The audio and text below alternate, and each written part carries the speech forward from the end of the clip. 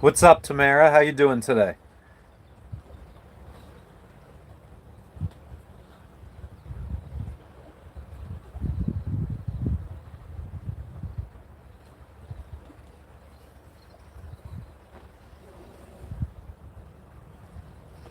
With Linda, how you and Joey doing today? We are waiting till tomorrow now. We're going to hop to a different Anchorage. We had a little bit of information gained when I started. Let me friggin' close some shit up. What's up, Shelly? Let me stop the wind.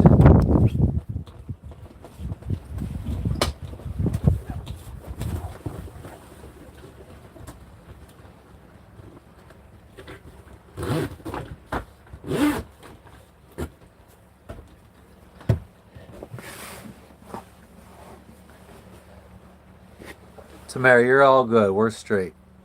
Trust me.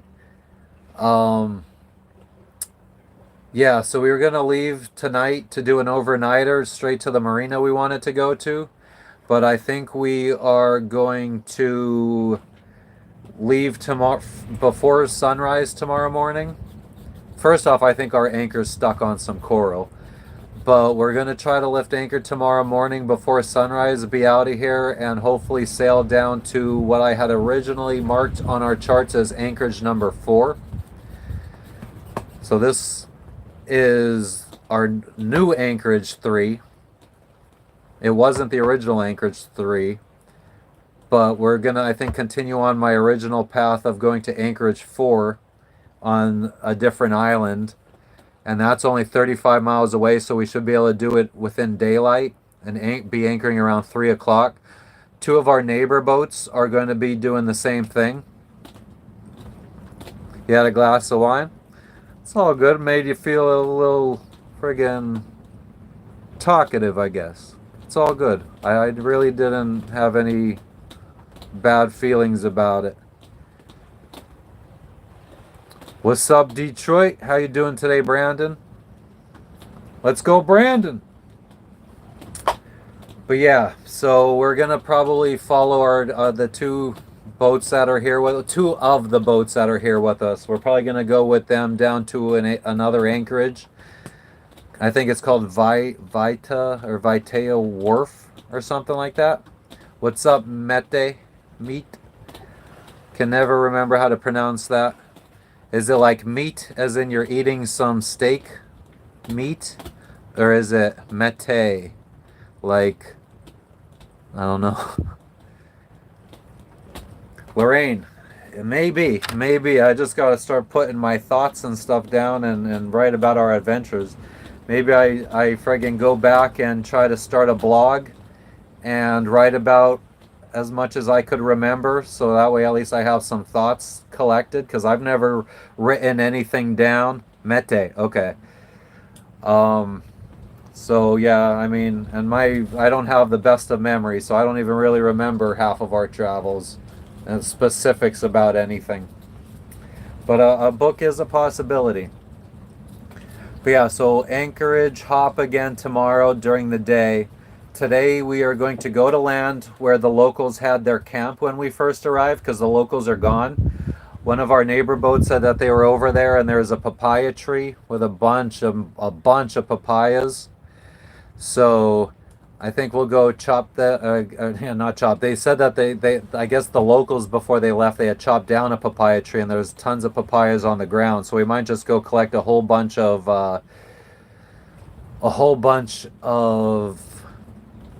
papayas, and then I think we might go snorkeling with the neighbors. They said that they might go snorkel, so I told them if they go to let us know and we'll come along.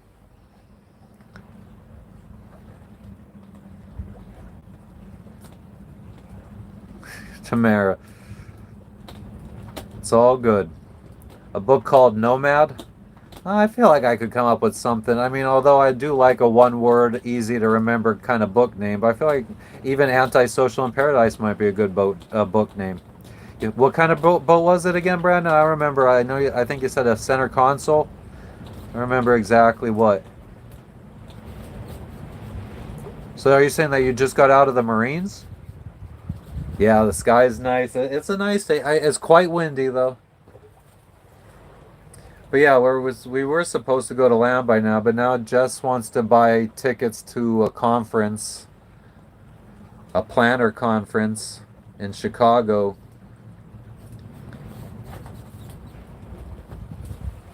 So they go on sale at noon.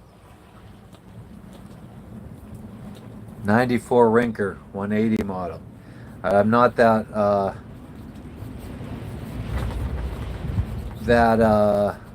familiar with that type of boat. Marina, you mean? Tamara said hey. Hey, Tamara.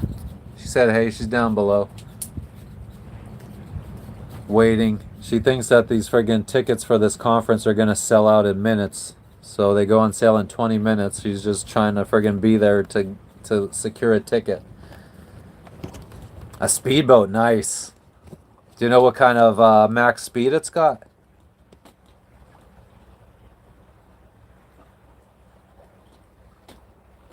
Lorraine, hello. Lorraine, you are what? 60 knots? Nice. Yeah, that's significantly better than our 6 knots.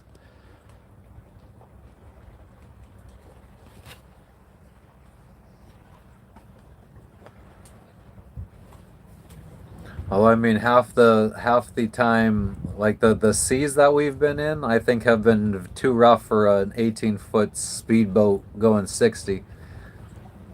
Oh, you said hi. Lorraine also said hi.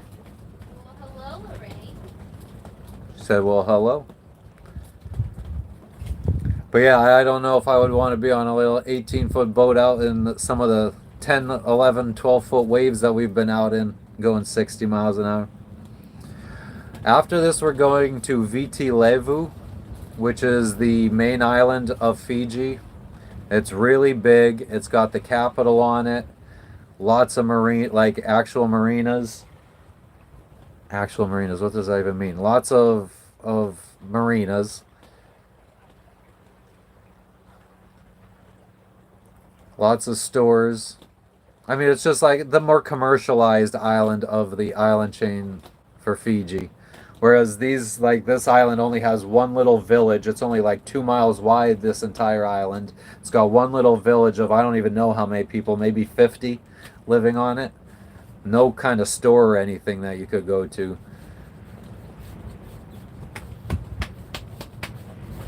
Yeah, supposedly, I mean, like in the capital, there's a huge market. I mean, in the capital, it's just like any other big city. Like, there's a McDonald's, there's a Burger King, there's pizza places.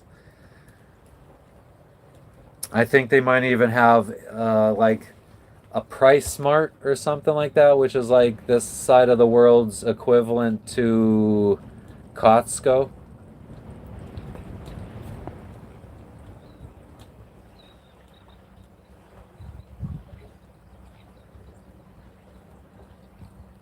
Let's see if I just type Costco in Fiji. No. Okay, so then maybe there's not. I'm pretty sure there's some type of Costco type store.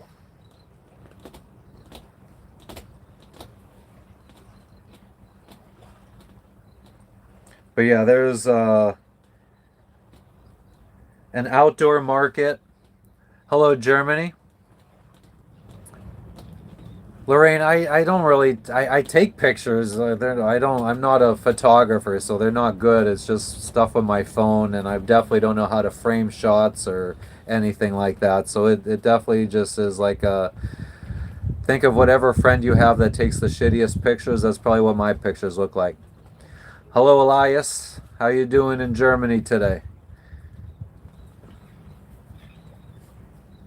My face looks well rested.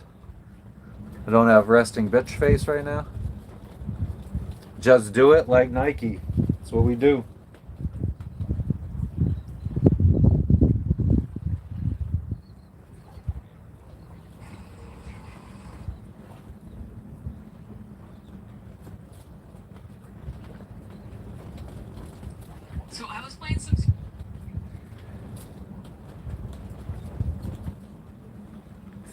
16-minute. Are you all prepared? No, I'm not in a hurry to buy it. Like, if I get it, I get it. If I don't, I don't. I think you should try hard if we're just waiting to go to land for this. I mean, do you have the credit card ready and stuff like that?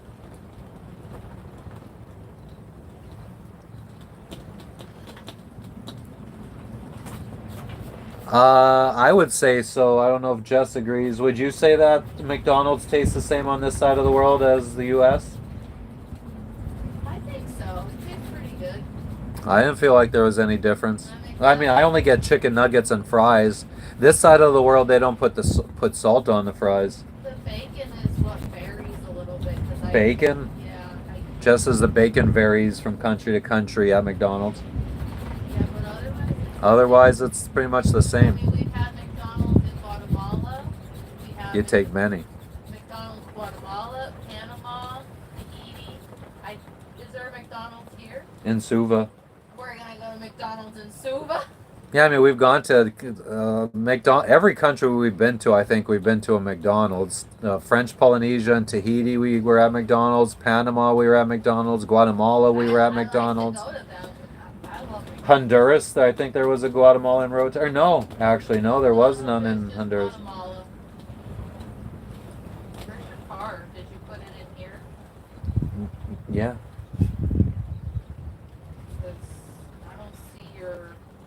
Nah, Brandon, I can't be live on the small boat. There's no cell towers on this island, so there's no cell signal. So as soon as I get away from my boat and my satellite internet, we would lose the signal. Smucker's lip gloss. What's complete? Where are you tuning in from, Apocalypso? Apocalypso music. Canola I oil. wonder where your credit card is and like your purse and all of that. Did we go to the fancy McDonald's in Antigua? Asked Shelly. Yeah, I think we stopped there, didn't we? We didn't go to any.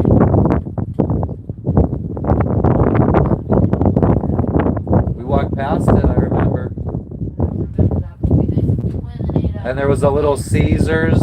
I think I got breadsticks from a Little Caesars in Antigua. Yeah, but we didn't stop at McDonald's. I think you wanted fries from him. I remember it. I remember. Where's your card? Because it's not in here.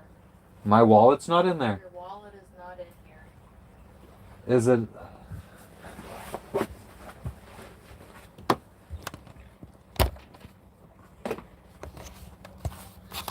Matt, thanks for stopping in. It's going well. So Shelly, just says we didn't stop. I think that she ran in for fries when we were there. Oh.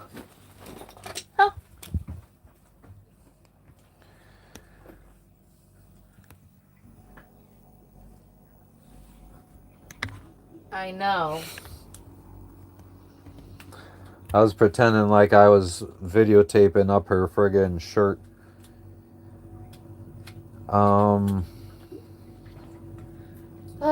Calypso music.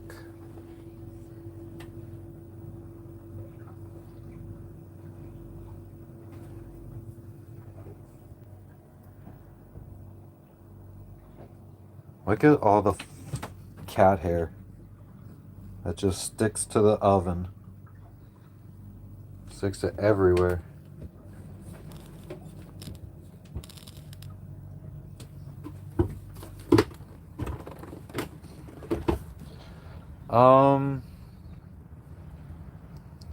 What should we do for drinkage? That's the one thing. We haven't had anything sweet to eat in days. Coca-Cola. Except for Coca-Cola. I love eating Coca-Cola.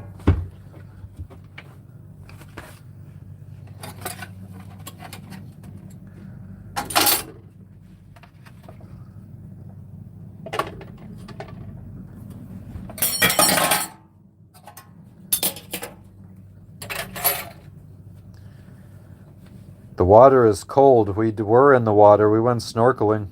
We might go snorkeling again today with the neighbors.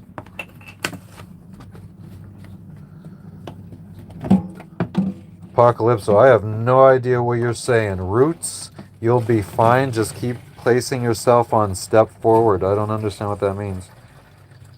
You drunk a Coca-Cola today for me? Well, thank you.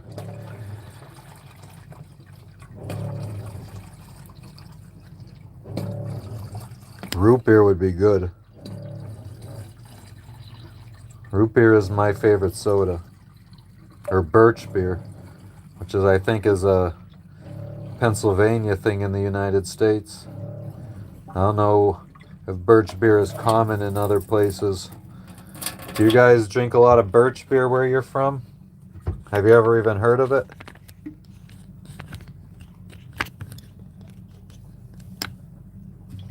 Sailor Jerry, the rum. Oh, nice. It looks like I might have used up all of my Tang packets. I have this. This is some nasty taste in fucking orange drink. But we might have to, it'll have to do, I think. I wonder if the suction cup mount, where can we stick it? Bend over, I'll show you.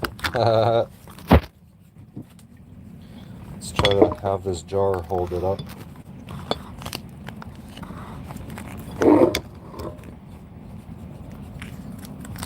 So we're going to use some shitty ass orange powder.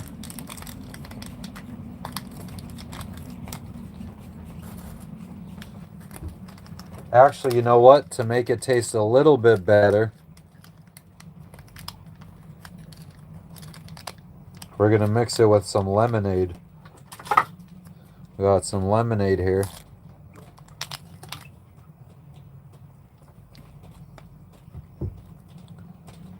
Sugar, acidity regulator, artificial sweetener including aspartame and sodium cyclamate, synthetic flavor.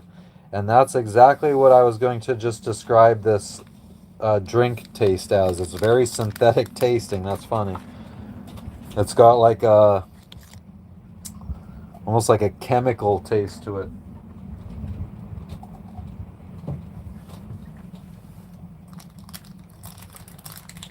I had Tang. I'm all out of it.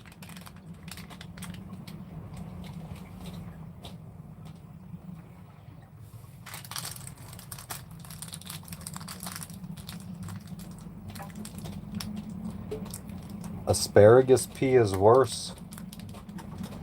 Brown sugar, no aspartame.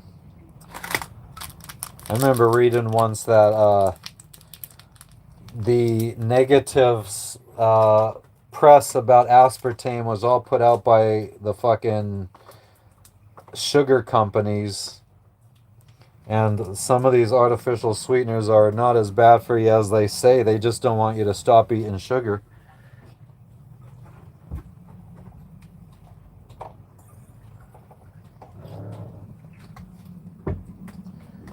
But I don't normally have drinks that have aspartame in them. It's usually sugar, especially on this side of the world. They use real sugar. They don't sweeten with fucking high fructose corn syrup. Like if you go to the store and buy a Coca-Cola in the United States, unless you're buying it from the Hispanic aisle and getting the Mexican Coca-Cola, you're getting Coca-Cola that's made with high fructose corn syrup and not sugar. So I don't even know if I don't remember putting lemonade in there, but we'll survive. Pickle juice is good. I like drinking pickle juice. I just made, my cousin gave me a recipe for pickled green beans. I could show you that.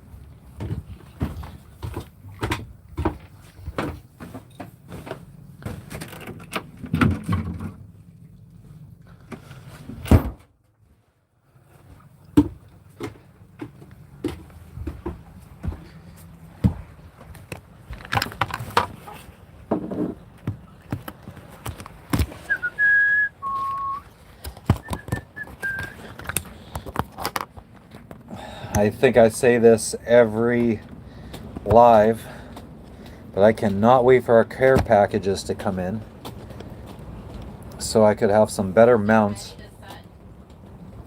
Is what ready to send? Oh, let me check. But pickled green beans.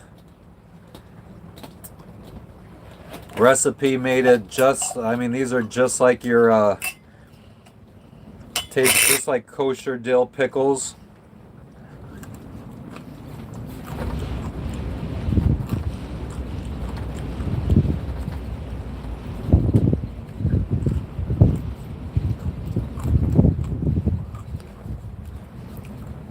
Brandon, we shipped a bunch of stuff to both my sister and one of Jess's friends. And we had my sister ship everything that she received to Jess's friend. And she packaged it all up. And she sent it to this company that does like forwarding of packages all over the world. And they're going to... Fuck, I just dropped a fucking green bean. They're going to forward it on to a marina in the island that we're about to go to in Fiji. FedEx it.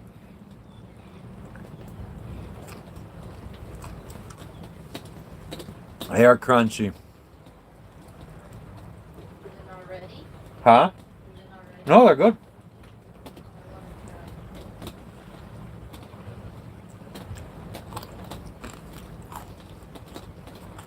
How you doing, Fatima?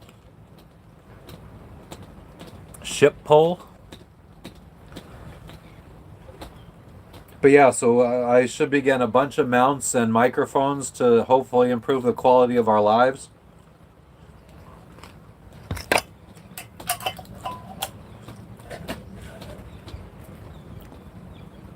So yeah, I mean like I said, the flavor is just like you'd get kosher dill pickles from the store. We got dill, bay leaves, garlic in here, crushed red pepper, black pepper, some other kind of shit that I can't think of off the top of my head. But it's just like a regular old pickle juice. Tastes amazing. I'm doing very good, Fatima.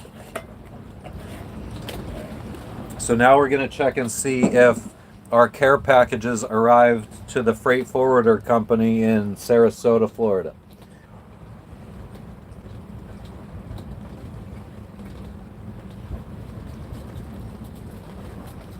Fatima looks beautiful. Well, good.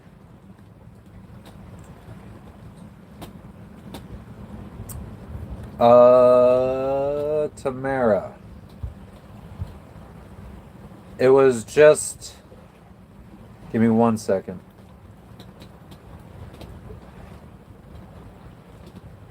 Oh, no, that's not the right password, though.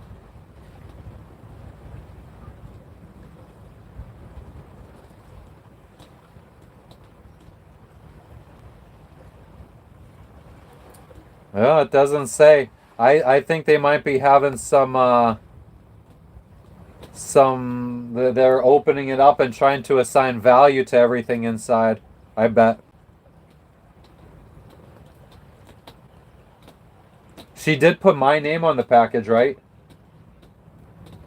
I repeatedly told you it needed to be my name. Whenever you forward it to me, like I just copy and paste. Copy paste. Okay. So I hope that you sent it to me that way, because that's how I sent it to her. So the base for the pickles. So is it not ready yet? It doesn't say it. They don't say that they received it. Like I said, they might. I think what they might be doing is they open it up and try to assign value to what's inside. So they might be taking everything apart, looking it up. So I don't know if you want to try to screenshot this. I don't even know if it'll work, but let's see.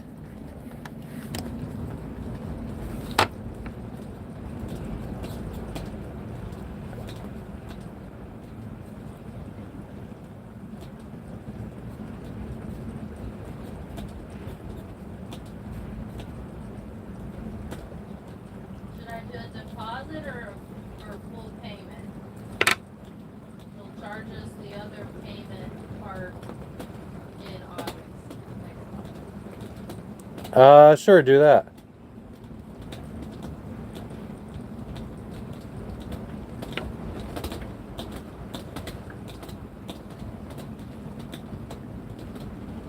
Actually, it does really matter.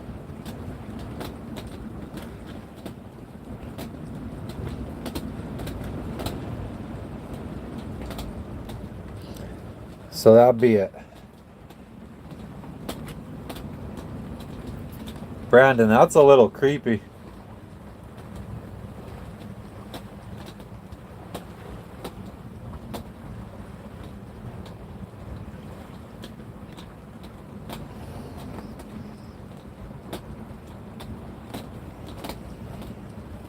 Is it 12?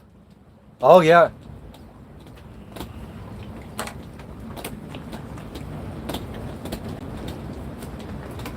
I went live on TikTok today, and after I just made no mention. I didn't say I was going to be smoking anything. I just lit this thing up, holding it like a cigarette or whatever. And like 30 seconds later, I got an alert that my video was restricted to 18 plus for drug use.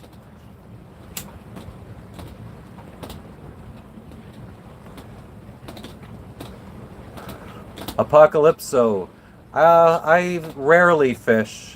I have fishing gear, but I rarely fish. I don't eat fish.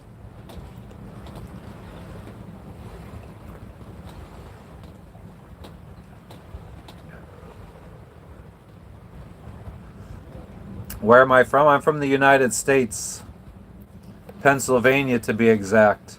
But I also lived the last 8 years of my time in the US was spent in Florida. Lobster, I don't like lobster. I don't like crab. I don't like shrimp. I don't like clams. I don't like oysters. I don't like mussels. I don't like any fish.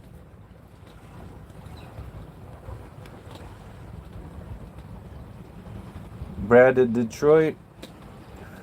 Fatima, where are you from? Apocalypse. So, did you say where you're from? I don't remember. But I love this sea. Yeah, it's just, I don't know. Like I've said before, I was not an easy child to feed growing up. Everybody else in my family eats seafood. Everybody else in my family eats all kinds of meat. I am literally the only one that doesn't like any kind of meat on bones or skin on meat.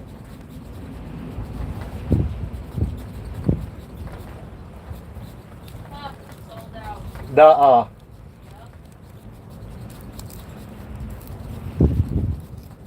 Jess didn't get her tickets. They sold out before she could.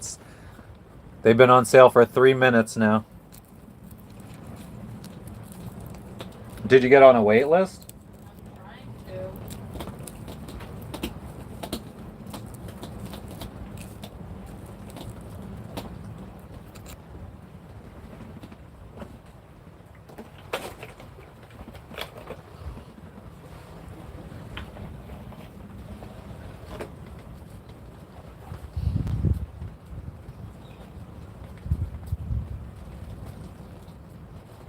What is the time here? Noon. 12 o'clock in the afternoon.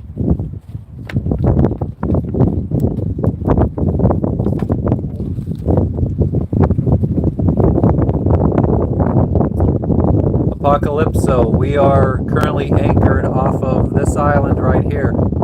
It's called Yadua Island in Fiji.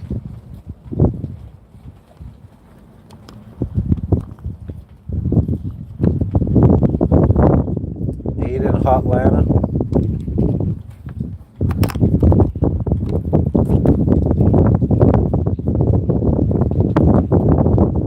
Thank you.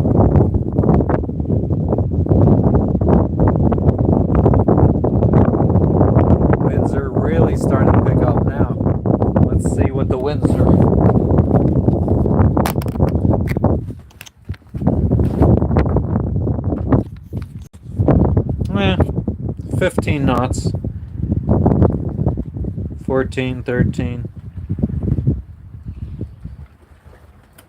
The depth here is 48 feet. Sea temperature 79.7 degrees Fahrenheit. And our speed, we're swinging around in the water on anchor. But I guess our swing is about a half a mile per hour. Fatima, you're from Fiji? Where in Fiji? We're in Yadua Island.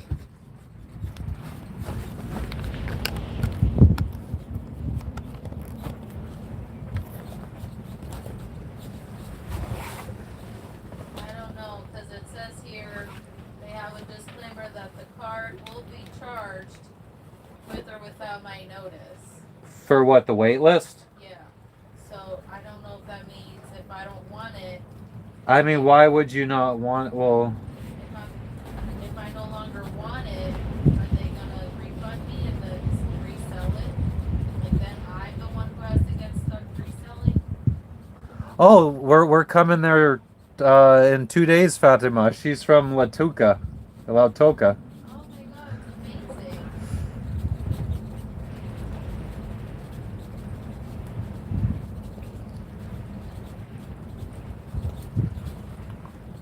I think we're gonna be going to Vuda Marina.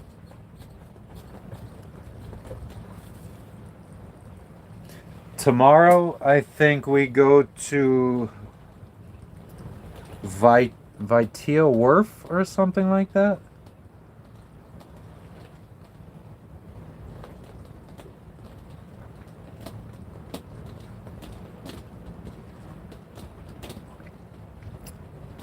$200 mph. What do you mean, Apocalypso?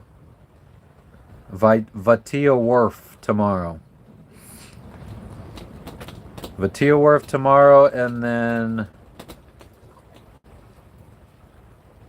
Vuda Marina.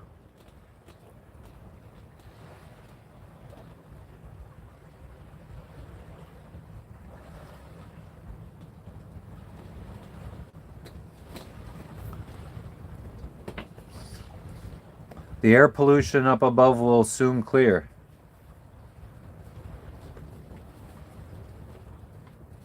The sunset can clear my thoughts. Oh man, we had such a nice sunset yesterday. I forgot that don't even have the camera on me.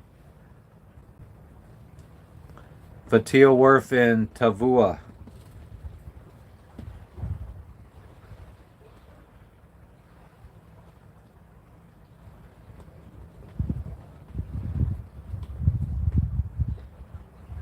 And my charts don't say exactly what the name is.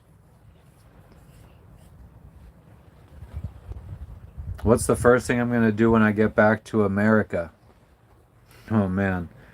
I'm going to eat at Longhorn Steakhouse. A 9-ounce filet well done with a sweet potato with cinnamon, sugar, and butter, and side salad with raspberry vinaigrette. Unless we land in Florida, then I might go on a fucking drinking bender. Fatima, is there Saba on the island?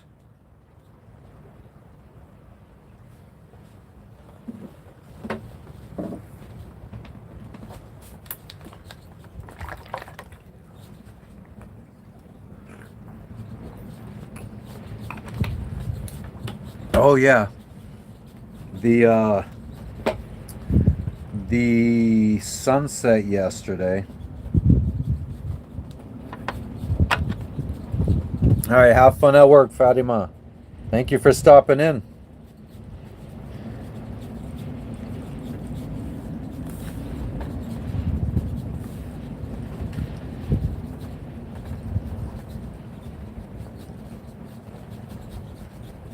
Oh, and a full moon.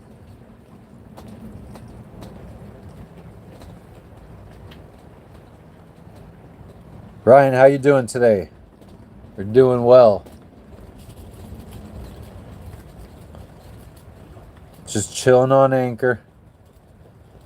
Looking at pictures from the sunset. Yes, I probably should have posted something. Actually, I should be posting now, maybe. I thought some of this should be video. Oh yeah, this is a video. So the full moon rising, and then you just go to the around, and there's the sun setting.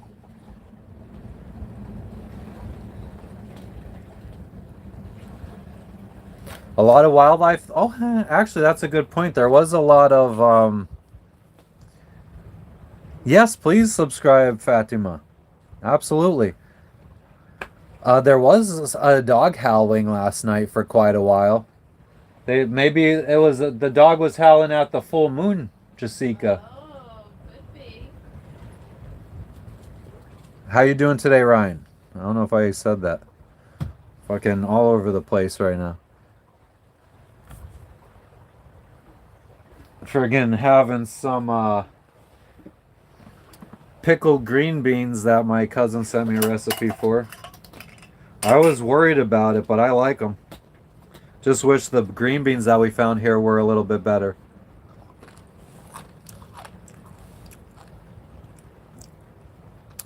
Joe, I don't think you could afford that.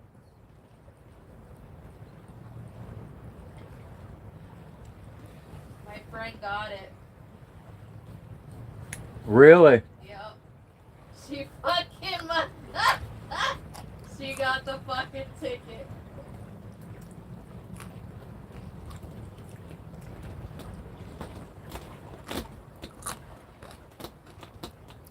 What legend is that, Apocalypso?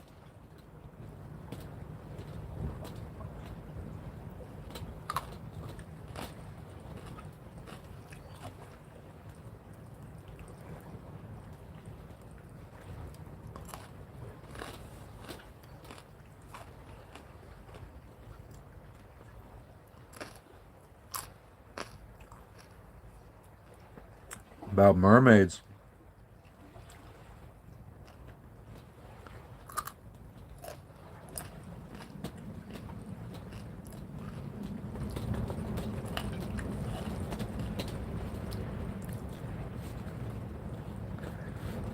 Our neighbor stopped over earlier, said that he might go snorkeling. I guess I should be checking my phone to see if he messages.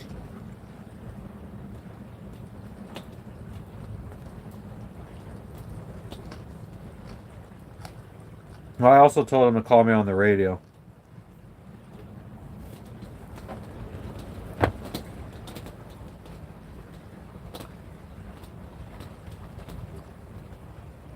Yeah, I don't know why I was so, Ryan, I don't know why I was so hesitant about pickled green beans. I love green beans.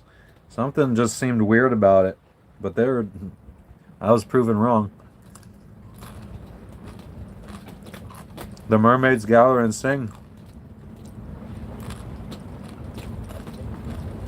I'm good, Sahil. How you doing?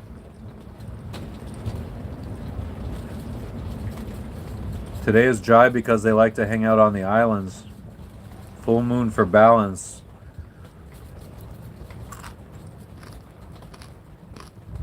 Thank you, Sahil. Very kind, very kind.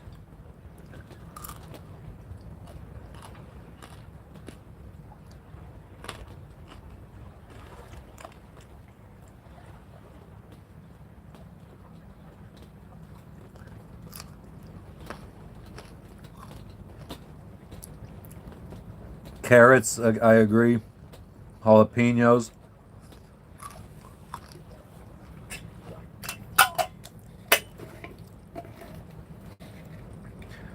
I've always loved carrots. And broccoli. My mom said that when she would take me grocery shopping when I was little, she would have to buy 2 crowns of broccoli because I would eat one before we left the store.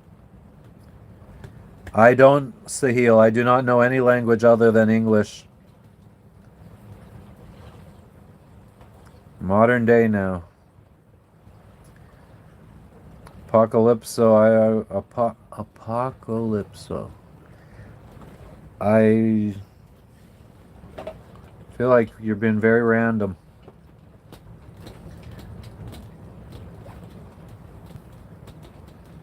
Seeing the ground.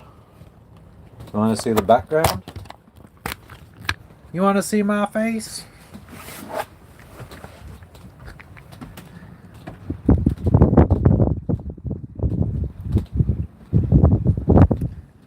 Tide should start going out now, I believe, or coming in now, I'm sorry.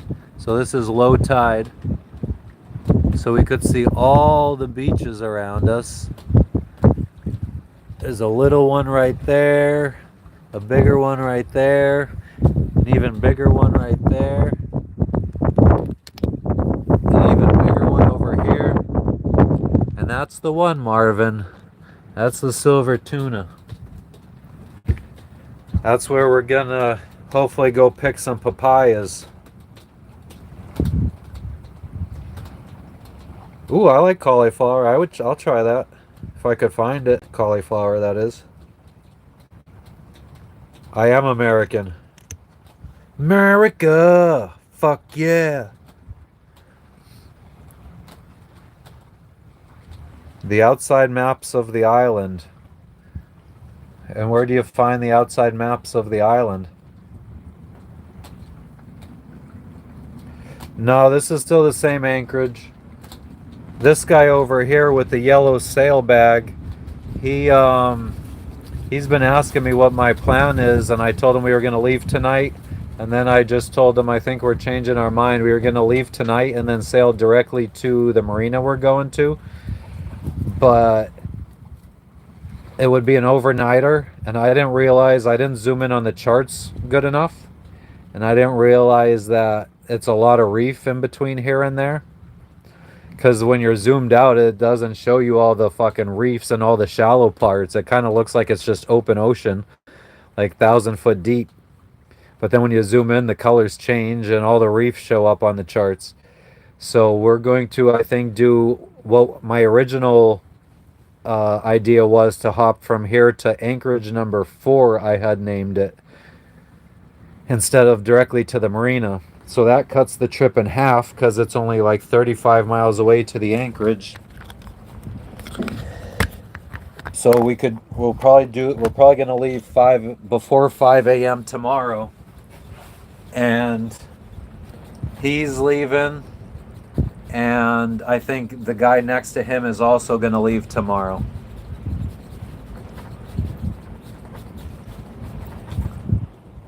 My wife.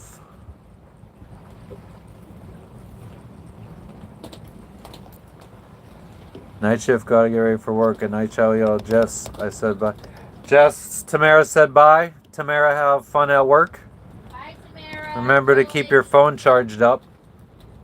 Apocalypse, so check Google for the maps.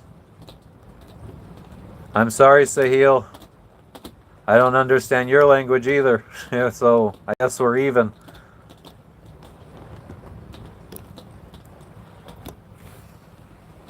I think I must have stepped on some friggin' coral.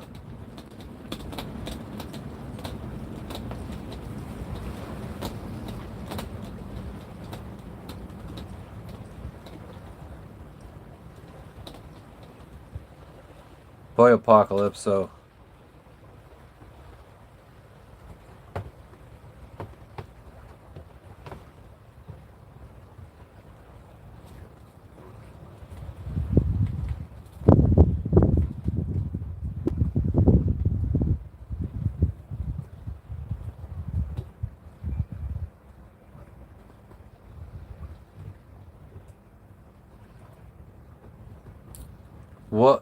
What's good to try? Why is it good to try vinegar?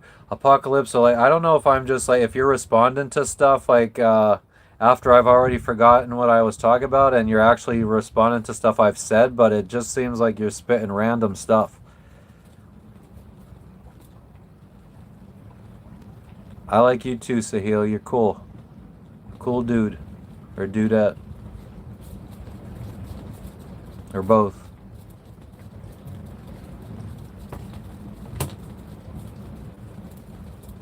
Am I the only one that friggin' isn't catching on to what Apocalypso is throwing down?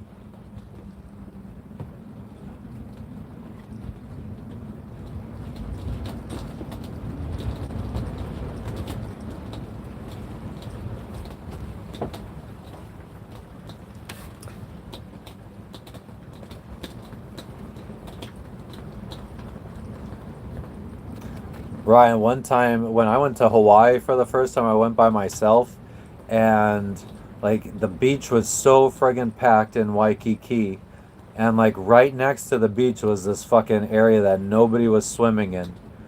So I was like, okay, I forget. I feel like this was back when this was probably my first time ever going anywhere by myself. I was probably still young enough that I guess I didn't really know the ocean that well. And the reason nobody was swimming over there was because it was all coral. And I had friggin' like, as soon as I stepped in the water, I like laid on top of it and I kind of floated out. So the coral wasn't bothering me or anything. I could always float very well. But then when I was like drifting back into the beach or into land, and I had to get out and I couldn't swim anymore. I had to step on the coral and my feet got so fucking sliced up. Looked like friggin' hamburger meat at the bottom.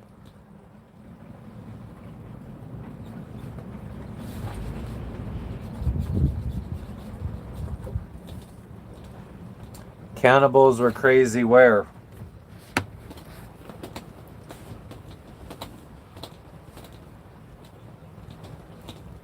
I feel like Apocalypso, like right now in real time, we're watching you write a fiction novel about my travels.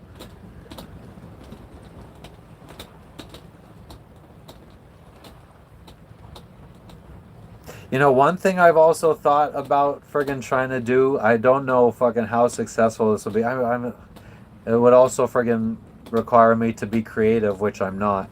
But I thought about trying to learn how to do like a 2D Mario style platform game based off of me and my wife. And it's like exploring the different countries that we go to, but in like a platform style video game.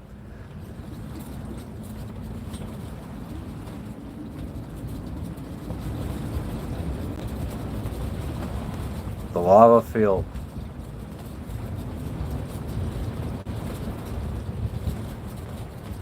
Yeah, that shit is sharp too.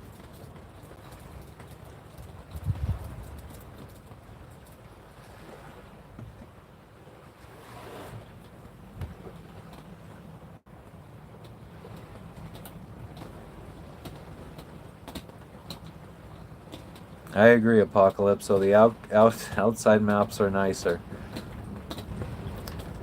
but some people think cucumbers taste better pickled. So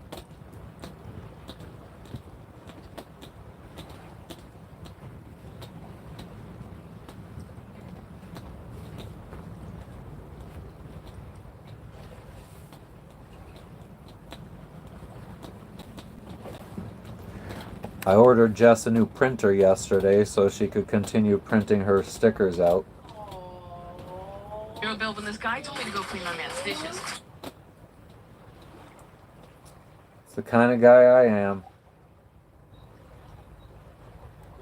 He gives to the needy and the poor.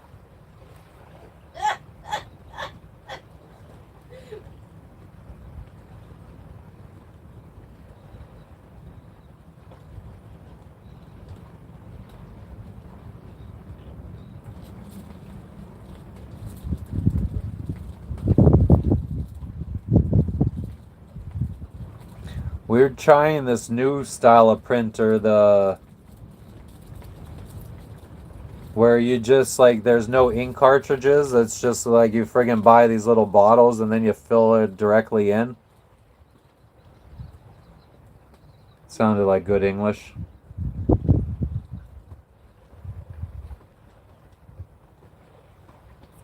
The printer she has now, she really likes. It doesn't, it goes through the cartridges very quickly, and we can't find the cartridges because we bought the printer in Tahiti.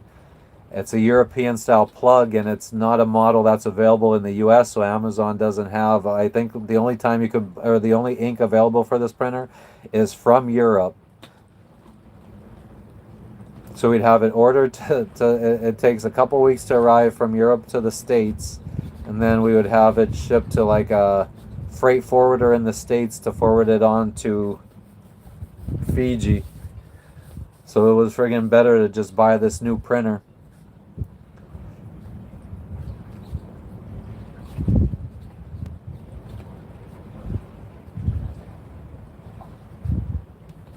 If you're looking at a map, stuff on the left would be west.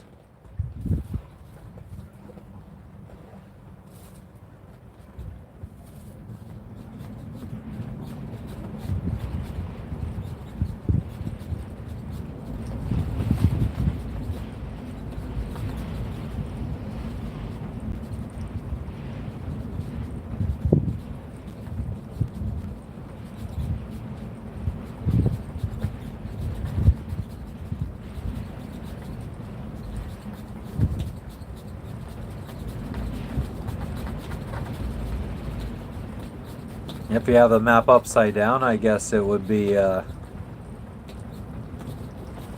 left would be east.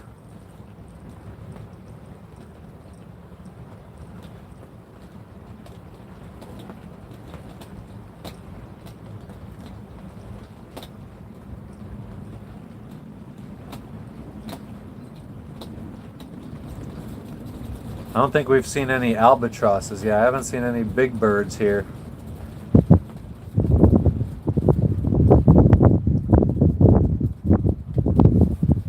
I mean, no,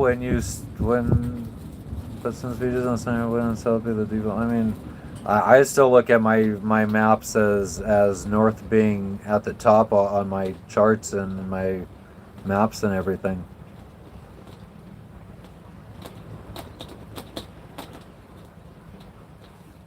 But this guy keeps talking about maps, so I was just thinking about looking at a map. If you're looking at a map, west is going to be to the left, unless you have the map flipped upside down.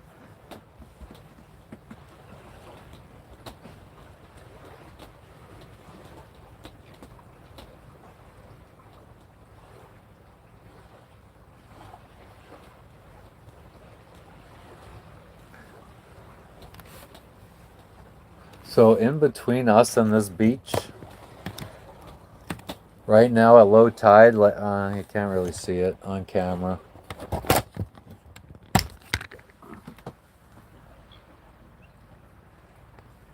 Thought I saw something there.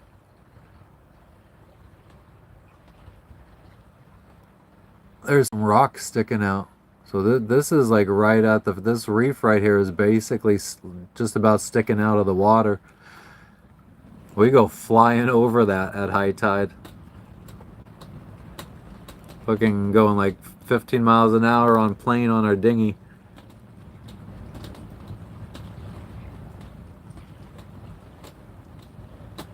Airplane map. I don't think the ancients had an airplane map.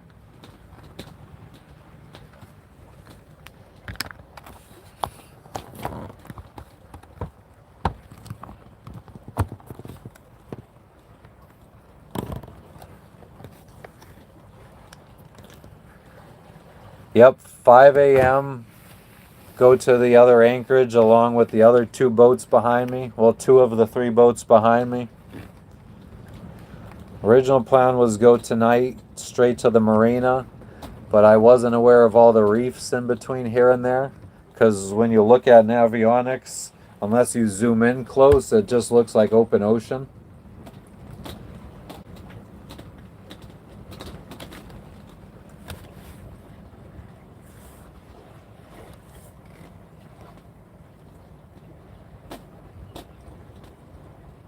So my original plan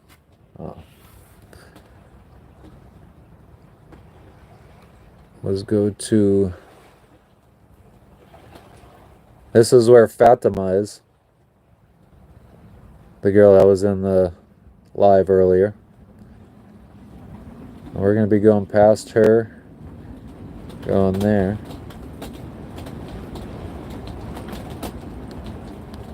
So yeah, when you look at this, it looks like it's a nice straight offshore passage all the way down.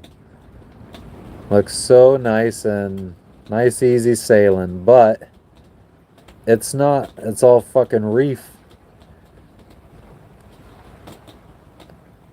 I didn't realize that up until this morning. I thought so. We would be arriving here if we would have left tonight like I wanted to. We would have been arriving here like 3 a.m. and then trying to friggin' navigate through all this shit.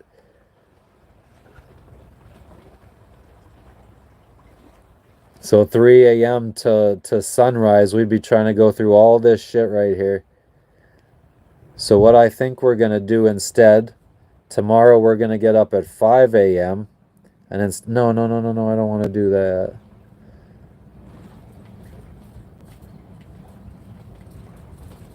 Instead, we go to Vitia Wharf,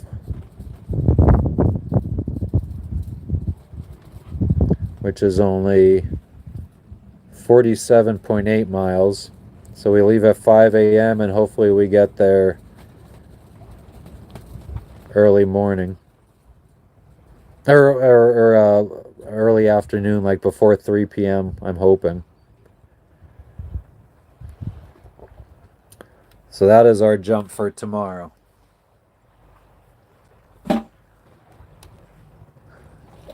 But yeah, so this guy said he might be going out snorkeling later, so I told him to let us know if he does. He's coming. There he is. So I told him to either radio me or message me if they're gonna go snorkel. And then we're probably gonna go to the beach over here where the villagers were set up when we first arrived, because apparently there's papaya trees in there, so I'll go collect some papayas.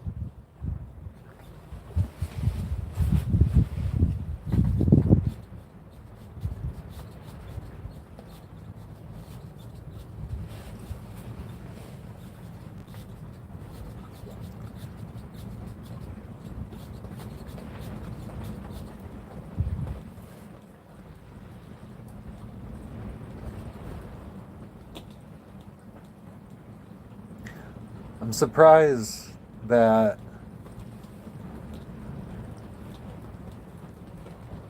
I wish I would have realized it sooner. But it is what it is. Today's a bit windier than it was yesterday. I don't know. I mean, we would have been fine out there today. It's not too much wind. I do think our anchor's wrapped around coral right now, though, because it's sitting too weird. Our friggin' bridle is like going straight down into the water, and it should be out at an angle. So I think we're wrapped around something that's like pretty much directly below us.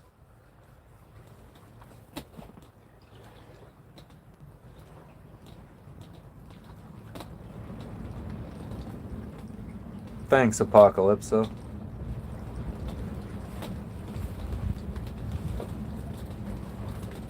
That's the snorkeling spot out at that point.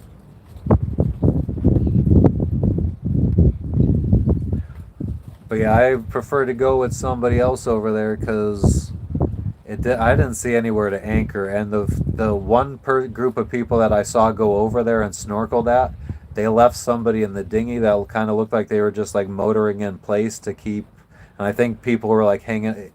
They were towing like a paddleboard behind the dinghy or something like that, and everyone that was snorkeling was holding on to the paddleboard. And I think the guy in the dinghy was just kind of keeping them where they needed to be, because I couldn't see anywhere to anchor. So I don't know if that's what we're gonna have to do.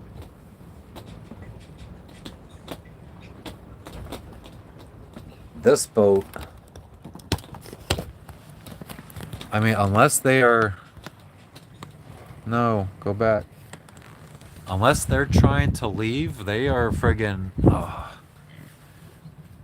They're pointing away from us right now. Like, they're pointing the opposite direction. Oh, now they're starting to swing around. They were pointing the complete opposite direction of everybody else for a little bit there. Yeah, that is towards the channel coming in here through the reef, so it is possible, but I think... Let's bring up Navionics again and see what... Because the tide should be... I think the tide is coming in now.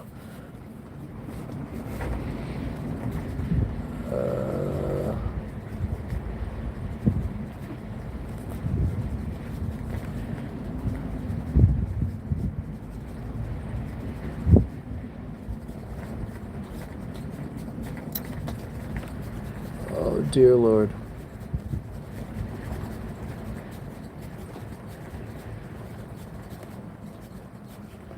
We're basically, yeah. So the tide's kind of still going out a little bit, I guess. So that could have been the reason. I mean, the fact that they swung around, and that tells me that they weren't leaving. So, but yeah, we're almost pretty much at slack low tide.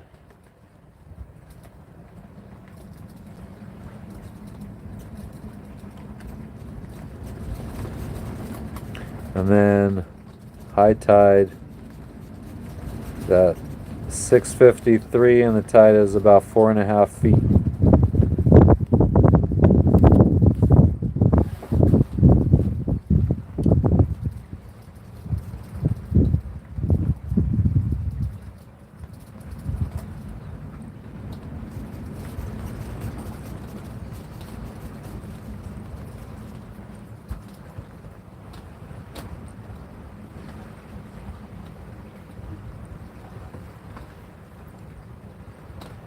Oh, I just got an email saying use up your miles before they expire.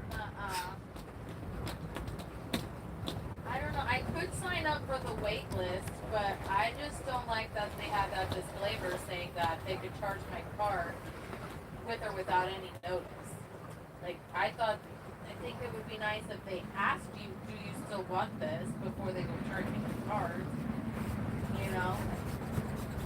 Like, then I'm the one stuck. Like, let's say I don't get the ticket and they charge my card until like September, and then I'm like stuck trying to resell this ticket if I need to resell it, you know? It just seems like really complicated. I mean, I just say fuck it, don't do it. I know. I feel much better going to the one in April because at least all the oceans would have been crossed by then. I mean, even when tickets go on sale, I think you would at least by then know if you're going to be there. Because if we make it across the Indian Ocean, exactly. Like, you we're know, not even sure if we're gonna go across an Indian Ocean yet. Like, I mean, we think we are, but I mean, we are, things but could I change, don't know yeah. what would happen in Bali? Like, Yeah. I don't know. Yeah. But, yeah, so I mean, at least by January when tickets go on sale for this other conference, then you know, like, if not, I mean, even if we're not 100% sure that we're crossing, we'd be in Africa, Exactly. and it's a bit closer. Yeah. And, well, April in Africa, I don't know about that. Like, oh, like January when the tickets go on sale. Yeah, we'll be in Africa. Yeah. So, it's just too much in the air right now anyways, so it's less stressful for me. I feel bummed, but mostly relieved that that's not an option for me. You know, because I was kind of stressing out about that. Such a fucking rough life you live, Gorge. Well, I just always felt like this. It's not a rough life. If I wasn't able to go to these planner conferences, then I'm not going to be going to them anytime soon. Like, I just feel like if I can't go to the one in April, I don't think I'm going to be going for a few years. You know? Yep. So, it's just that's my little dilemma, but whatever. Yeah, Ryan. The whole Caribbean is the tides are like the tidal changes are 1 foot. As soon as you cross the Panama Canal and get onto the Pacific side, the tides are like 12 feet big on the Pacific side. I mean, I think that's even like in California and Washington, the tides are really friggin' big. Fanatic, just chilling on anchor. Probably gonna go to land to go find. We got some word of the location of some papaya trees on land, so we're gonna maybe go collect some papayas. Neighbors said they might go snorkeling, so I told them to let us know if they do, because we might join them. Though the winds are really picking up now. Let's see what we got. Maybe it just sounds worse than it is. It's 16 knots. It's enough to keep somebody who's got some weight to them like me, that's usually hot all the time, even in like Pennsylvania in the United States. I feel chilly with this breeze. How far south of the equator is Fiji? I think we're at like 15 or 16 degrees. 16 degrees, 48 minutes south of the equator.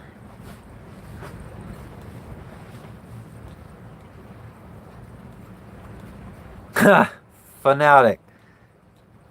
You're not the my brother. I have the same short.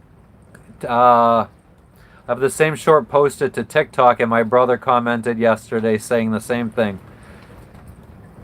I filmed it. I filmed that was like a few weeks ago. I filmed the what the like the rest of that. I just never like it felt weird like I feel like I need to add it onto the old clip and just put out a new clip that has the entire thing, because a follow-up clip is only like 3 seconds. Like, it was just very weird. It's like, yeah, I threw the ingredients into a blender, I blended it up, and now it's good to use. Like that, it was just a 3 second conclusion. So I feel like it just needs to get added on to the original hot sauce video.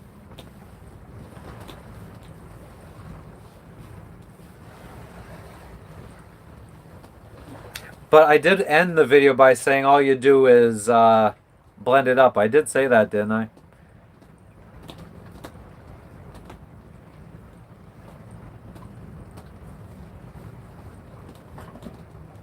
I put too many carrots in that hot sauce, I think. I ended up cutting up way too many vegetables, and I wish I would have did a higher ratio of bell peppers to carrots. Definitely there was enough habanero in there. It's got the heat, just doesn't have the flavor or taste that I like.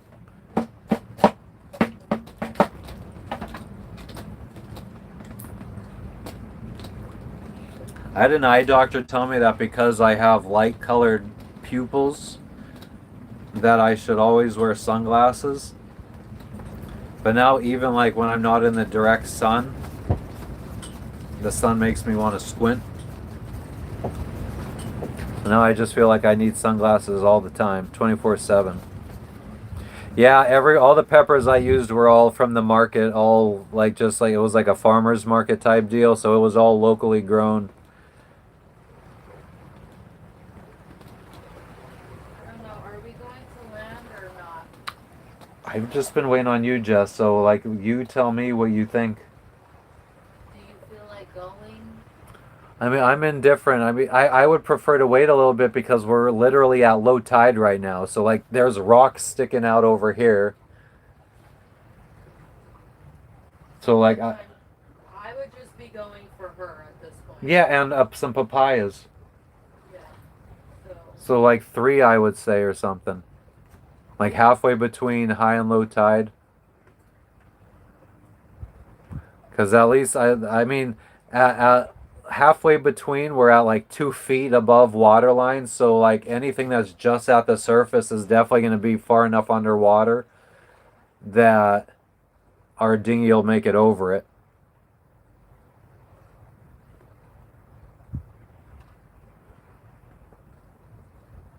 Yeah, I will, fanatic.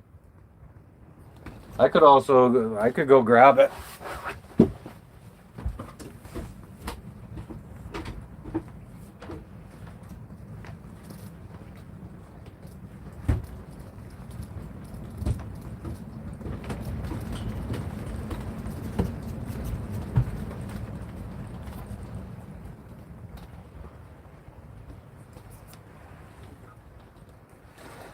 Yeah. Let's try to do that over here.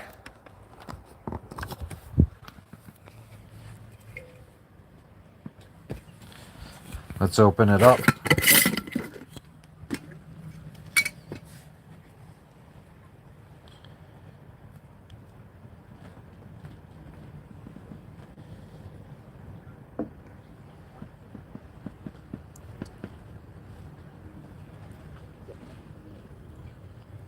And when you're blending it up, if you want it to be a little bit runnier, you could add more liquid. But I like this, like it's got a little bit of, it's got quite a bit of thickness to it. It's like the hot sauce I would buy from Walmart in the States was a bit thicker in the Hispanic aisle.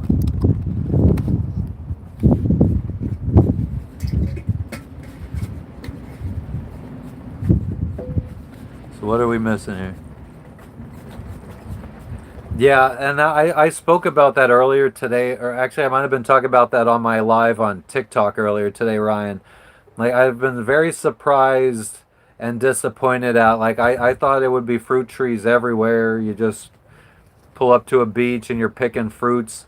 But I mean, in this all these South Pacific islands, most of the time all the fruit trees that I've been seeing are in people's yards, and I'm not going into someone's yard to take fruit.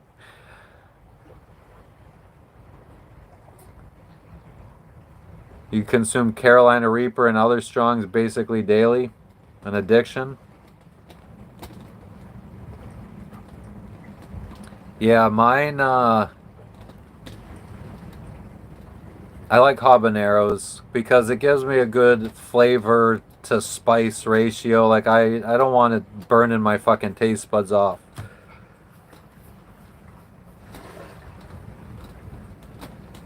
Yeah, that's awesome, Ryan. Haven't experienced that really here. Thank you, Fanatic. Tom, just chilling. What's up with you? We're still at the Anchorage we were at. We went snorkeling. The reef that we ended up going to, well, we went over to this that's listed on the charts as a dive spot. We were looking for somewhere to anchor and we couldn't find somewhere. It looked like there was a spot and we pull up on it and it was like white. We thought it was a sandy spot and ended up being dead coral.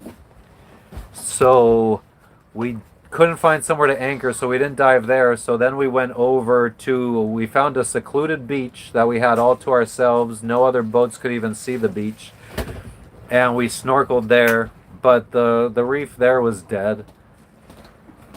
I'll post some footage here one of these days. I took the SD card out of the GoPro yesterday and went through it. Let me try this. There was like one school of fish in this friggin' water. That was kind of cool. But other than that, the Thank you. the the coral was dead. Yeah. Yeah. You're just throwing me off what I'm saying. Pickled. They're pickled? No shit. That's why they're called pickled green beans. But they literally taste like legit pickles. Like if you make cucumber. Okay. Because pickled onion, red onion does not taste like pickles. But yeah, so then I saw yesterday somebody went snorkeling the spot we wanted to go to, and what they did was, I think two of these boats went together in one dinghy, and they put a paddleboard out behind the dinghy, and like most of the people got in the water and snorkeled holding onto the paddleboard, and one guy stayed in the dinghy kind of motoring since they can't anchor over there. He kind of just motored them along so that they could be in the water. Do you want this in the fridge? Yeah, please.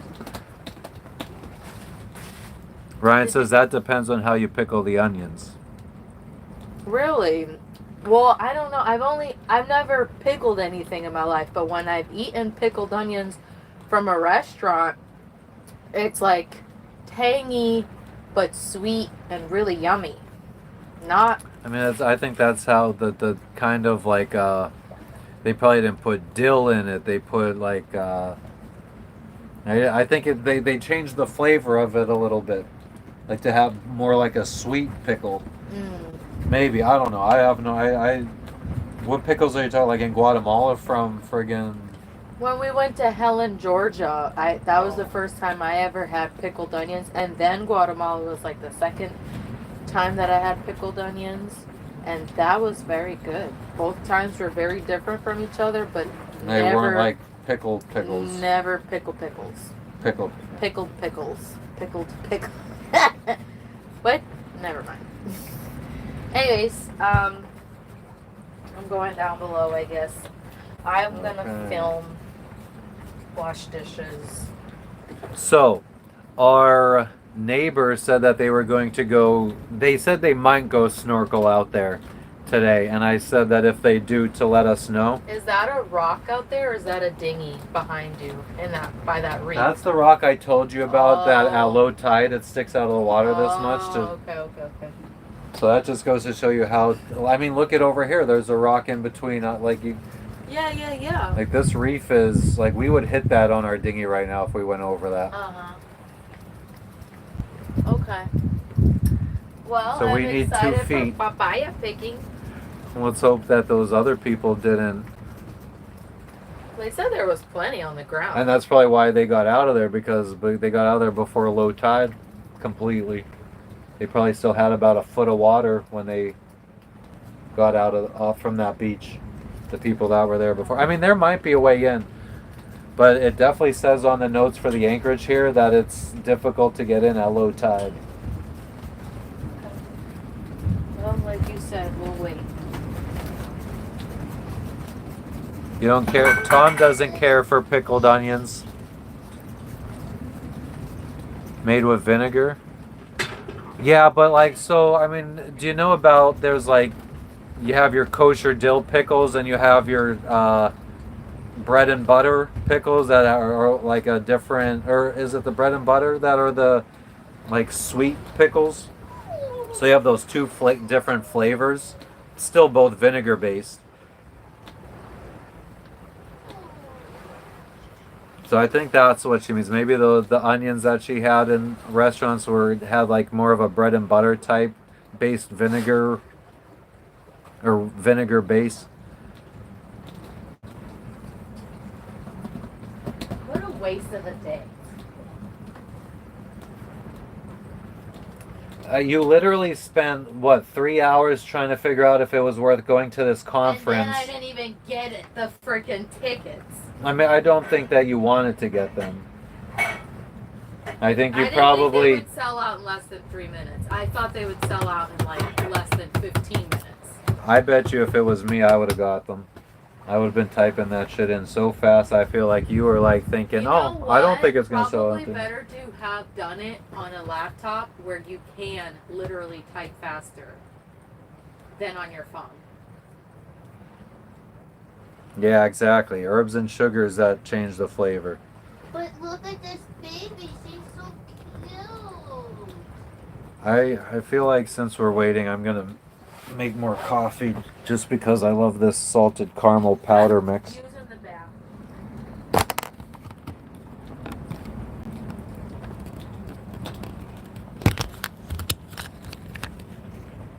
We put garlic and honey yesterday so we can make some fermented honey garlic honey.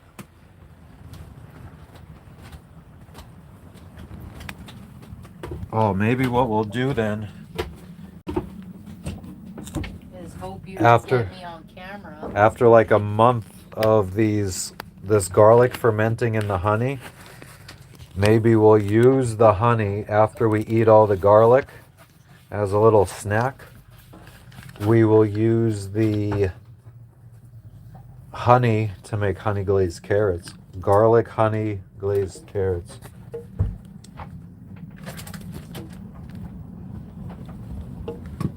Actually, I don't need to fucking waste the time mounting this one. I gotta just heat up some water. I could have just heated up some water for you. Yeah, that would have been really if you were nice about I that. could have did it if you just said so. Peppers in the honey? Okay, that sounds like it could be good. I would do that.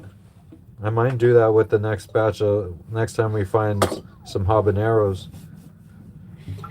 Why is she the cutest welcome in the world? Yeah, I've been doing that for a while now. Friggin' just a bunch of cloves and some honey. After a couple days, you gotta tend to it every day. You'll feel like if you have one of these caps with the like that pop up, you'll feel that it pops up because the pressure starts building up from the fermentation. So I'm actually, I mean, it shouldn't have started yet, really, but I am gonna burp it. Yeah, I mean, it might have.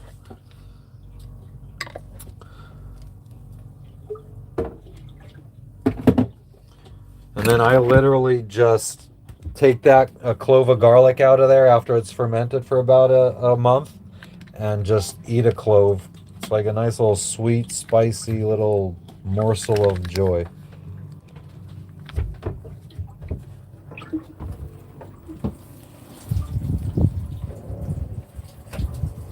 Turn the propane on.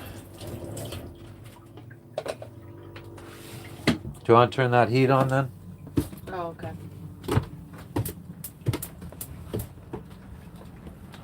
It's funny that the other day when we first, the day after we arrived, it was only 2 boats here, and then that day another 5 came in, and then none since.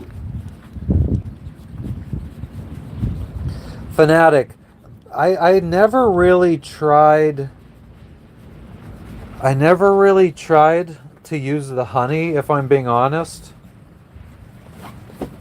But I think I'm going to try this time, and I'm going to use it to make. I think I'm going to use it to try and make whatchamacallit, honey glazed carrots. Really like honey glazed carrots, so maybe we'll try like a garlic honey glazed carrot.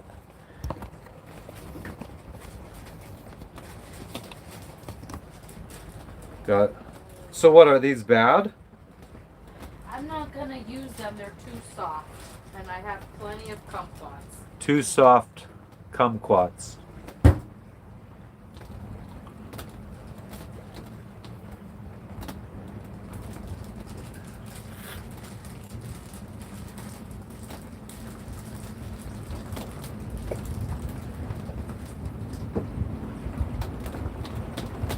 Leatherwood, I think you told me about that before, Ryan. That sounds familiar.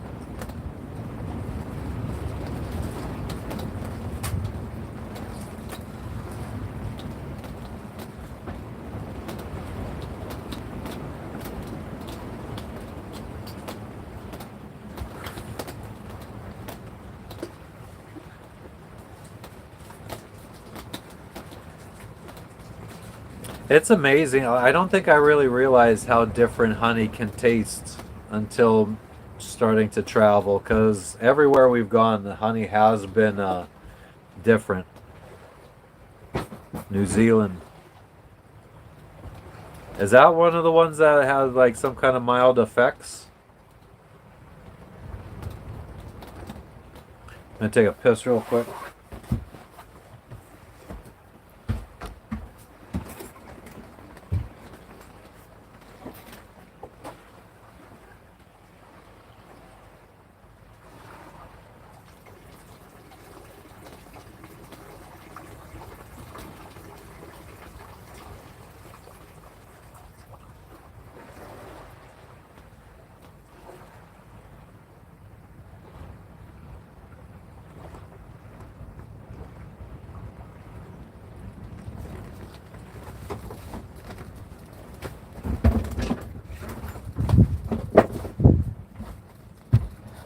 One thing we have to be mindful of when we're leaving tomorrow. I'm gonna try to do this through the screen to try to keep the sun glare down. And I don't think you could see though. Right there, there's a reef. It's just like a little, like maybe 15 feet in diameter, little round coral head that comes up pretty close to the surface. So we will have to be mindful of that. Though we will be going through closer to high tide, so that should be almost 5 feet under the water, definitely, which is how deep our boat is. So we might be okay. Okay, got it. Maybe it's kind of like kava root.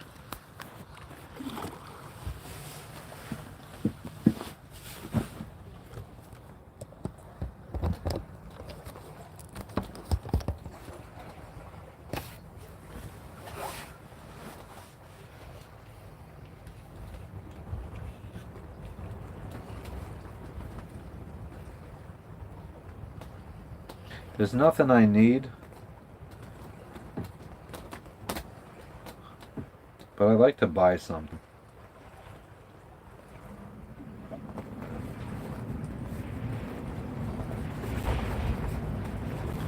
But I mean, if I'm being honest, I kind of, well, actually, just out of curiosity, how much is an inflatable paddleboard on Amazon?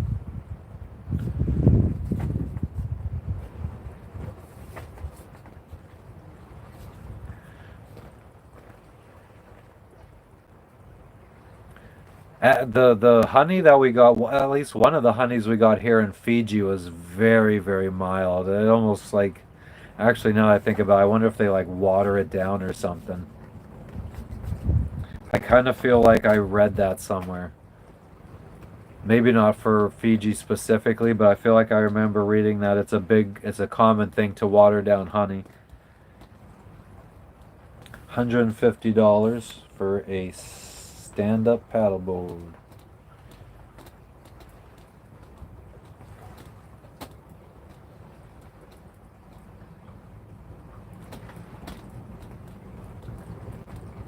$130 for the blue one. $122 for dark blue. And how much does it weigh? 12.2 kilograms. So like 27 pounds.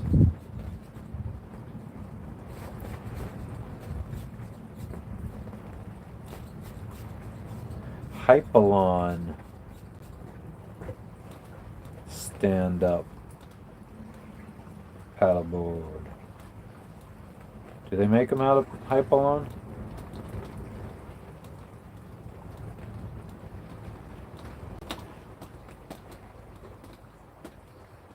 It doesn't seem like it, at least not from Amazon.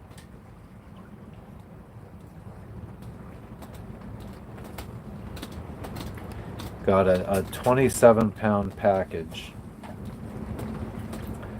Could tell you exactly how much it costs.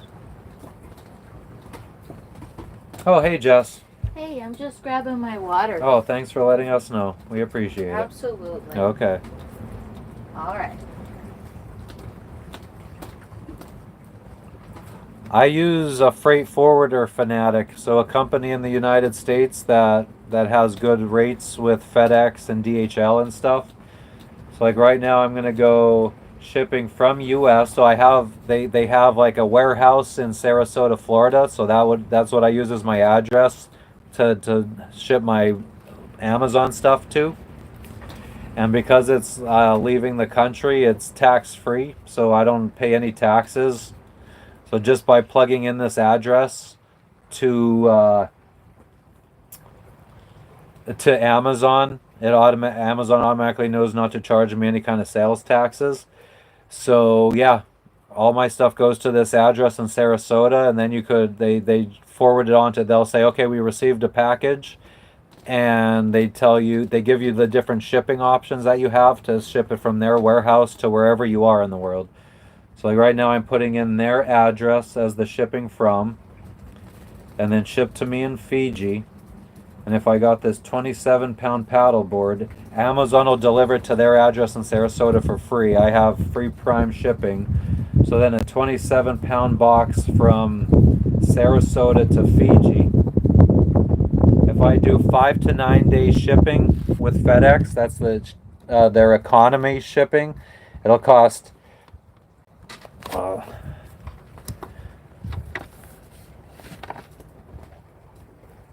this is the shipping cost for a 27-pound package from US to Fiji. Economy. If I wanted it expedited, priority, $326 US. And our 2 care packages, now that I'm looking at it, our 2 care packages are, I think, around 27 pounds. So this is what we're going to be paying $540 to receive all the camera gear and stuff that I ordered and boat parts that I ordered. We're going to be spending about $540 just to have those 2 packages shipped. So this is how much it would cost me to ship a $150 paddleboard that I bought off Amazon here to me.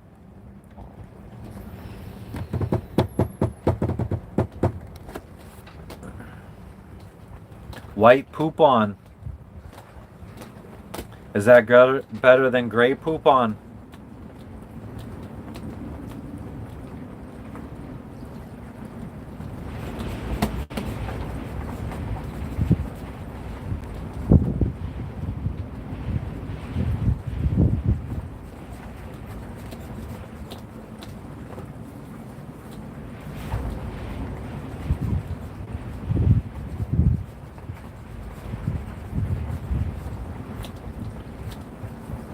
Anytime, fanatic. It's just by the time we get to somewhere in Southeast Asia that we could buy one, because the eastern islands that we'll be landing at, I think, are pretty. The place where we check in at might be a little bit commercialized. Well, I maybe I should do some research before we go there. But from my understanding, it's a lot of like kind of like this, where it's just like little villages, like self-governing villages on a lot of the little islands that we'll be hopping through towards Bali. So I feel like by the time we get to somewhere in Indonesia that we could buy a paddleboard, the places that we go to probably won't be really somewhere where we'd be paddleboarding. Because after Indonesia, we're basically going to be crossing the Indian Ocean to South Africa. I don't know, and Namibia. So I don't know how much paddleboarding would be done there. And it's like, okay, well then do we want to be lugging around a paddleboard that's going to add up more space and weight? Crossing two oceans when we're not even going to really be used. I feel like here, Vanuatu and Indonesia might be the places that we would use it, and then not again until the Caribbean. So I mean, maybe it's not even worth it anyway. We could also we'll see if we could find any in the capital of Fiji, because we saw there was some in the island that we just left where our marina was at, but they weren't inflatable. They were hard, and I don't have the deck space to be mounting a hard stand-up paddleboard.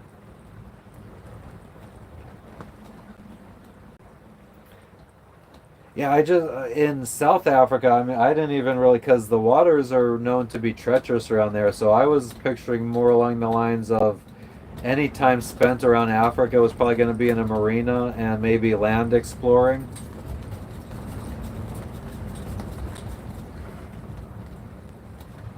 And Namibia, like I didn't really picture us really even being in the dinghy too much in those places. I also haven't really researched those areas that much.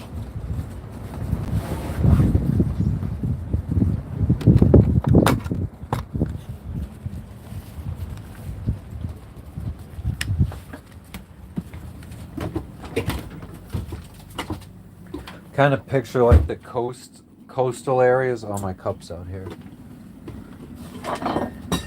And I just dropped it.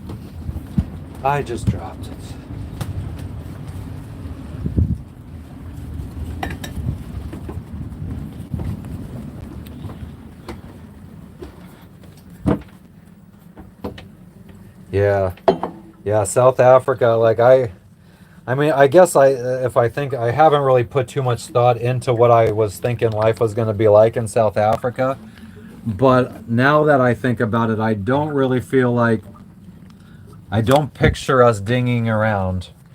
Just with what I think South Africa would look like, the coastal area and stuff.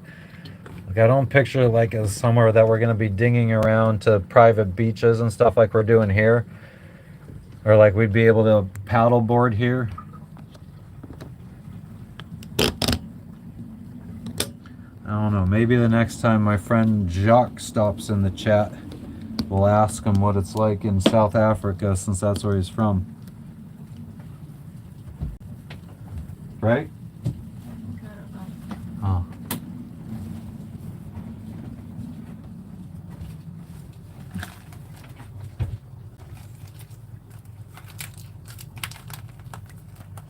Really?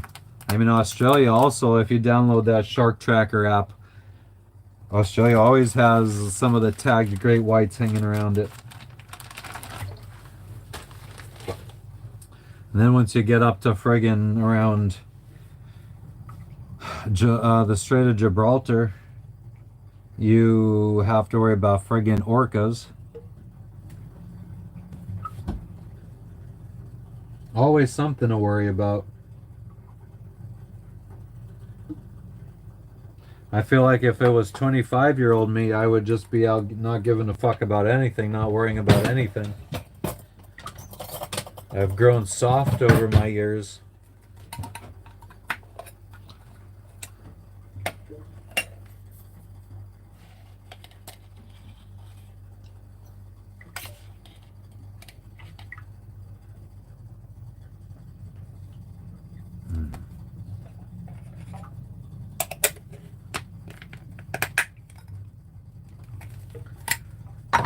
And I definitely don't have any experience with sharks.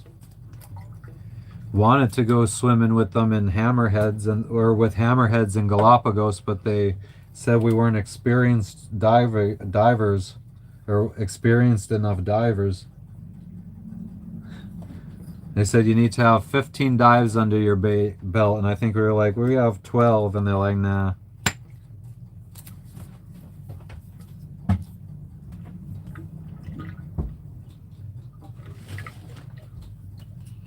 It was a drift dive, and they said that sometimes the current could be pretty strong, so that was their reasoning for wanting experienced people, which Jess probably would not have been able to handle it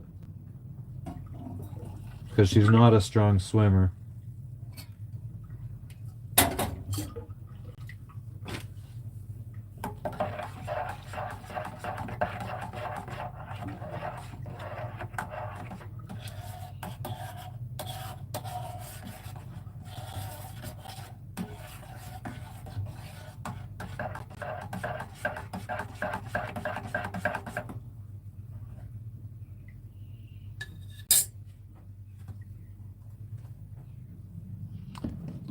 Soft and alive.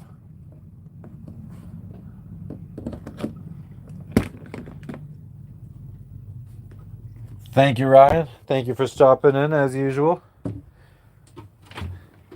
Enjoy your time with the animals.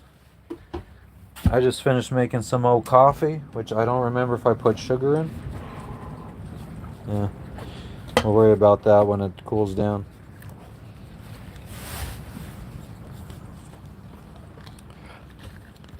But yeah, well, like I was just talking today to a dude who stopped in my TikTok live. It was actually the guy who like friggin' kind of inspired me to do the whole live thing. I saw him, he lives on a boat, and he was live on YouTube while I was browsing YouTube shorts one day.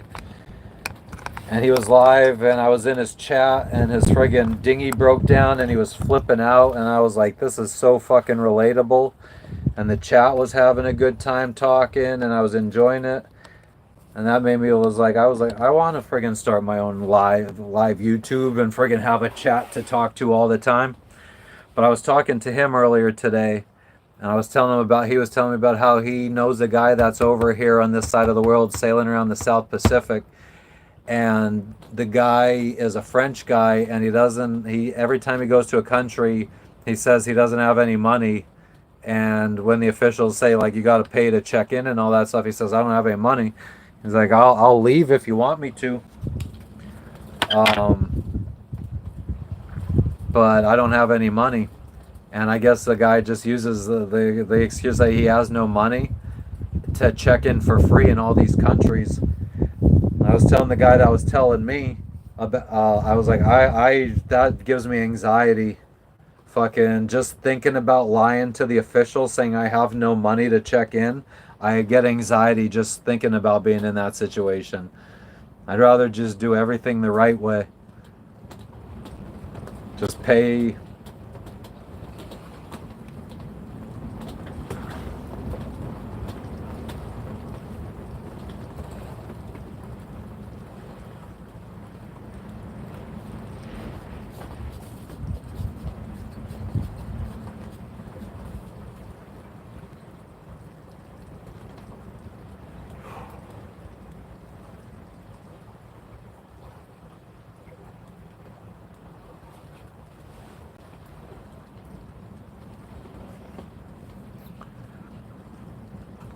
I don't want to get political or anything, but I forget what I just saw in here. I think I just saw like a headline real quick or something. It just made me think of Ukraine and how I think it's really funny how quickly everybody just stopped giving a fuck about Ukraine.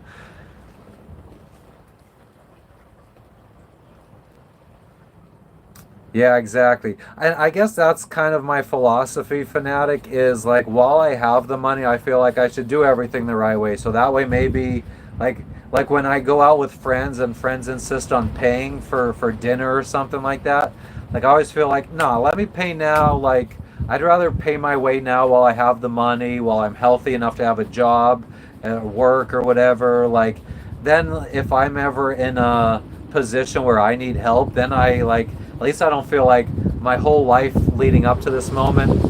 Ooh,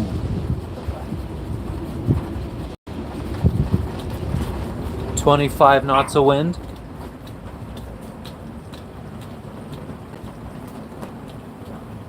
That was unexpected. But yeah, like at least if I while I have the money, while I could afford to pay my way, I do that. And then if I ever need help, I don't feel like I've just been taken advantage of my whole life. I could get help when I actually need it.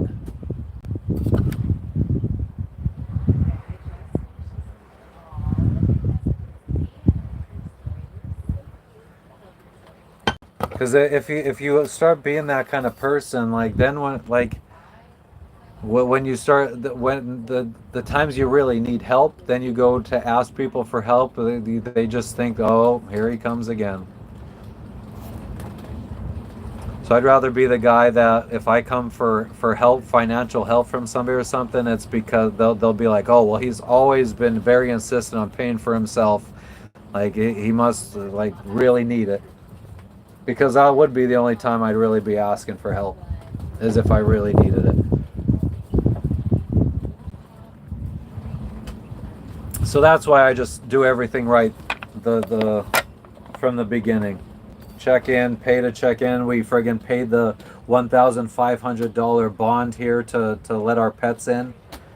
I mean that's supposed to be refundable or returnable at the end of our stay here. We get that. We should get that back, unless the officials say that we did something wrong, like let our pets go to land when they weren't allowed to.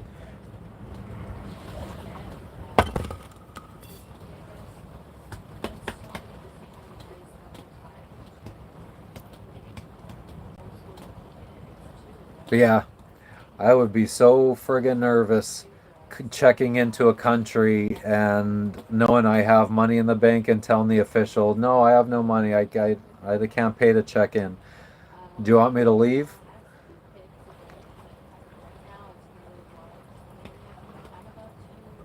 What if they say, yeah, we do want you to leave. You're not welcome here if you can't afford to pay your way.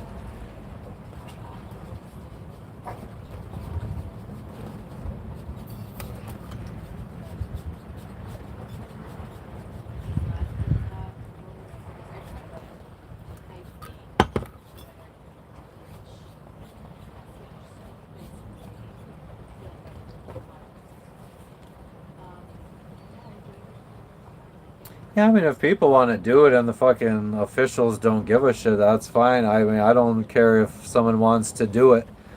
I just, I mean, I envy them that I literally fucking like my heart's on, like I fucking start shaking. So just thinking about putting myself into that position. Like I would start fumbling with my words and probably be pretty obvious that I'm lying and I can pay. Because I'd be so nervous in that position.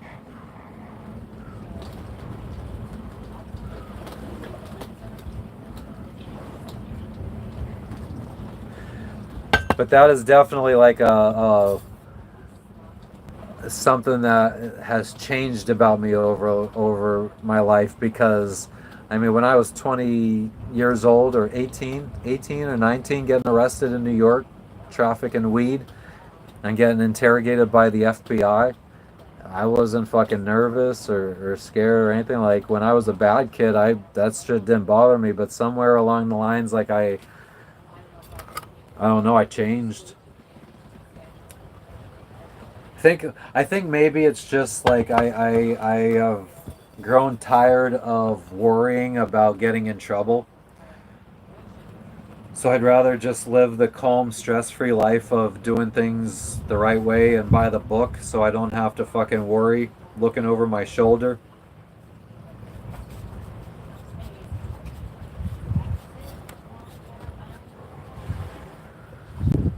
Still too hot. If you feel the heat get too hot before you even friggin' touch the liquid, it's fucking hot. And an insulated cup is not what I would like to be using for this, but it's pretty much all we got. This is like our only cup, except for water bottles.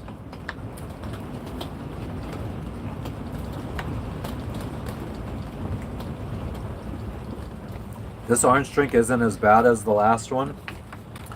They're little packets, so I don't know if the one packet was just bad or something. This doesn't taste as chemically as the other one.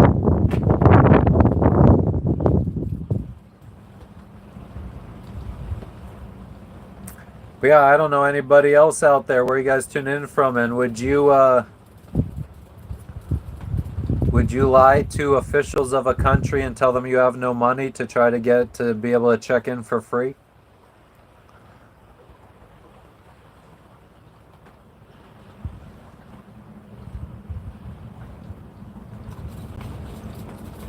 I don't think it hurts to try.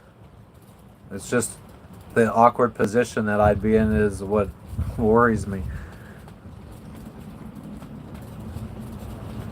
I don't feel like I would be like, I don't feel like it's like a low life thing to do, because if the customers are going to be like fall for it and say, hey, fucking fine, you could stay, like, then that's on the officials for being like that. I wouldn't friggin' feel like it's just the fact that I'm lying, I guess, is what I feel uncomfortable doing.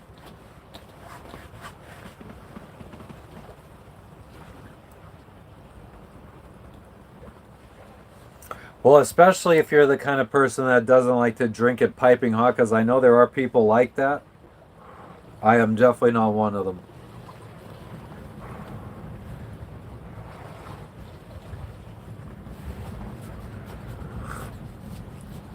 I didn't put sugar in either. BRB.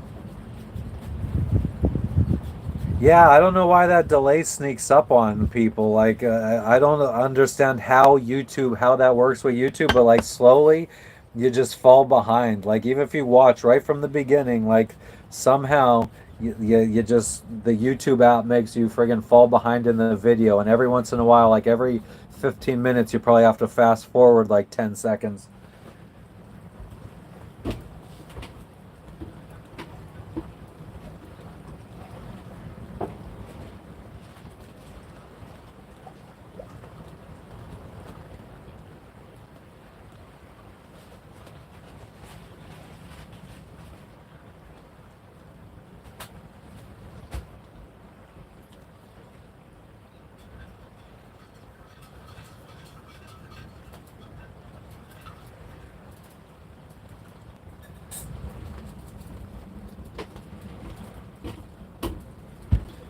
Tell you what,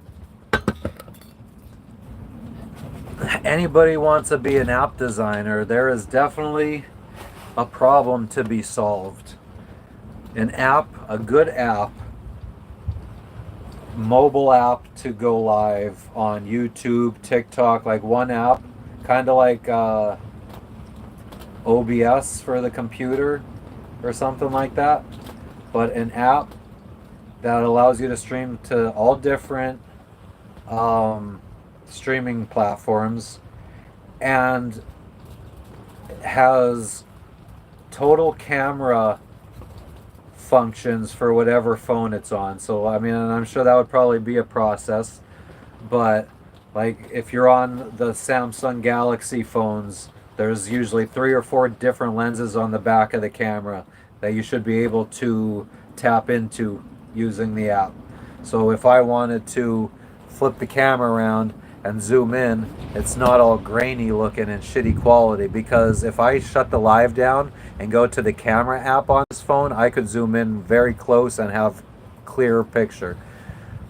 So I wish somebody would develop an app that can go live and utilize all the friggin' cameras on a Galaxy.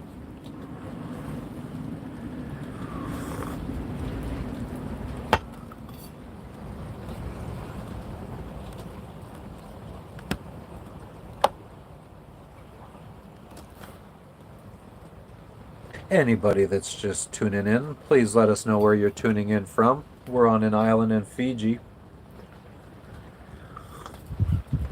anchored out on a 38-foot sailboat, in which we've sailed almost 15,000 miles.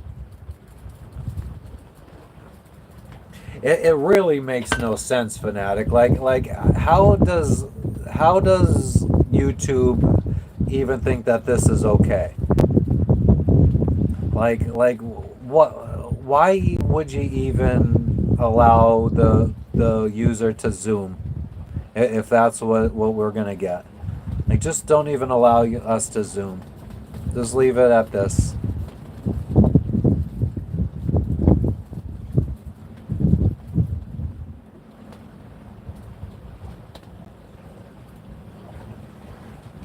Like, I guess, like, if you get, like, right there, you could get a little bit of zoom without too much quality drop.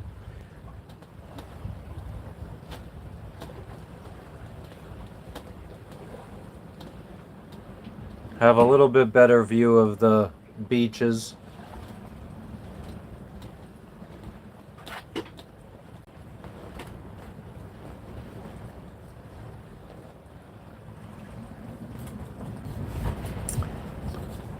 It is Frenchy, but even if I friggin' take you guys out there,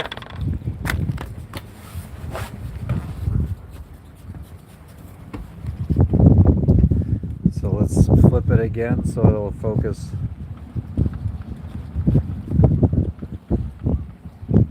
Like, there's now nothing for it to focus on. The water it's not focusing on.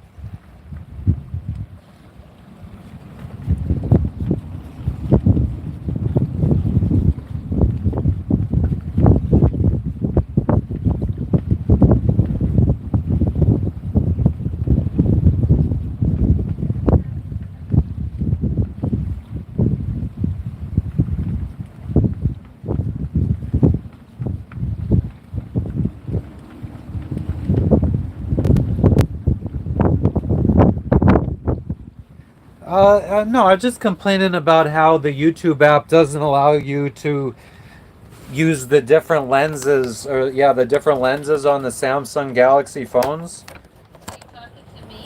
No, yeah, sort of. As to Frenchie, yeah, Frenchie, what do you think? Do you think that would you have any problem going to officials when you're going to check into a country on your boat and say, I don't have any money to check in, and try to be able to check in for free? Because a guy said he knows someone that does that in the South Pacific and all the countries he goes to, and he's been able to check in for free everywhere he goes to.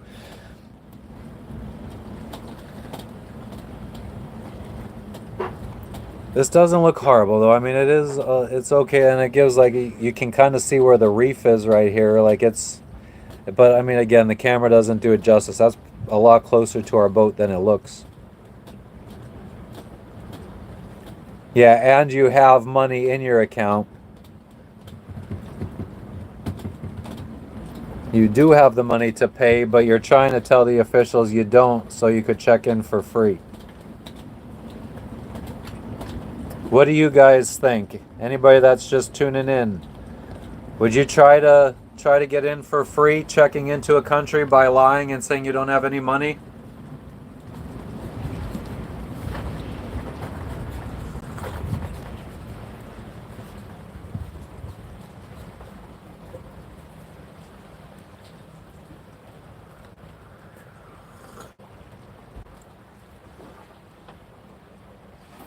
feel like French guys are pretty intolerant, so the officials are probably just like, "Oh, he's French. We don't want to deal with him." They just let him go.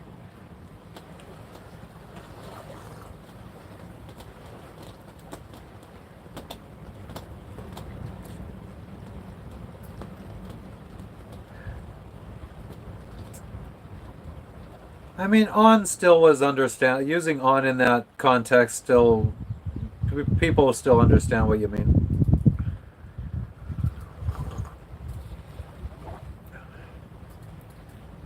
Fanatic, where are you from again? I don't know why I never remember. Is it Greece?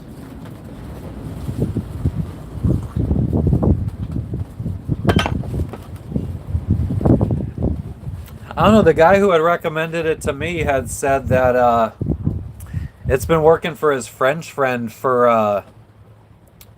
all the countries he's been visiting over here. He sent me a list of where this guy has been going, but I think I need to open it up, the file on my laptop, because it's like a Google Earth, and it won't load up on my shit.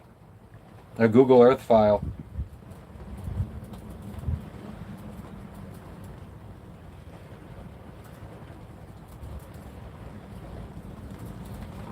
Brazil. I don't know why I thought Greece.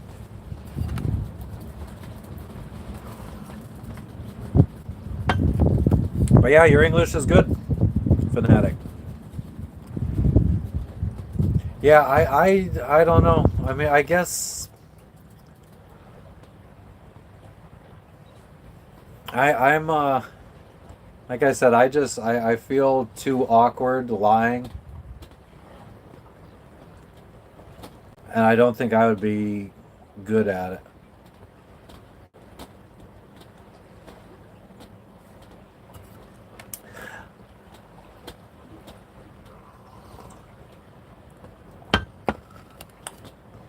Pat, I'm from the United States, Pennsylvania originally, but I'm on my sailboat. We've been sailing around the world, my wife and I. We're in Fiji right now. Yeah, I did four years of high school French, and then I did 30 straight days of Duolingo on the Pacific Ocean crossing to French Polynesia. And I tried talking to my tattoo artist in Tahiti with a little bit of French, and I knew I said it exactly how it's supposed to sound. And he looked at me like I had three heads, and that took away all my confidence in me speaking another language. So I don't even try anymore.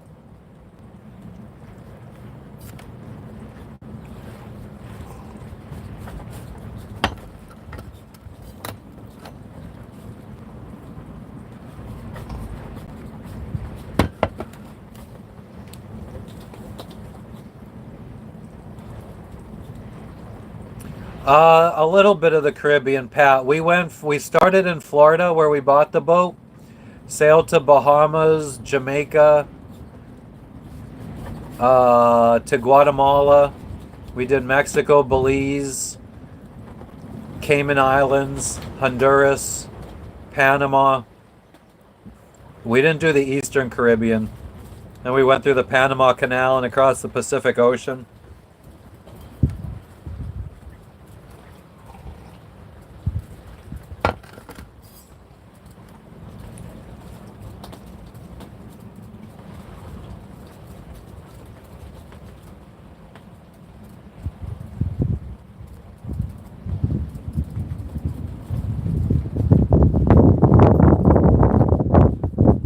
Yeah, Fanatic. I don't know. I get frustrated, like especially when I think I know I'm saying it correctly, and they're looking at me like I'm not. I mean, I also because in Tahiti and French Polynesia, they're not speaking like French French. I think they have their own kind of slang and accent. So I maybe he just truly didn't understand what I was saying. I don't know.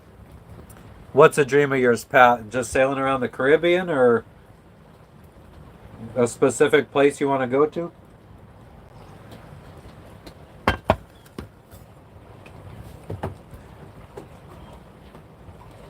Yeah, and maybe he just wasn't expecting me to be saying something in French, and he just wasn't really catching on to what I was saying. I don't know. But it definitely brought down my confidence level. And I'm not going to go anywhere where French is the main language ever again. I don't. I mean, not ever again, but I'm not going to be spending so much time there. I feel like if we do go, it's going to be to like the Caribbean French islands, like Guadeloupe or Martinique. And I think that there's a lot more understanding of English there. Whereas French Polynesia in the middle of the Pacific Ocean, I don't even think they get much English tourism, or nearly as much as other places. Here in Fiji, they speak English though, which is nice. Pat, it's way too like Portuguese from Brazil and Portugal, exactly, fanatic. Um, but Pat, it really depends because like one month you might have a $4,000 boat part that you need to replace. Last month, so what we do every month is we put all of our expenses on a credit card and then just all of our savings are invested in stocks in the stock market.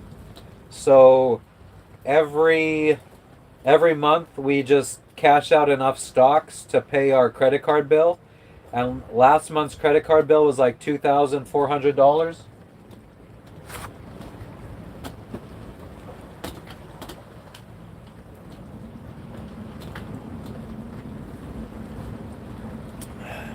Our neighbor Jeff was just at the beach, it looks like. But the month before that, the credit card bill might have been like $5,000 or $6,000.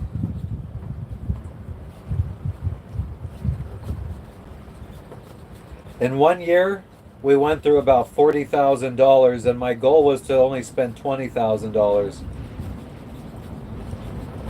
So we're going through it at double the rate I thought we were. I thought we would have enough money for 5 years. So I think we only have enough for another like year and a half, maybe.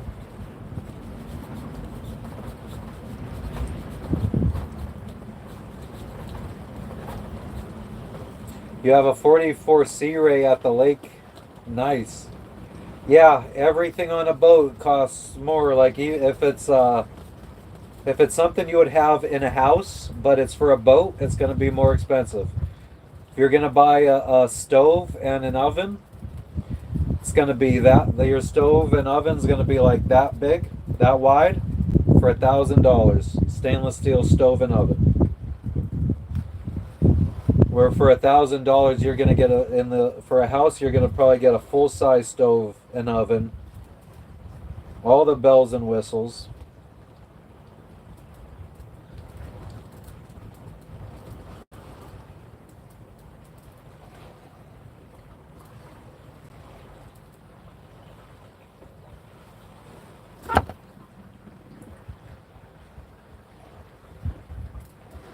Fanatic, or you just got to really maintain your stuff very well, and learn how to repair stuff, which I've been trying to do.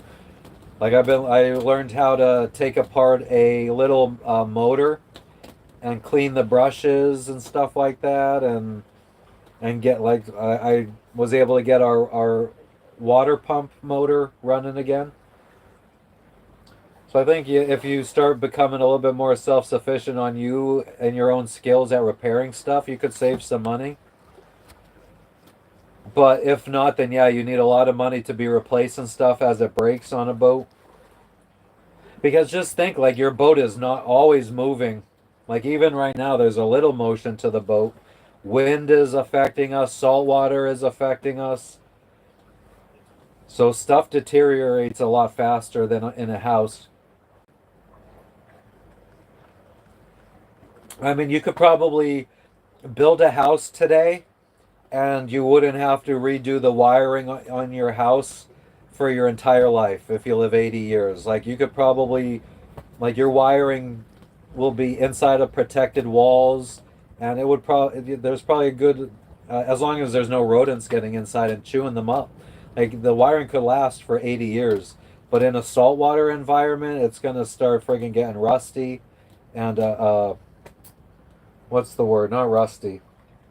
I'm blanking.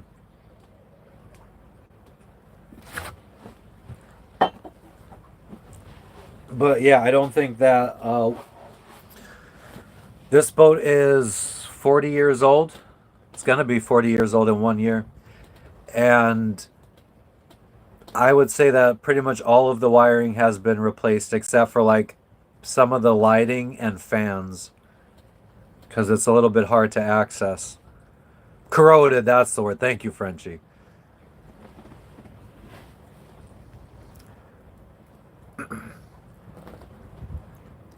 So, yeah, either you maintain everything and just constantly be cleaning stuff, try to manage the humidity levels inside of the boat, which means like probably spend money to be in a marina so you could run a dehumidifier so that way you don't have mold growing, so the wood and doesn't get moldy, the wires don't corrode. If you spend a lot of time offshore and you're in 11-foot waves, just imagine that kind of motion in the boat and stuff, and the tension and the pressure being put all over the boat.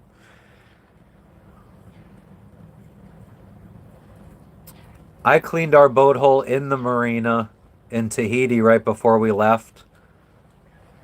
I think before we get to go leave Fiji to go to Vanuatu, or when we get to Vanuatu, I might need to don the scuba gear and clean the bottom again. I don't know if we'll be able to see. We will in a couple weeks when I get my care package because I got some polarizing filters for my phone.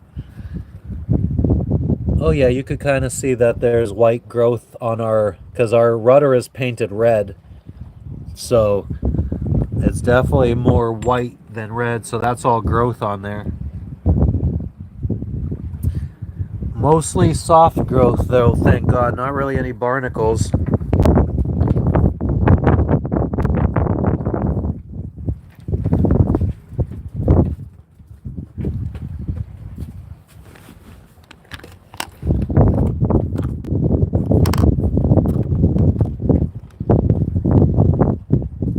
What the fuck?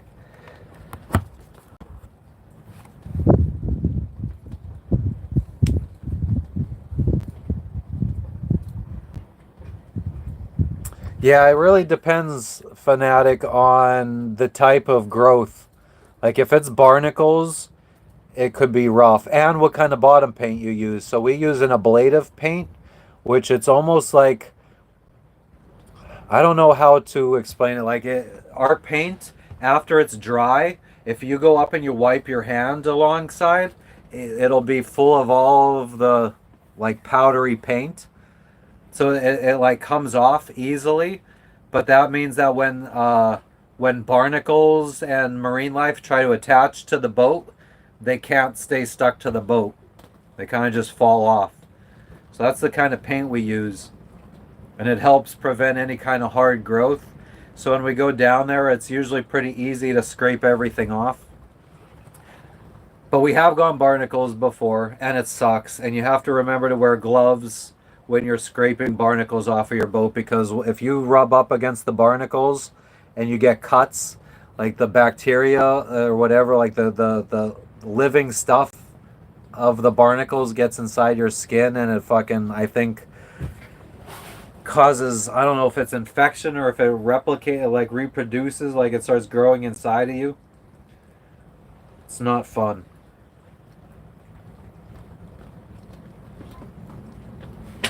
So when you're cleaning your boat bottom, wear gloves, especially if there's hard barnacles.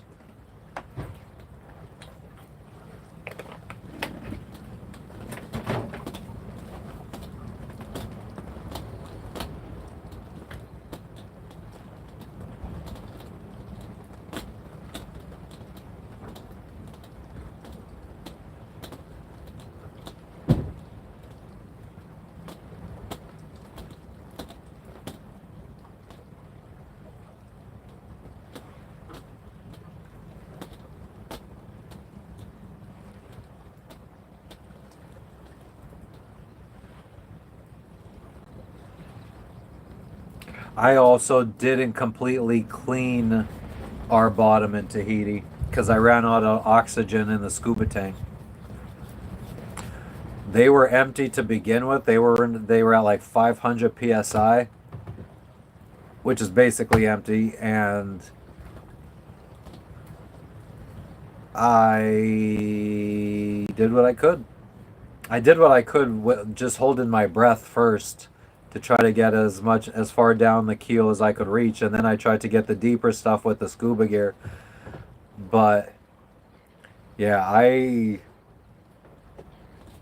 I'm not good with breath management, and I think I consume more oxygen than the average person while scuba diving. Like, I'm always the first one when we go on a dive trip to run out of oxygen.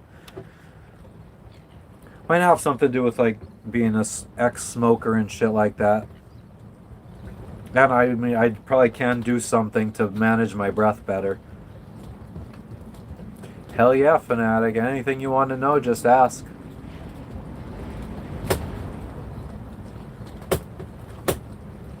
Anybody that's just tuning in, let me know where you're tuning in from.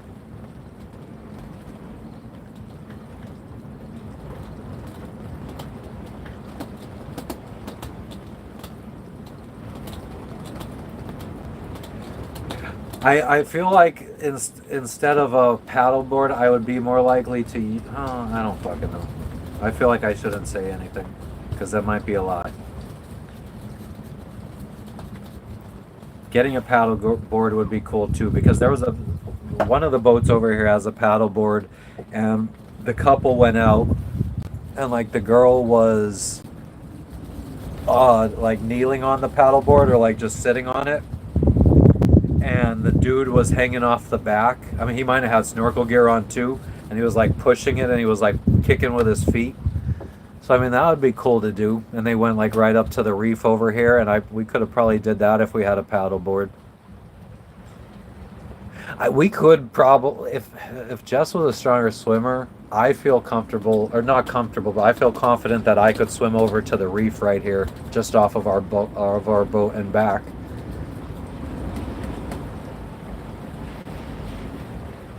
Omaha, Nebraska, Pat. Ever have issues on the sea with other boats trying to rob me? We've had crimes of opportunity. Like we have, God bless you. We have, so like when we're anchored right now, we're out in the middle of the water over there to land. We got to take our car or our little dinghy. So like if the boat I'm on right now, this is our house, and then that's our car. So we take that to land every day or whenever we want. But we've had that stolen. If we leave, instead of bringing it up out of the water, if we leave it in the water unlocked, it'll likely be stolen. So that's about the only theft we've ever had from somebody. In the middle of the night, they came and they stole our unlocked dinghy twice. Once in Guatemala and once in Honduras. Yeah, I think that's a pretty common analogy, because that's how it is. I mean, that's exactly what it is. Like, this is our home, and that's our form of transportation to get around everywhere.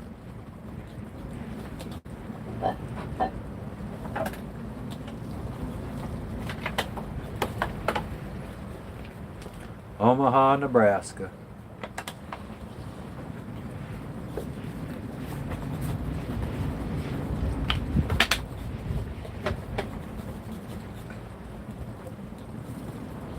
We sleep.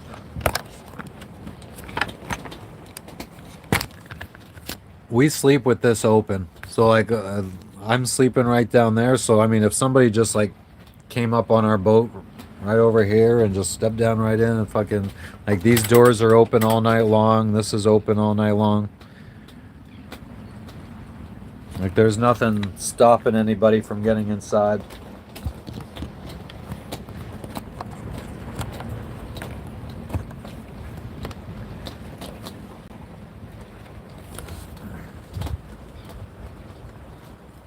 When we were in French Polynesia, we did hear some stories about like some sailors who have pissed off locals, and like, let's say when the people that pissed the locals off, they took their dinghy to shore and they were exploring the land, the locals came out and set their boat on fire.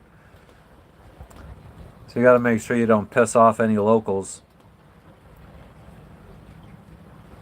In French Polynesia, there was a lot of local people didn't like the sailors. I mean, there's a lot of sailors that are out there trying to, I mean, just they're trying to live too cheaply, as we were talking about earlier. And some of them end up like not taking care of their boat. Their boats become safety hazards, and no, Pat, I left the United States with a pistol, a 40 caliber Smith & Wesson, but I threw it overboard in the first 24 hours of leaving the United States. We were heading to Mexico, and I just figured it wasn't worth getting caught with it.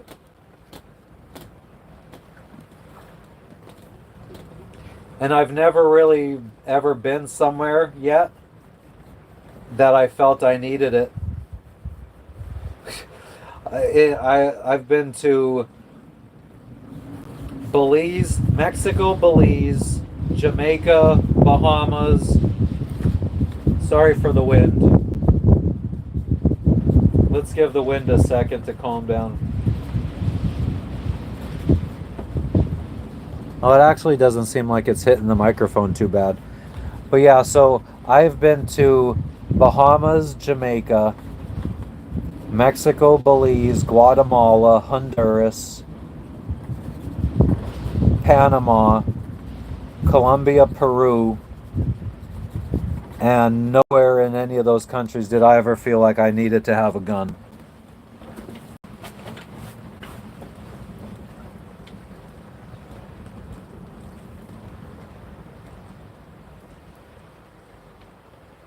Yeah, I mean anywhere you have humans, you're going to have crime, I think. It's just like there's nowhere in the world where you're going to get away from people that steal, people that lie, people that try to scam you out of money. What's up, Kara? How you doing? Where are you tuning in from? We're in Fiji on a boat, my sailboat. Been sailing around the world for the last couple years. I fish sometimes, not really. I don't really eat fish. I'm a bad sailor. I don't like seafood.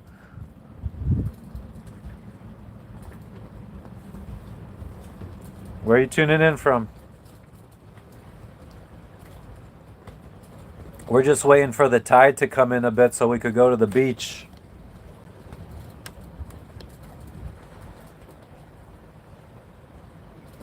Now that's not the beach that we're going to go to, but it's similar. We're going to go, I think, to that beach because back in the woods there, I heard that there's some papaya trees. So we're going to go try picking some papayas when the tide comes up a little bit more. You might be able to see some dark areas in the water here. That's coral reef. It's very shallow right now at low tide. So the bottom of our boat might scrape against, and since our boat that we would take to land, it's inflatable. So if we end up on the reef, our inflatable dinghy might pop. So we're gonna wait for the tide to come in about halfway. And we should have about 2 feet of water over any reefs. And that should be plenty of depth for us. Thank you. We're sailing around the world. If you think you'd be interested in seeing what it's like sailing around the world or living on a boat or anything like that, give us a subscribe. Because we are going to be trying to go live as much as we can in the next year while we sail around the world. showing people what it's like out here. Slowly building a little community in the chat. I need to start using fucking hydrogen peroxide on my teeth again.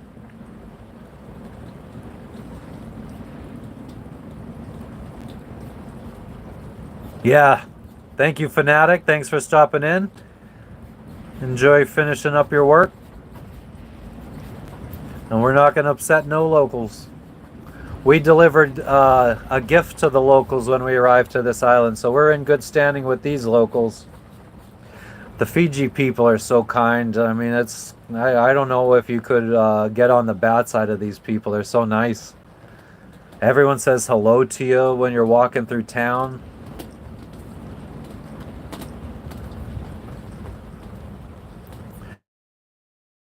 We ended up a year in French Polynesia, so like Tahiti, Bora Bora, and some of the other islands.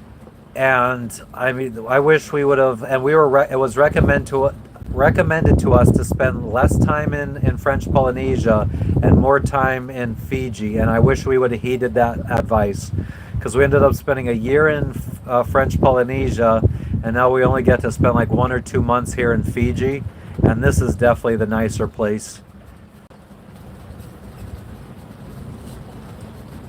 Anybody that's just tuning in, let us know where you guys are tuning in from. We got Boston. The mean streets of Boston. Omaha, Nebraska.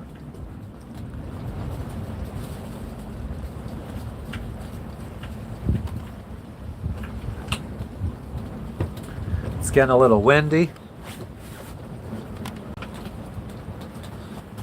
Up to 18 knots of wind now.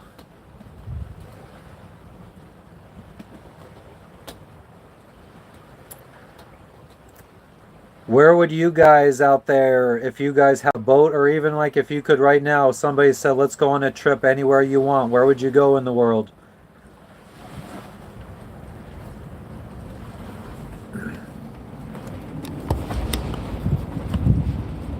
Would it be Fiji?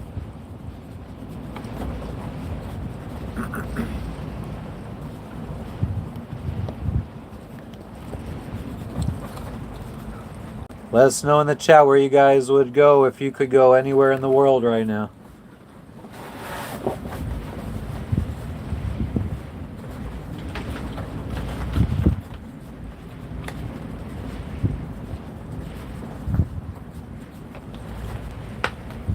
Also, what is everybody's favorite water sport to do on the ocean or on a lake or in a river?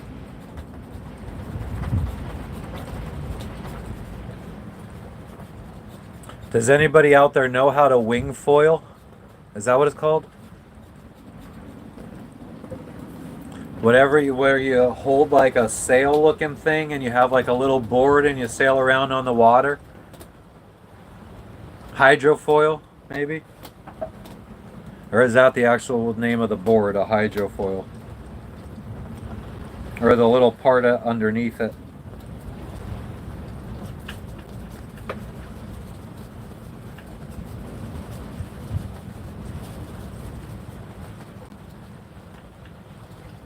Wing foiling.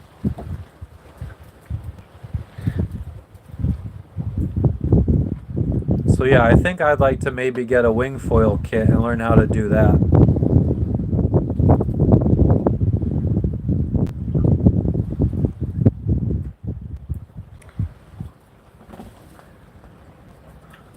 Anyone that's just tuning in, we're in Fiji. Been island hopping. Gonna be going to not this beach, but the beach that should be showing up here in a second. We're gonna go to that beach. Somebody stopped by earlier and gave us the location to a super secret papaya tree. So we're gonna go pick some papayas on that beach.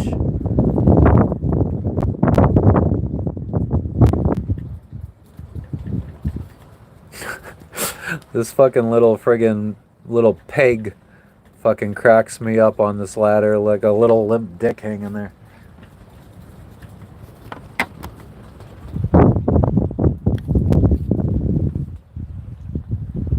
It's all fucking bent up because we're friggin'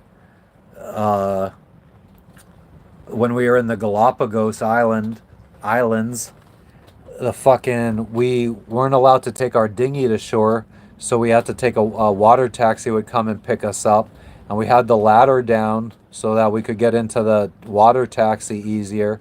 And when they were bringing us back at night, like it was a little windy and he couldn't keep his boat steady enough to let us off and get in our boat, and he slammed into our boarding ladder and it friggin' put big scratches in the side of our boat and it bent the friggin' ladder all up.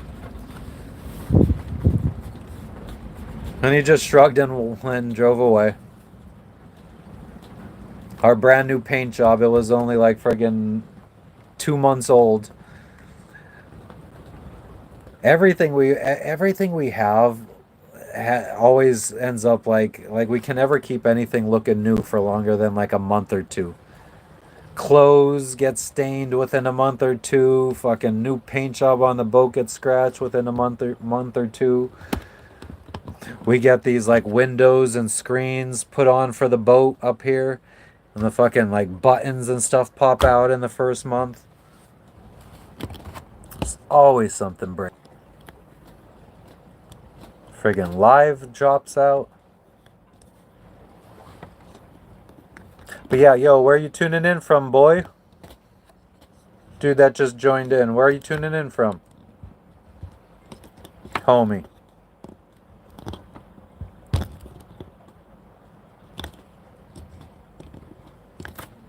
Let's check the old phone to see. Well, actually, it's very late East Coast now. I doubt that the company that received our packages in is going to be processing them this late.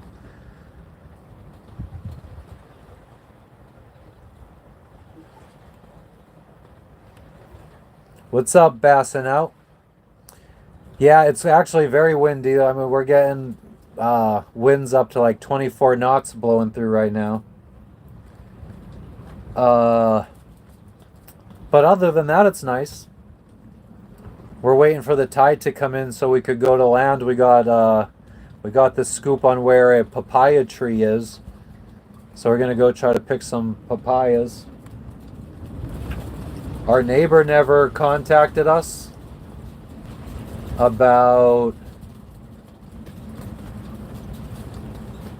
Let me just make sure before I say that. Yeah, our neighbor never contacted us about going snorkeling, so I don't know if they're doing that. So I don't think we will be doing that. But we'll go to the beach.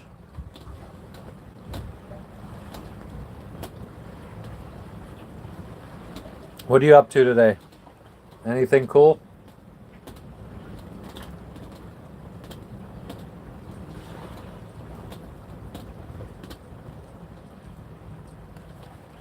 Yeah, at least like 2 hours to wait till the tide comes up high enough. Otherwise, we might pop our inflatable dinghy.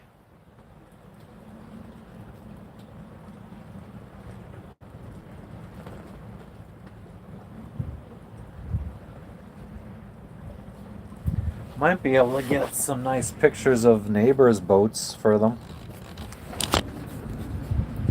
Well, actually, maybe I should just friggin' keep this mounted. And I could film because I'm not going to take pictures with this fucking phone. That was stupid of me to even friggin' think. So, only caught 2 largemouth? I mean, it's better than nothing.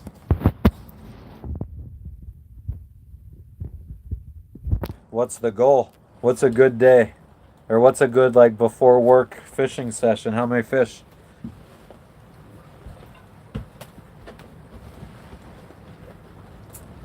And now we start friggin' swinging around, so now I can't see their boat. Now it's actually probably visible on this side.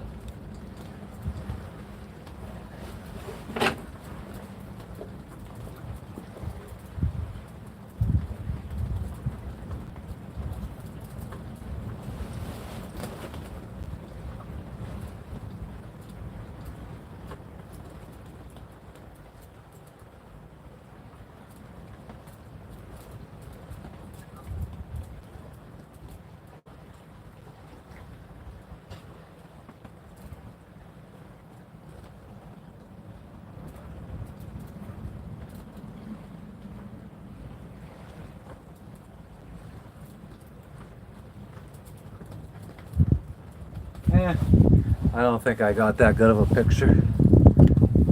5 and 3 hours? Oh, okay. And is that all like you're just throwing them back then?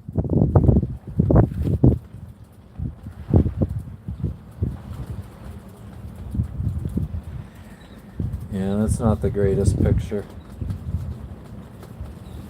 It'll be better.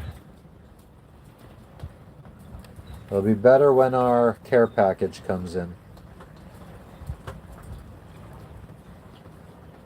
I think a polarizing filter would help it.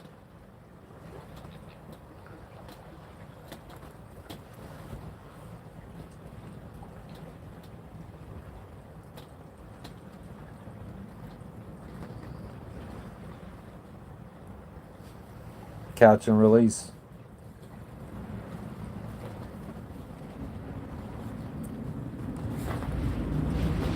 So you fish for 3 hours before work. That's nice. What time do you have to be at work for? Or what time do you normally go to work?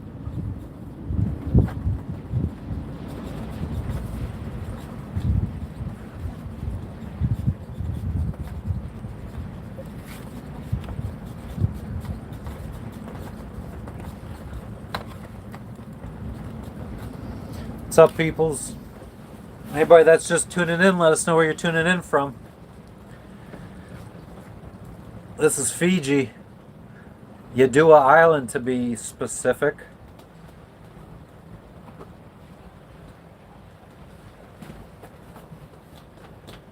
We're just chilling, waiting to go to the beach, but we have to wait for the tide to come in a bit more.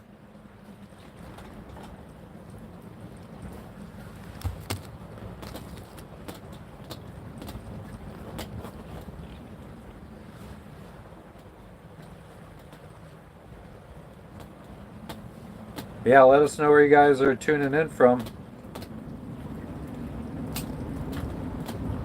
Don't be scared.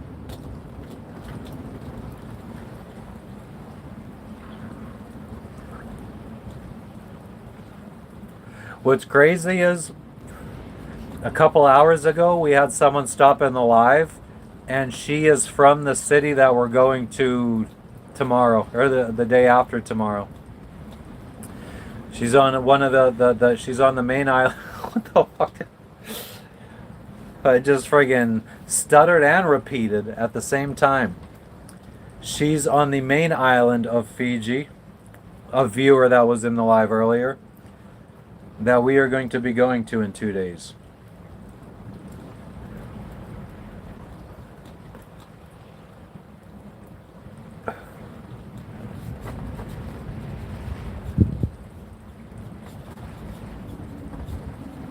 God, I hope she's not a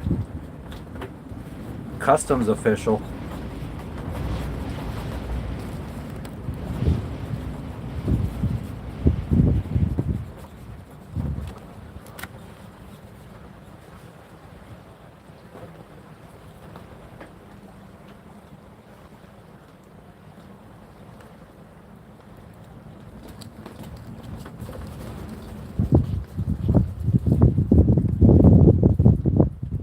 Winter time here in Fiji, so it's chilly.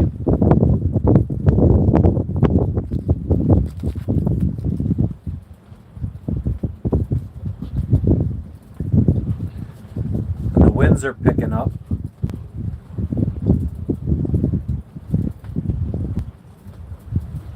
We were supposed to leave today, or tonight, to go. We were going to do an overnight sail to the other island where the other viewer lives, but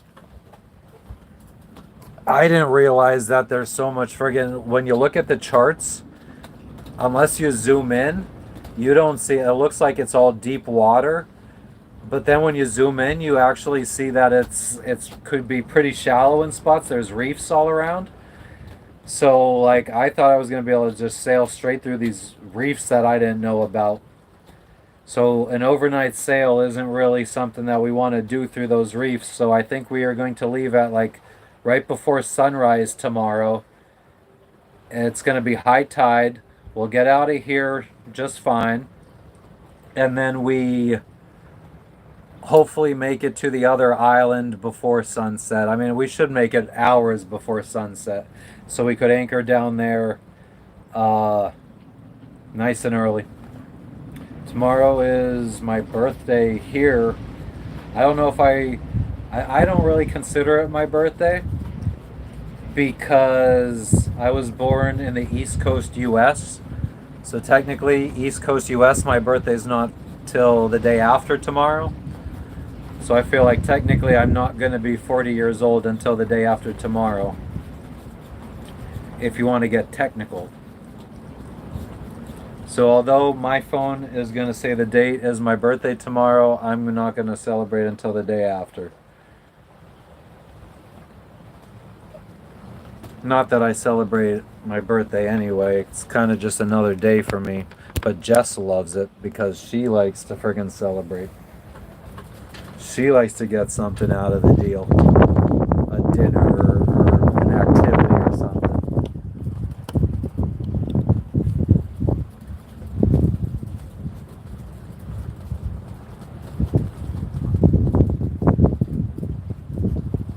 What's up, guys? What's everyone up to? Where would it, if you could friggin' go anywhere in the world right now, if somebody came up to you and was like, yo, I'm paying for an all expenses paid trip, where would you go? If somebody came to me and was like, I'll take you on an all expenses paid trip to go anywhere in the world, I'd probably go to the States somewhere just so I could eat fucking real food. I'd be like, just take me anywhere that they have a Longhorn Steakhouse. Especially if there's any Longhorn Steakhouses that are still sneaking the chili cheese fries on the menu that they discontinued around COVID time. That's where I would say take me.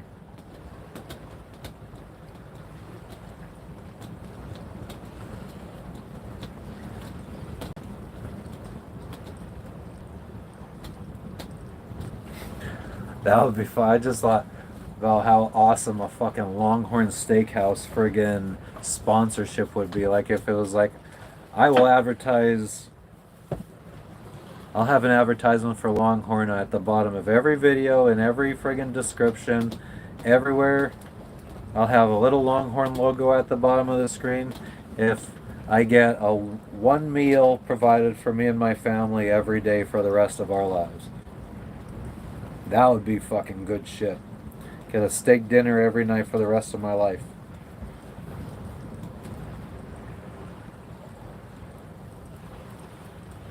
That I don't have to cook myself. I don't have to wash the dishes for. Must be wearing my friggin' Sunday underwear. Because they're all holy.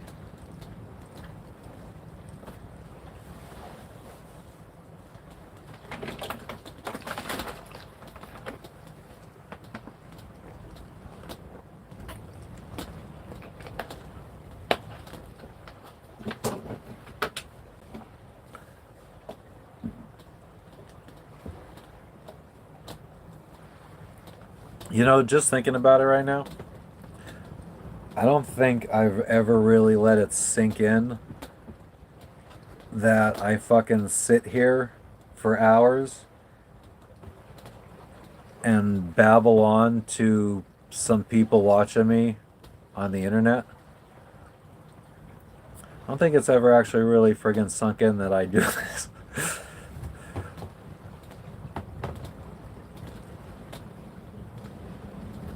Like, there's literally people watching me right now. And there has been for like the last 2 months. People actually know what we've been doing pretty much every day of our lives for the last 2 months. That's kind of weird to think about.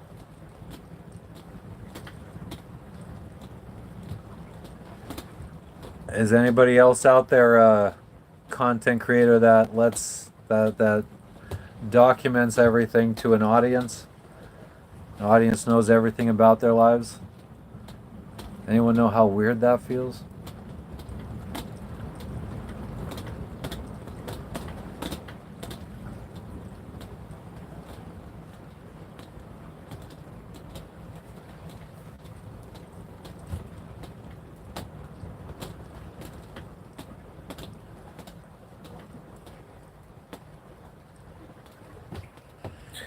So what's everybody up to? Jesus, you guys are fucking a tough crowd. Just want to sit there and friggin' watch me talk to myself.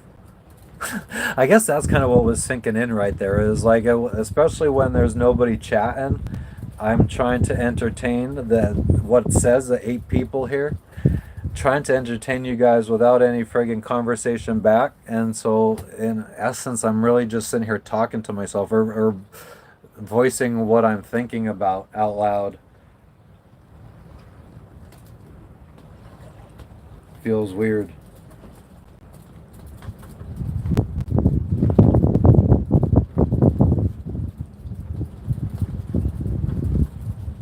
You know what was fucking, man, when we were in Tahiti and we thought we were gonna sell the boat, I mean, I've said this many times, we threw away a lot of friggin' shit.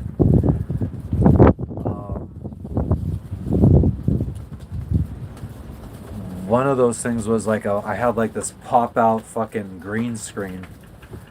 Like it was like, I don't know if you ever saw those things for like your dashboard to protect from the windshield in the sun during this like summertime and shit.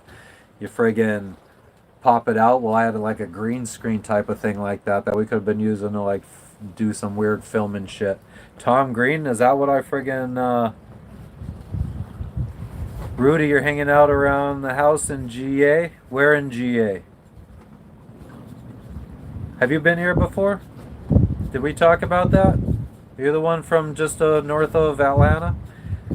Calisthenics. Do I look like Tom Green?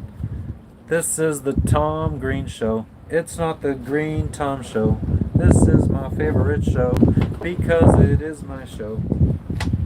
My bum is on the rail. Bum is on the rail. Hell yeah, I remember Rudy. My bum is on the Swedish.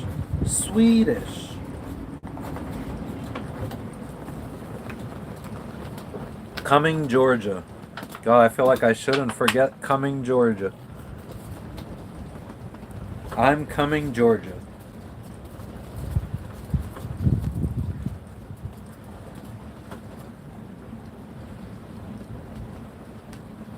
Tom Green was just on somebody's, was he on Rogan or Theo Vaughn? But he like just kind of like travels around in a fucking van now, I think, and does like the van life kind of thing.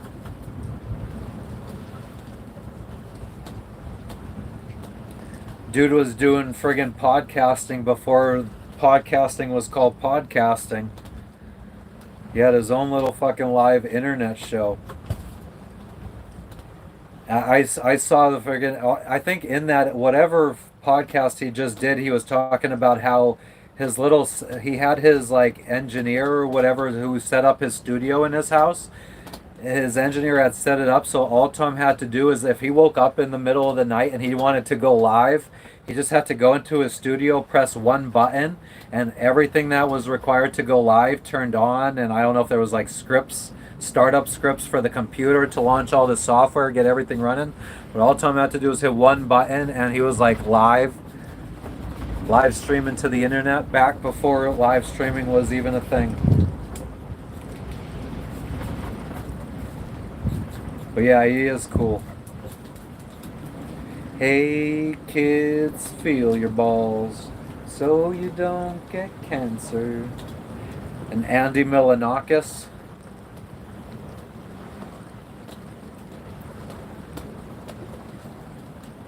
Start of the Appalachian Trail is up the road from you. So oh, that's nice. I was there. I've been there. I've been to the beginning point, the southern terminus of the Appalachian Trail in Georgia. Remember an episode of Andy Milonakis when his John Stamos was stuck in a tree? And Kit, welcome. How you doing, bro? Yeah, Springer Mountain. Hell yeah. But isn't there like an official start to the trail and an unofficial start? Like, isn't there like like there's like a little like 30, 40 mile stretch that like some people count as being part of the through hike and some people don't or some shit like that.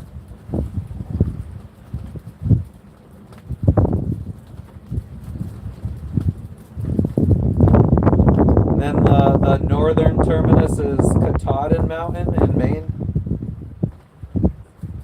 Oh, and kid, I only speak English, my dude. My bad.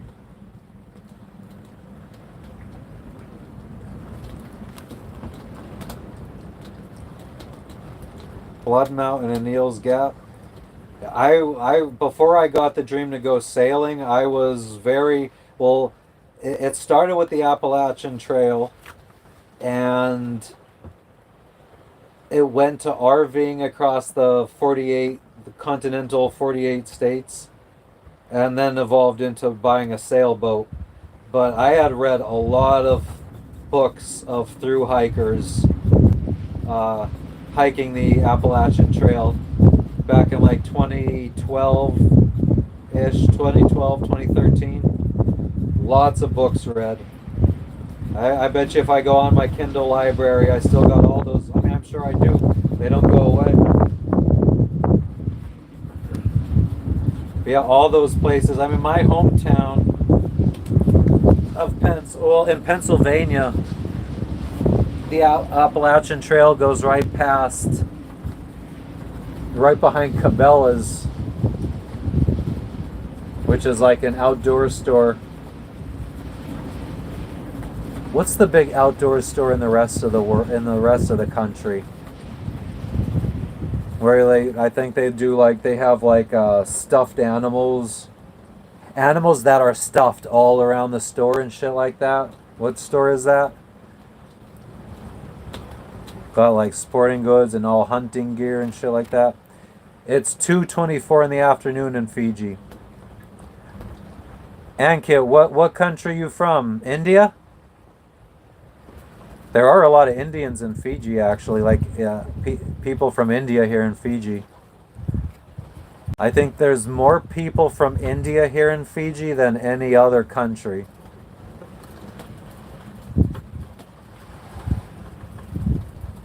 "10:30 in Boston, yeah. And I'm from Pennsylvania, so I'm always aware of the East Coast time because that's like what time it is for my whole family. Well, what are we talking about, Rudy? Change your life to walk it. Oh, the Appalachian Trail. Wow, fucking totally spaced out. I started talking about the friggin' sporting goods store. Yeah, the one where I'm from, it's called Cabela's. I don't remember what in the rest of the world, I can't remember what the sporting goods store is called. But yeah, and then at one point, then I wanted to do like the triple crown of the Pacific Crest, the Continental Divide, and the Appalachian Trail.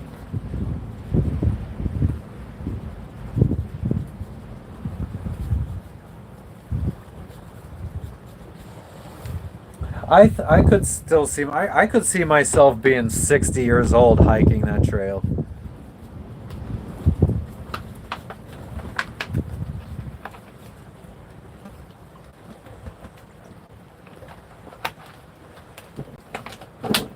Let's see, I'm 40 now. Maybe like if we have kids in the next 2 years, by the time they're 18, 20 years from now, I'll be 60 and me and my 18-year-old kid could go hike the Appalachian Trail together.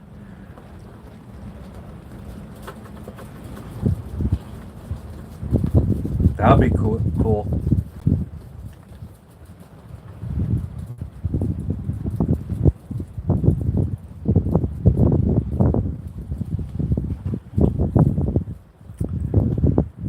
Who is this country? This country is Fiji.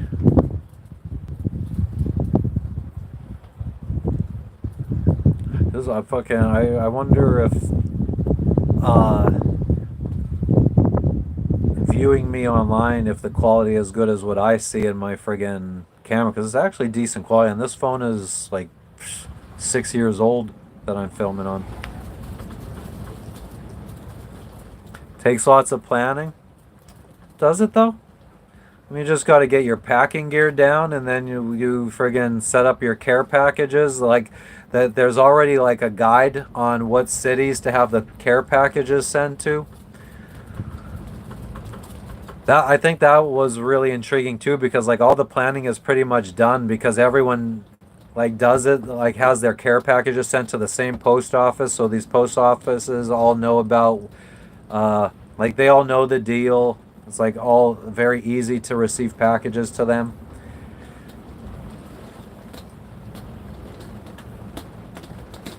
Lots of thumbs up for, like, all the last comments have thumbs up in them.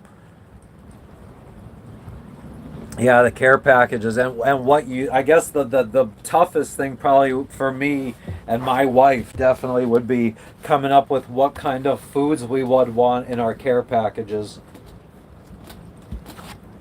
as we progress through the trail, especially like food items and stuff. Because my wife tends to only like fresh foods. She wants fresh fruit, fresh vegetables, freshly cooked meats.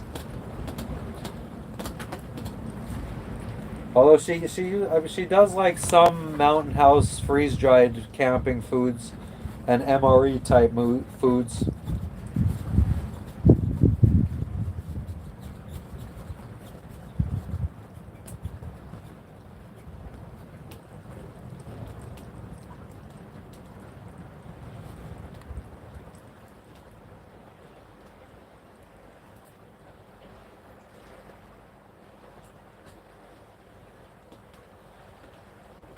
Exactly, Rudy.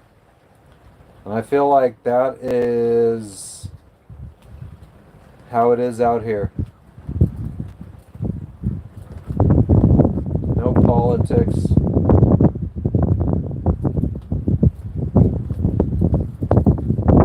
I mean, the politics still exist. You just friggin'. It's easier to ignore them. Hello, Ankit.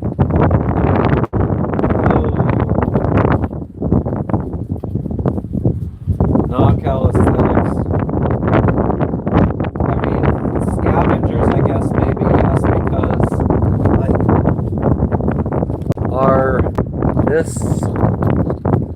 so let's say this is our boat, this is our house, and then our dinghy is our car that we use to get to land. So this, I mean, between the dinghy and the motor combined, they're usually around, they could run upwards around $10,000. So we've had, if we don't secure it out of the water and we leave it in the water and it's not locked up to the boat, there's a good chance it'll get stolen. We've had 2 stolen. This is our 3rd dinghy and dinghy motor. So I mean, there's thieves that will, if there's an opportunity where they could easily steal something, there's people out here that'll do it.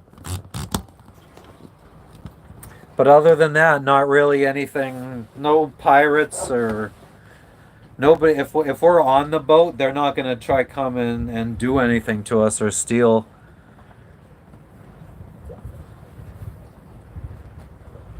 It's usually just crimes of opportunity. They see an opportunity to steal something, and they do. And a lot of the times, like, you'll find the inflatable dinghy floating somewhere, and they just steal the motor.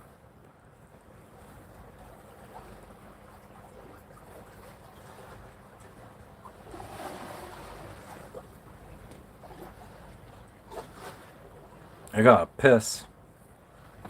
I'm gonna do that real quick.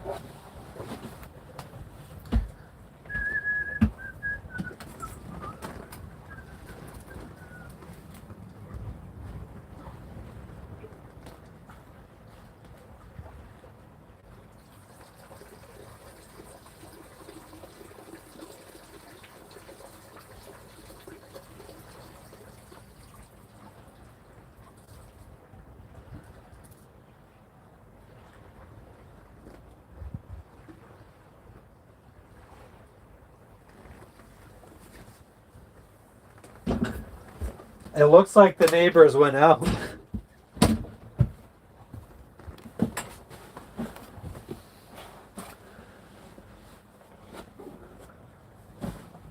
We told our neighbors if they went out snorkeling, let us know. We might join them. But while I was taking a piss, I saw a dinghy out there. I saw water like splashing around. I could see a dinghy. I look over to their boat, and their dinghy isn't at their boat. So I guess they went out to see if they could snorkel. But it also looks like they're coming back right now, so maybe they couldn't.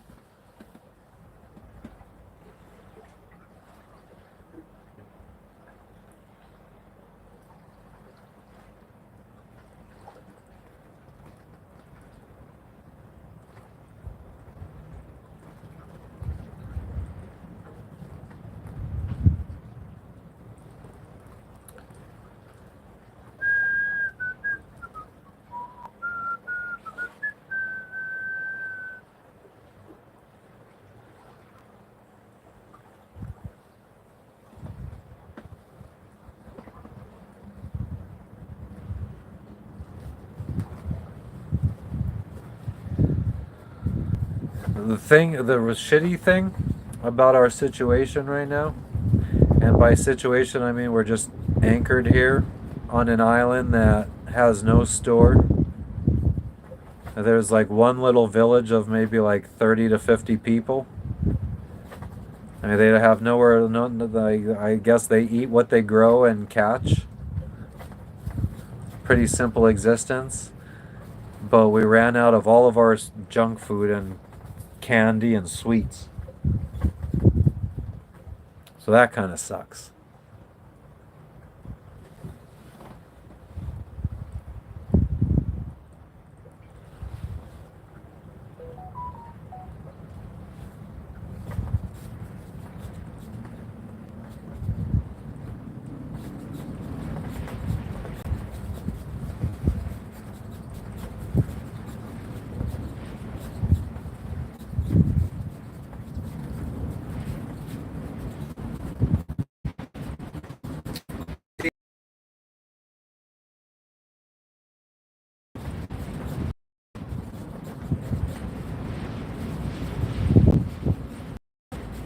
Winds are picking up yet again.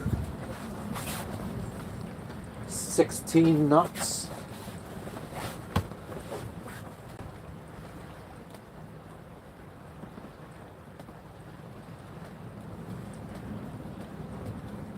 We might have scared that guy that we told to let us know if they go snorkeling.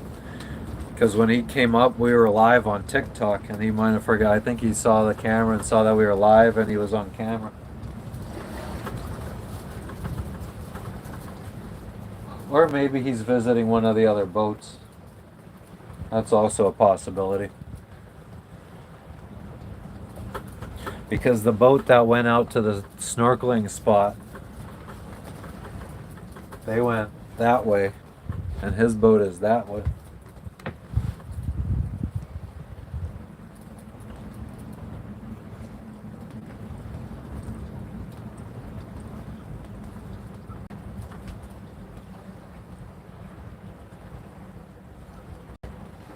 So anybody that's just tuning in, say hi.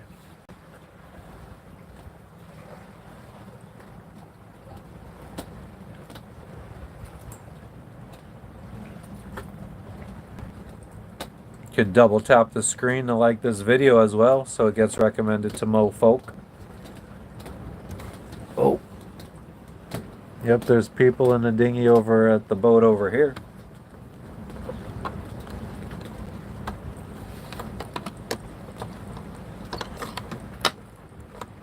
So yeah, back to thinking about food.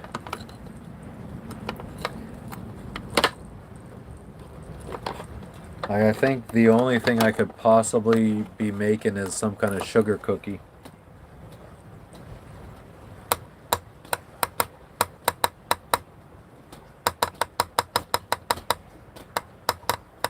And then maybe turn the can of condensed milk that we have into caramel and drizzle caramel on top of the sugar cookies and have caramel covered sugar cookies.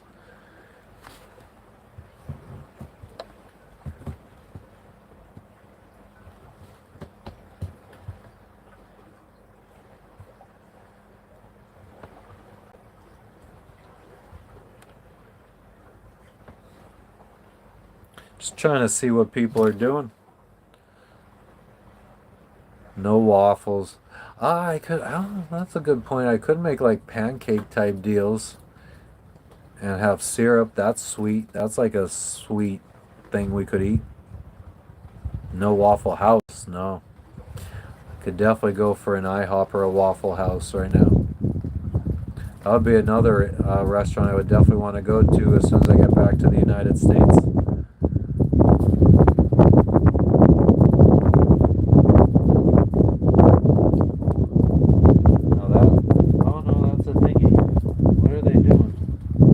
Going in circles around this boat.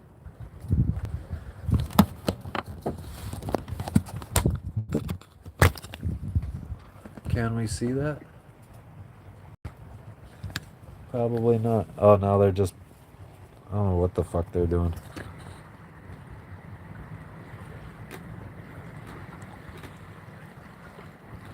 There's a little dinghy just to the right of the boat.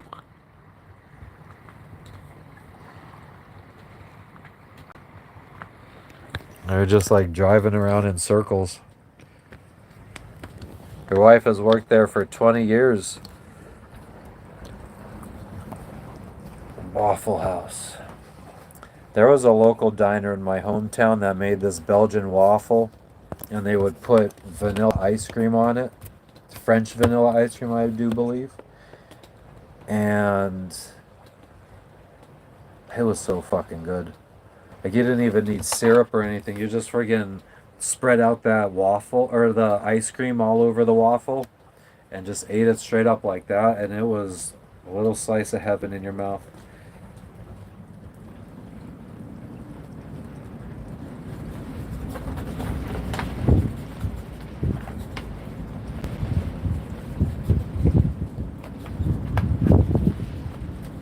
This really would have been a good opportunity to try. We have an anchor sail. We could have tried lifting that up to see if it kept us pointed into the wind better.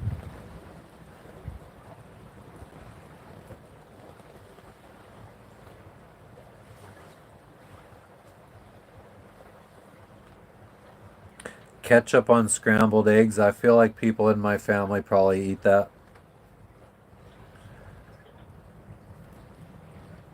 I feel like that's something I definitely have seen before.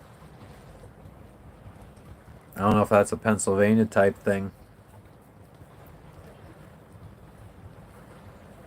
I don't like eggs unless the only time I could do eggs is if they're scrambled, but they gotta be scrambled with crispy bacon as well. Every bite of scrambled eggs needs to have some crunchy bacon in it for me to focus on, so I don't really notice the taste or texture of the eggs. Salsa is better, says Gina. Green salsa especially. Yeah, I absolutely will not eat eggs if there's not bacon. Today, Jess made scrambled eggs. She's asked me if I want it, and we have no bacon, so there's no way I'm eating eggs.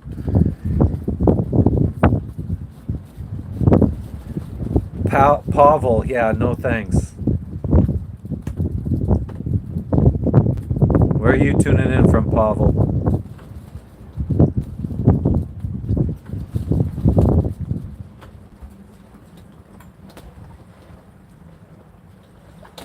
I own the sea.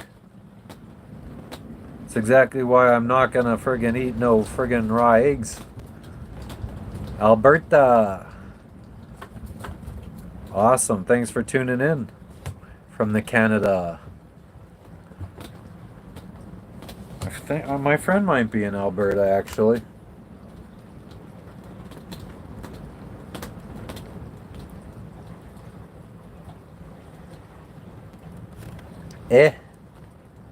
Originally from Lithuania. Huh. I feel like I had an employee one time who was from that part of the world, and his name was Pavel.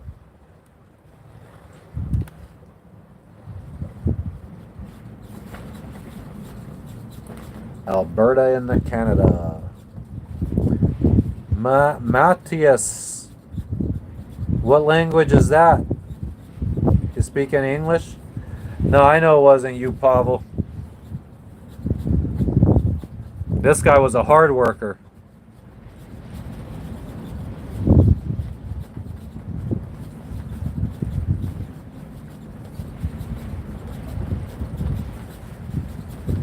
Matthias, where are you from? Do you speak any English? It's the only language I know, unfortunately. I'm just busting your balls, Paul. I was just absolutely joking. I don't know you. I can't friggin' say one way or the other. Thought that was an obvious joke since I don't know you personally.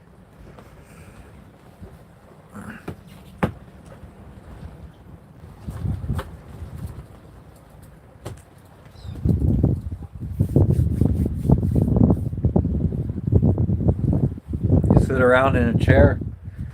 Man, when I stopped working manual labor and started being like a office type job, I gained a lot of weight.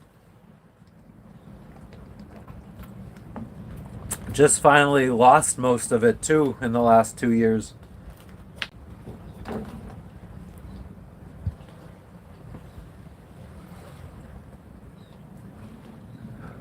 I have no fucking clue, Gina. I don't even see her. No, I think she's either filming or taking pictures or doing something with her planner. But she's like in our bedroom, like she normally when she films, she's filming on top of our freezer. And that's where she is right now, so not entirely sure.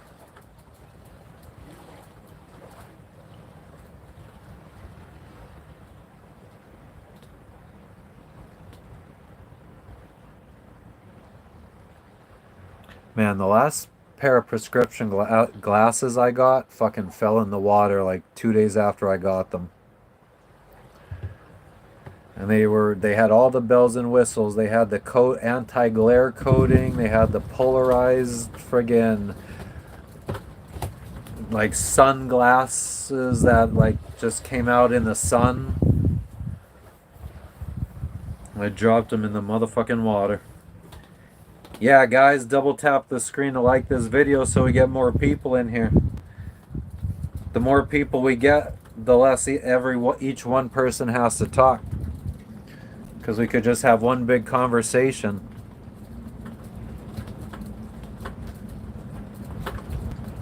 Do I have to use a warm rag for my eye cyst? I don't have any cysts.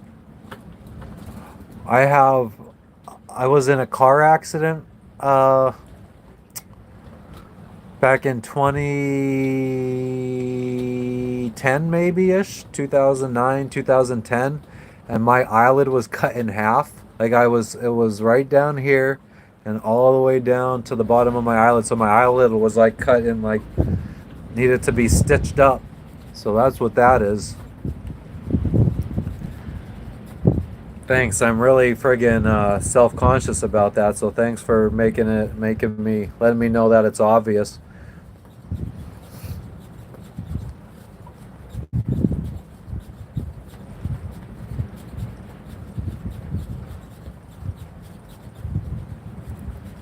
But I'm absolutely joking. So when when I was stitched up, like after I got released from the friggin' hospital, I was absolutely joking. I'm not self-conscious about this at all. It's a fucking battle scar. I'm not. I don't care what the fuck. I'm married. I have nobody to impress anymore. I don't care what I look like. I wear fucking basketball jerseys like I'm fucking 16 years old still every day. My whole entire wardrobe, I own like 15 to 20 Spurs jerseys, and that's all I wear. But yeah, so when I was all stitched up, I got released from the hospital, we had to go to the pharmacy to get my medicines, And as we were going in, my mom had brought me home from the hospital because the hospital was like friggin' an hour away from my hometown where they had life flighted me. And uh, we were outside of the CVS going to get my meds or what my prescriptions, and I sneezed. And I guess because of where I was cut, like when I was bleeding, a lot of the blood I guess had gotten into my sinuses. So I sneezed and just blood came out of my eye, came out of my nose. It was like all of my sinuses, just blood everywhere. My mom had to like run into CVS and ask them for paper towels because I looked like a fucking something out of the Walking Dead. I used to be a warrior, I wish. I don't think I've ever been in a real fight in my life. Couple scraps where like me and the other guy maybe threw 2 or 3 punches at each other and said this is stupid and fucking walked away. I think for the most part back in school and shit, I got along with most everybody. I was just like a friggin' easygoing stoner. Nothing's changed either. Very few people did I have disputes with.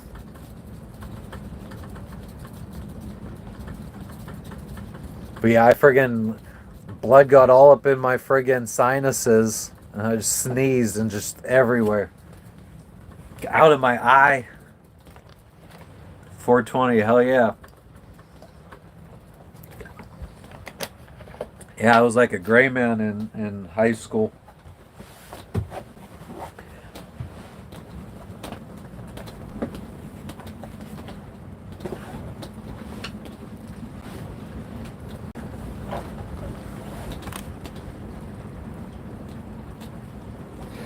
I just thought of this because I brought it up on a live the other day.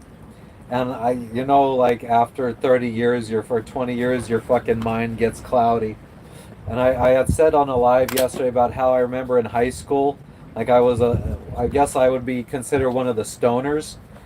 And I remember like in my senior year, one of the like big jocks in high school, I remember him like leaning over to me and he'd be like, "Yo, Pranik, you smoking weed after school today?" And in my head, I remember him saying it in a way that I took it as him like trying to be cool, like letting me know that he knows about weed or like knows how like fucking like it seemed like a jock trying to be cool to me, but maybe it was just him like making fun of me. Like, "Yo, you smoking weed after school?" So maybe I completely misread that situation and I thought he was trying to be cool around me, whereas he was just making fun of me. Kind of just fucking clicked. My whole life I've been picturing it one way and it was probably a completely different way.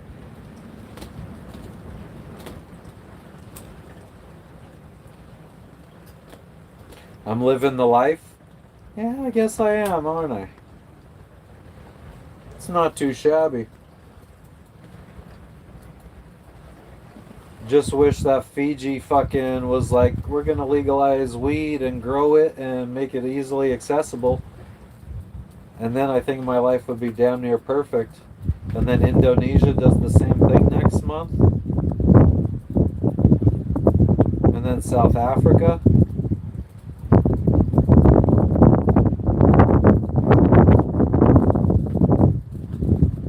Studying mushrooms, no shit. I don't even know what the fucking jocks from my friggin' class are doing.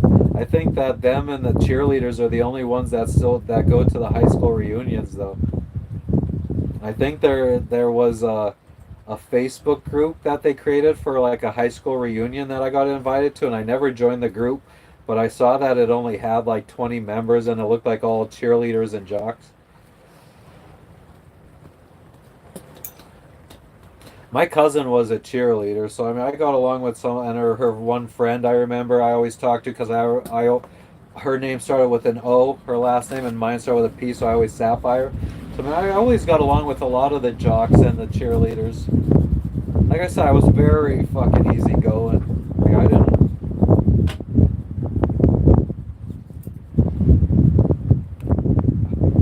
have many enemies.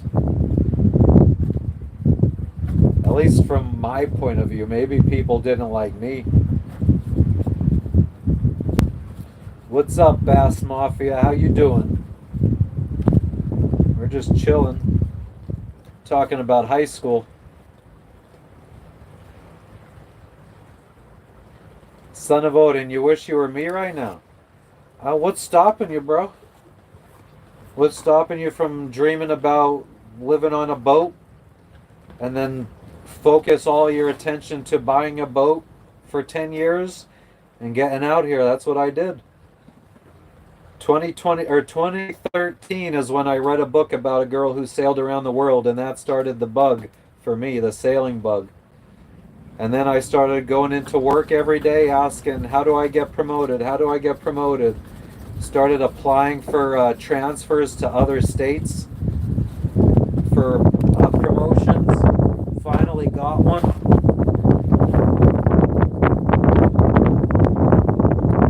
Just got to start working towards it. I mean, it doesn't even have to be a boat. Figure out what kind of RV you would want to friggin' take and explore wherever you're at, or wherever you would like to explore. I mean, you could buy, if you're in the United States, you could fucking start saving up for an RV to buy in Australia and go travel around Australia. You need to want it enough. It's the only reason you're not where I'm at. You haven't wanted it enough.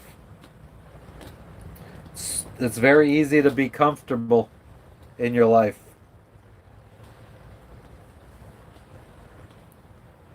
My name's Matt, or Matthew, or Mateo, as my mother-in-law would call me, or Mathieu, as my French teacher would call me in high school. What's your name? I am having a good day. I mean, it's a bit windy, so it's a little chilly. It's winter time here in the southern hemisphere. What's up, Wade? Loved what you did in GTA 5.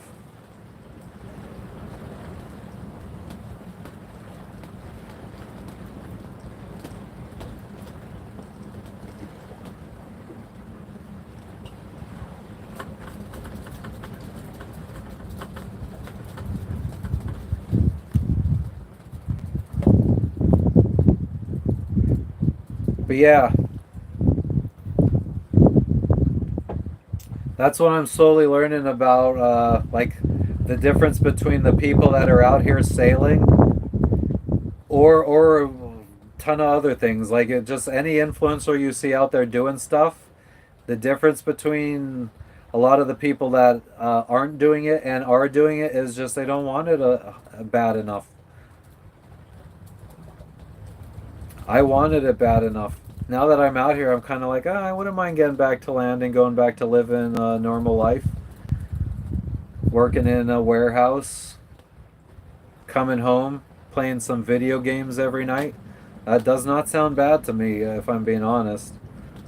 So coming from the one that's out here in the ocean, in Fiji, sailing around the world, it doesn't sound bad for me to go back to the United States right now, work in a warehouse, and come home to my wife and children, play some video games, spend time with them. Doesn't sound like a bad life either. But yes, it's the Pacific Ocean. We're in Fiji.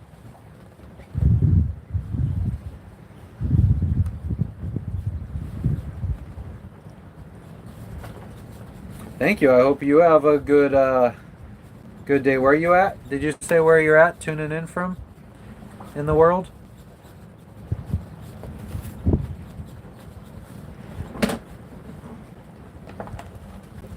I think today might be the day I need to try making some naan bread.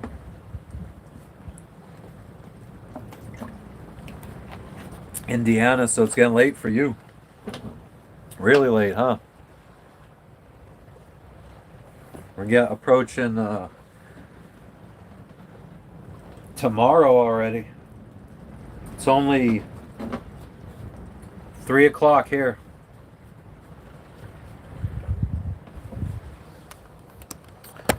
I mean, we're probably approaching a decent enough time. I mean, the longer we wait, the better. I mean, but the tide is coming in right now. So we were waiting for the tide to come in more so we could go to these beaches. I don't think the boat is going to swing around far enough, but over here more, there's more beaches. So like right here, you're about to see that the beach stops, and then we have some mountains and cliffs and everything. And then we might get a little bit of glimpse of the next beach. But then there's a second beach over here. And on this beach, we heard that there's a secret papaya tree, and we're going to go try to pick some papayas.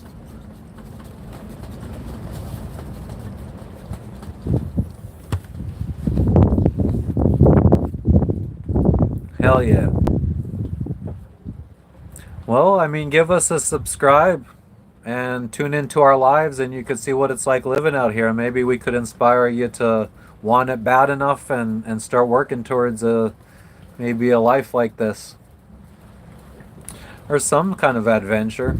Like I said, I mean, living in an RV could be fun, just in whatever's in Indiana. Live in an RV, travel around to state parks and stuff like that. That's kind of where I started with wanting to hike the Appalachian Trail back in 2013, reading a lot of books about that, and I think I don't know, that naturally progressed into wanting to buy an RV and travel around the United States. And then that evolved into buying a sailboat and wanting to sail around the world. It was because of reading books and stuff like that.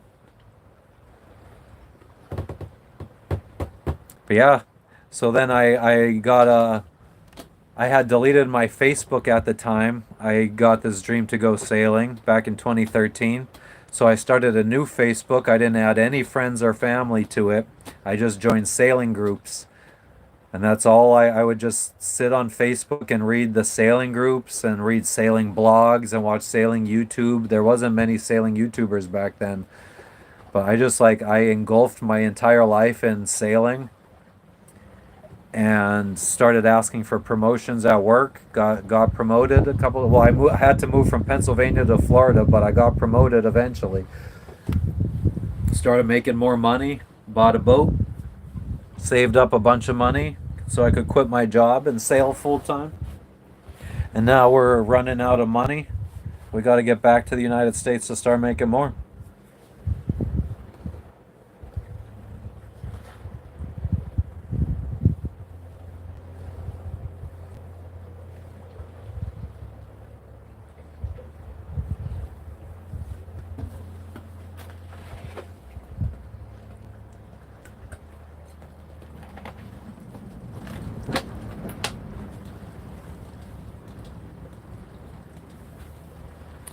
Oh, I fish a little bit.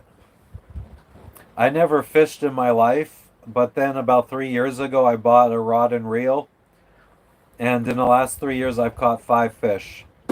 One snapper in the Bahamas, a real small one. Two mahi mahi, okay size mahi mahi, and two okay sized tuna. The last tuna we caught was in the middle of the Pacific Ocean on our way crossing from Galapagos to Tahiti, or French Polynesia. And it was full of parasites, so we just threw it out. But I don't like fish. I don't eat fish. I don't like seafood at all. Lobster, crab, clams, shrimp. I don't like any of it. So, not really that motivated to fish.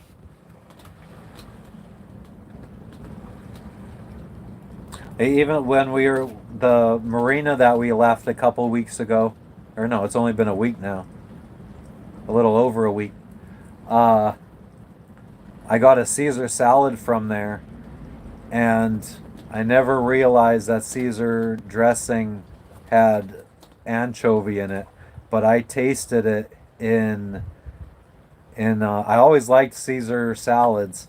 I tasted the fishiness of the Caesar salad dressing in our last Marina's restaurant, and it turned me off so bad, that fishy taste in the dressing.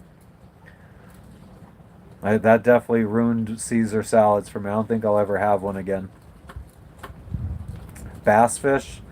We had another viewer about a half hour before you that was a bass fisher.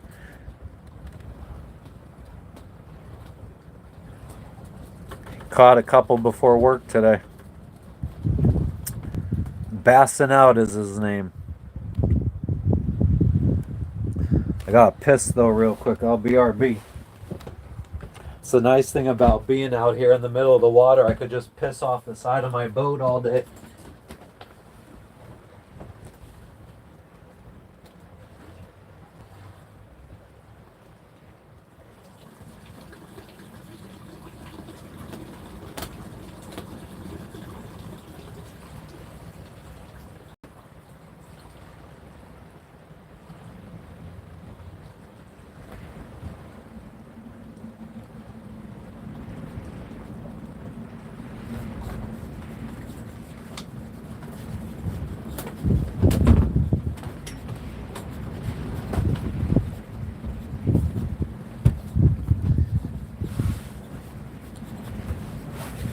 Well, I could see why my neighbor didn't want to leave today.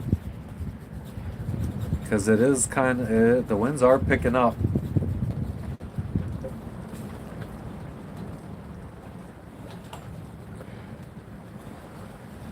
When I look at the weather, you normally use the Windy app, and I normally just look at what it says the wind speeds are going to be. And I feel like most sailors look at it at what the wind gusts are going to be. And they do their planning based off of wind gusts. Because a lot of guys will be like, "What's up? What's up, Robert? How you doing in New Zealand today?" We're in Fiji right now. But yeah, a lot of guys will be telling me like, "Oh, it's gonna be pretty windy out there," and I look and I'm like, 15, 16 knots isn't that windy. But then when you look at the gusts, it says gusting up to 22, 23, then it's like, okay. And it does seem like we are getting gusts of 23, 24 today. It wouldn't have bothered us that bad though, because we would have been, we wouldn't have had too much sail out anyway. But we would have got there quickly, which could have been a problem because we might have been arriving during dark. Windy and wet. Yeah, it's quite windy here right now. 24, like I just said, 24 gusts of 24 knots. Yeah, we sailed here. We started in the United States, sailed around the Caribbean a little bit, mostly Central America. Went through the Panama Canal, then sailed across the Pacific Ocean. Well, we sailed to Galapagos, then we crossed to French Polynesia, and then just about a month ago, we sailed from French Polynesia to Fiji. Unfortunately, your country, fucking Australia, you guys make it way too difficult to friggin' bring pets into your country, so we're skipping you guys. You guys don't like foreign animals that much. New Zealand was a bit better. It was only going to cost us like $7,000 to check in our dog and cat, or import our dog and cat into the country. Australia, it was going to cost like 20,000 US dollars to friggin' check our dog and cat into the country. And that included like, we needed to fly them from Tahiti to Australia. And the only flights going into Australia were in one specific city, and that's not where the quarantine facility was. So then we also had to pay for flights to get the pets to whatever city in Australia the quarantine would have been. Then you have to pay for the quarantine. So like all of that, and the company that was going to arrange it all, their fees and everything, cost was going to be like $20K to check our pets in. So yeah, we're going to be leaving here in about a month. Well, in a couple weeks, we're going to leave Fiji and we're going to sail to Vanuatu. But we're only going to stay in Vanuatu for a couple days to rest. because it's going to be about a week to sail there. And then we're going to sail the 24 days-ish from Vanuatu through the Great Barrier Reef and the Torres Strait to Indonesia. Then we're going to try to fast track it through the Indonesian islands to Bali, because I mean, we just looking at like the restaurants in Bali, seems like we could get a lot of good Western food for cheap at the restaurants. It seems like there's a lot of digital nomads that do a lot of documentation of living in Bali and how cheap it is. So it seems like we could eat good, we could have gym memberships for the month in Bali for cheap. So I think we're going to try to fast track it to Bali, spend a month there, and then we're going to sail down to Cocos Keeling, an island off of Australia, and then cross from there, across the Indian Ocean to Mauritius, and then maybe Madagascar, but I think it's more like Mauritius to South Africa, and then around the southern tip of Africa up to Namibia, and then cross over maybe to Brazil if we could get visas for Brazil, and then work our way up to the Caribbean and back to the United States by April or May of next year, so we could start having kids and maybe work to get a bigger boat. Hell yeah. Yeah, we're on the adventure of a lifetime, I guess. I don't know. I thought it was going to be like 5 years of exploring all these different countries, but I feel like I'm starting to get homesick for the U.S., and I feel like I was more interested in just the accomplishment of doing a circumnavigation and sailing around the world than actually visiting all the countries in between. Like that was more of like a cool secondhand feature of this trip, but the actual goal was to just sail around the world and be able to tell my grandkids that I sailed around the world, or my kids.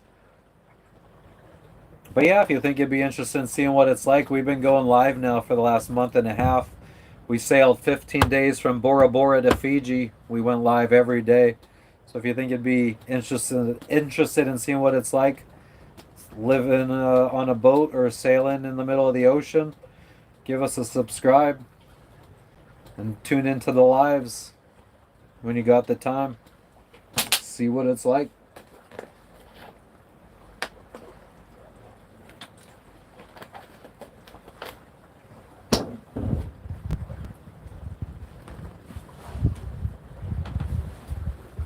What's up?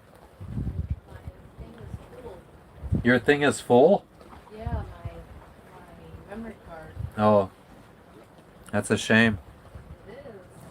It's too bad you didn't have like a external hard drive that you could move all your stuff to, so that way you could clear up your SD card and have it empty again. I know. She does have an external hard drive that she could back up all her stuff on. She just doesn't do it, and then she complains that her card is full.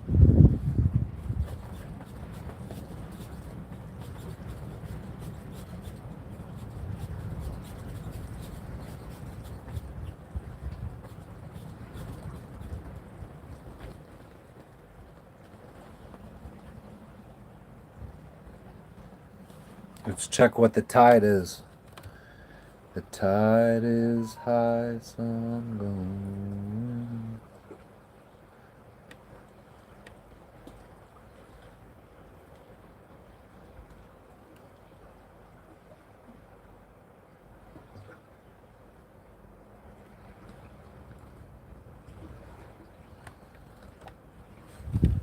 What's up, folks?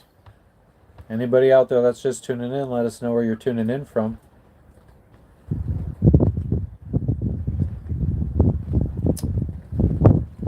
Tide is about 2 feet. Low tide was 0.67 feet. So we're about 1.4 feet, almost 1.5 feet above what it was at low tide. So that reef that was just sticking out, yeah, we still probably don't. We could probably use. Let's see, what time is this going to be? Yeah, right, like at 45 minutes I think we would have enough space over the reef so that our dinghy could go over it.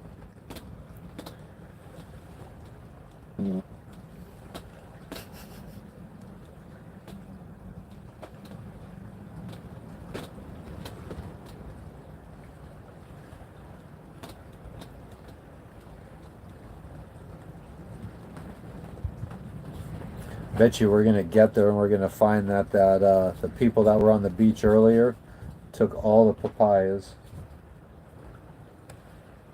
They were super green anyways.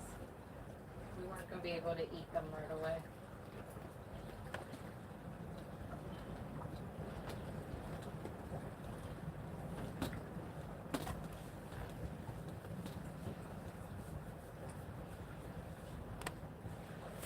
So yeah, guys, how you guys are doing out there? Where are you guys tuning in from? Do let us know. Chip chip cheerio.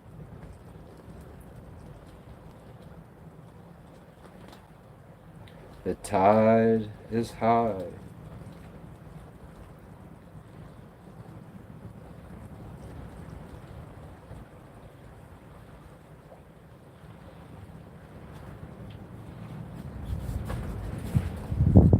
The tide's not high right now. That's our fucking problem. The tide's not high, so we're staying here.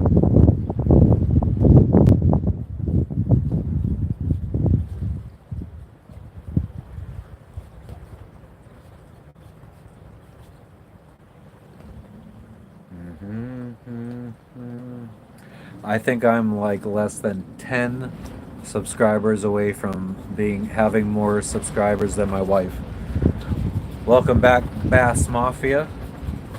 Bass Mafia.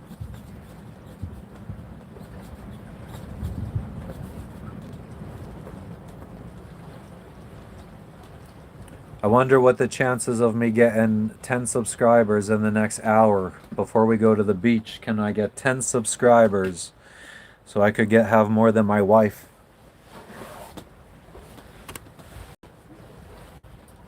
Usually when you do a push like that, asking people to subscribe, the next day that count goes back down anyway. You need more of that natural subscriber count growth. But yeah, let me know where you guys are tuning in from. I'm in Fiji right now. We've been island hopping in Fiji. Well, we've been in Fiji for about a month. Spent 3 weeks in the marina, very comfortable, not wanting to leave. And we just left about a week ago. We've been Anchorage hopping.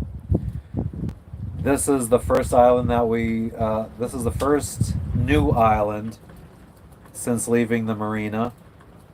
It's only about 2.5 miles wide.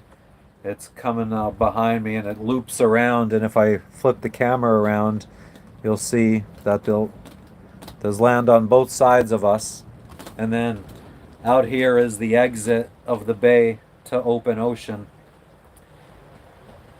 But yeah, this little bay here has just tons of little beaches. There's little beaches all around. We got some other boats anchored here. So one of these boats, I think, is a couple from Denmark. They like to scuba dive, from what we heard from a French couple that stopped by yesterday. But then, well, there's a beach just beyond them. And then there's a little beach just to the right of that. Then there's another beach along here. Another beach along here. And all of these beaches are like separated. So like if you go here and then I go there, we wouldn't be able to walk to each other. And then if the other boat, if they go there, we can't walk to them. So like everybody could have their own private beach here. This beach right here, this is where there's a village on on the other side of this island. So when the villagers come around, that's the beach they stay on. They have a camp in there, in the woods. And supposedly there's a papaya tree, so we're gonna go there in an hour and try to collect some papaya. I wish the camera allowed me to zoom in better and give you guys a nice view, because the coastline looks really nice right here with those like cliffs. But yeah, those cliffs and stuff, that's what's preventing you from getting from one beach to another.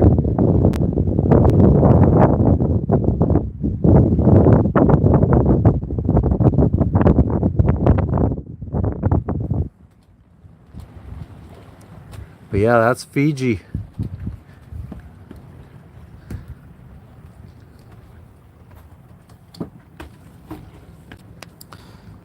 And then if we go to the other side of us, we got more boats. We got 3 boats anchored over there and 2 behind us. And that's the beach that has this papaya tree that we've been hearing about.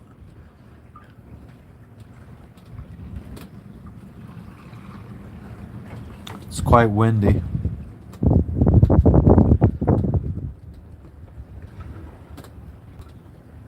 Oh, I can't remember if we found our flags. We've never put up our friggin' Fiji courtesy flag because I think it's buried somewhere.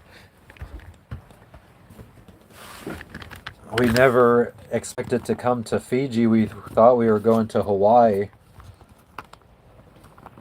So we put away all of our flags, and I think they're in the under our fuel bladder, our 150-gallon fuel bladder that is pretty immovable until all the fuel's gone. So we can't be flying our flag. And I feel like I have purchased multiple pirate flags for this boat and I just never find them. I don't know what happens to them. They always just disappear. I think I had a Blackbeard flag at one point.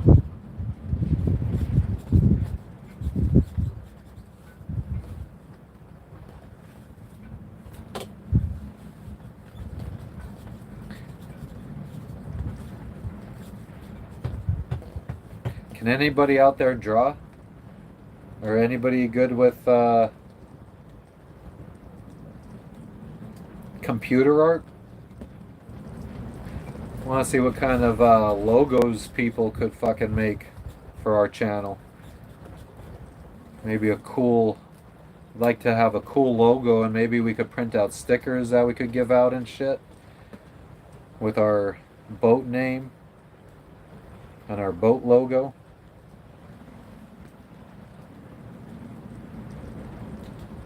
So any artists out there, make us a logo and share on Instagram, Antisocial in Paradise on Instagram.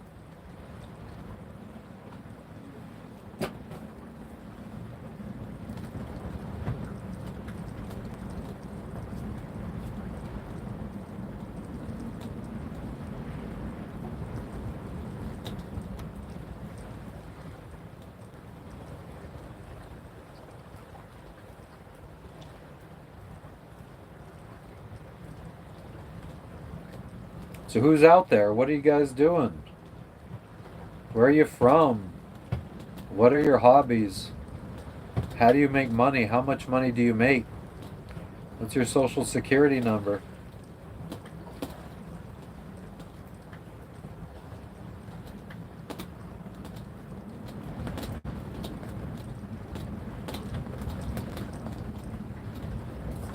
What was your first car?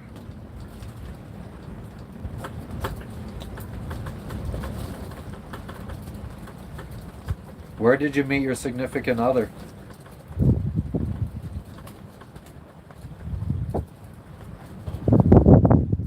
What's your mom's maiden name?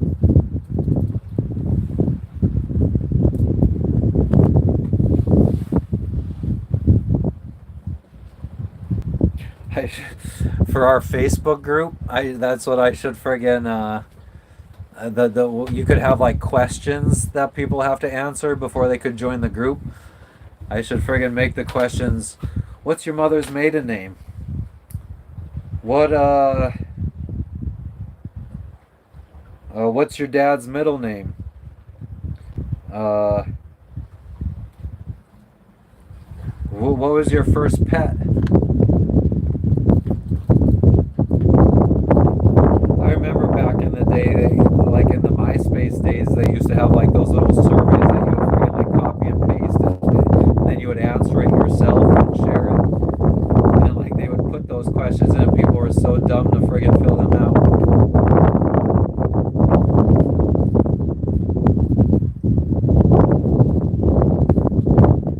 I still see people share, like they'll share a meme that says like, my first car was, and people are all fucking sharing their first car.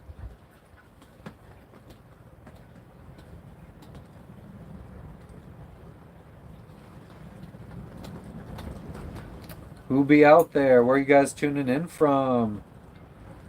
Feel like we're starting to lose the American audience because it's getting late. And what day is it for you guys? What day is it for me?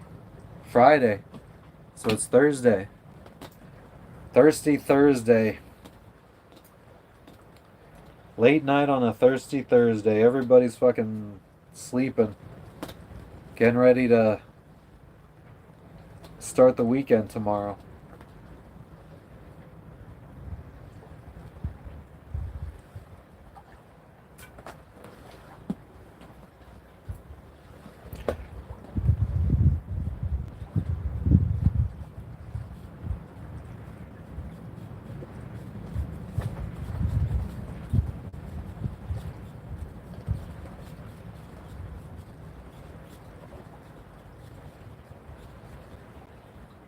One thing that I feel like traveling full time, like if you don't have a job and you're just like out here, no responsibilities, no rules, no nothing, and you could just live your life however the fuck you want.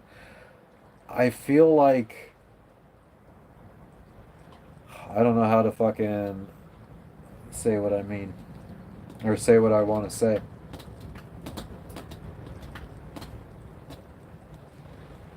Like I feel like this this life it's then just that, it's your life, and it's no longer like when you go on vacation and you're in a new place and it's like it's got this intrigue and this like mysticism about it. It's like and like it burns these good memories in. But then when you're out here doing this full time for years, it's like this is just my life, and it's like this is like every day, and like to other people it's like, wow, that's so nice, it's so cool, I would love to be out there, I'd be appreciating every minute. It's like after a while it's like this is just my life, this is like every day, it's like boring, like I don't like this scenery looks so nice to some people but it's something I see every day, so it's like it's just another day. So you start like losing that appreciation because it's just everyday life for you. Hope that makes sense. So I guess that's kind of why it's important to either keep moving so you're always in a new place and always having that like feeling, or I don't know what else you could do. I guess just have a mentality change maybe.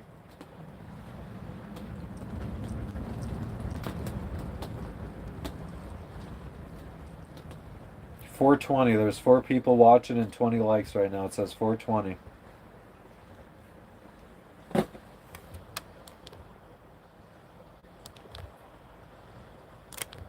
Come on, you fuck. Oh, did I get it? I don't know. People left.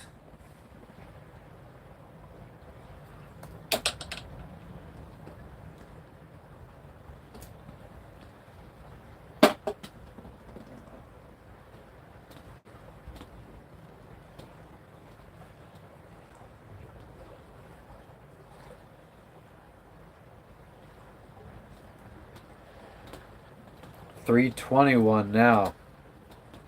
Now we can't even get it again. We lost it.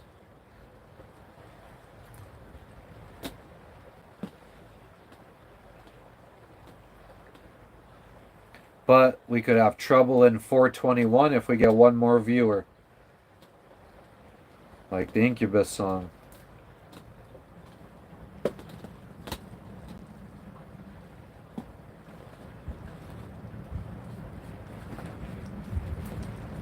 We've been doing good on the watch hours, at least. I mean, we're getting our watch hours up every day. I mean, even if I don't get a lot of viewers, because it seems like the weekend is the only time I really get a decent amount of viewers. But if I go live during the week and I just stay live for 9 hours, I get decent watch hours.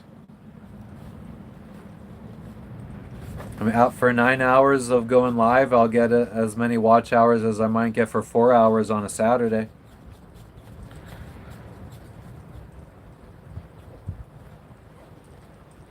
I feel like I need to do another 421. We got 421, folks. 4 viewers, 21 likes. Trouble in 421. I feel like I need to do like another little, not as short, but like something a little bit longer, maybe like a 5-minute long video to get a bit more, like, I feel like you get a little subscriber boost if you put out a longer video. That's what happened for my intro video. Or maybe I just redo my intro video and make it a little bit higher quality. But anybody that's just tuning in, we're on a sailboat. We've been sailing around the world for the last couple of years. We're in Fiji right now. We arrived in Fiji a few weeks ago. Stayed in the marina for a little bit. Now we're Anchorage hopping through the islands. Let us know where you guys are tuning in from.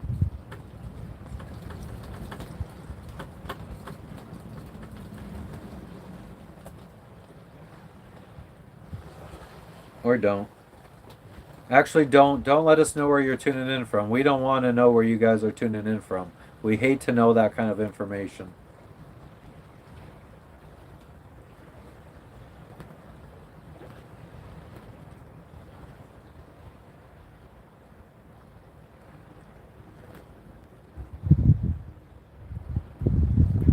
Do not tell us where you're from.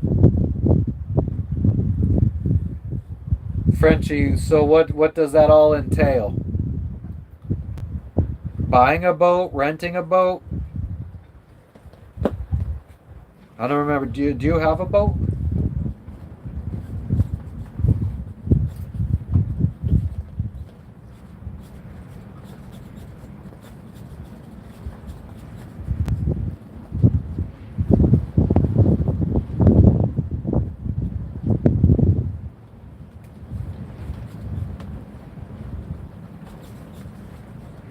I think I might need to bust those fucking pickled green beans out again.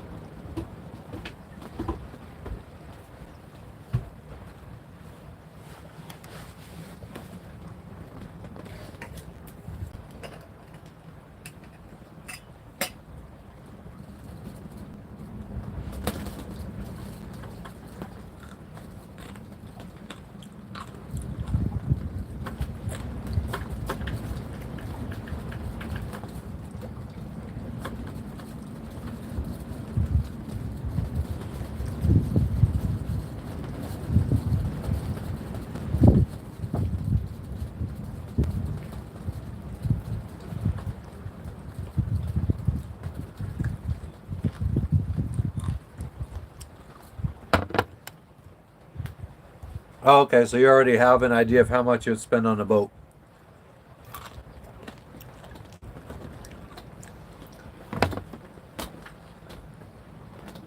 Do you know what size you would want?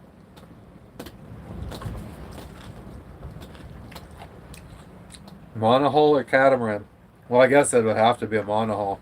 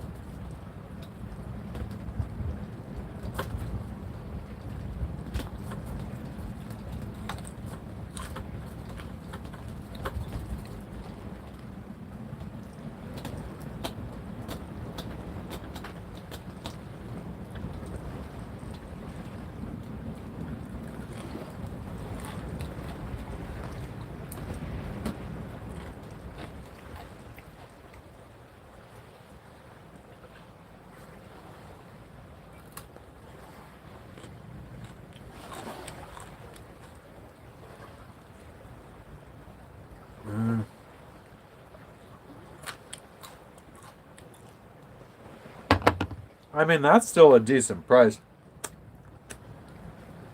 I think is that 50K for the boat and repairs? Because then it could be a little bit.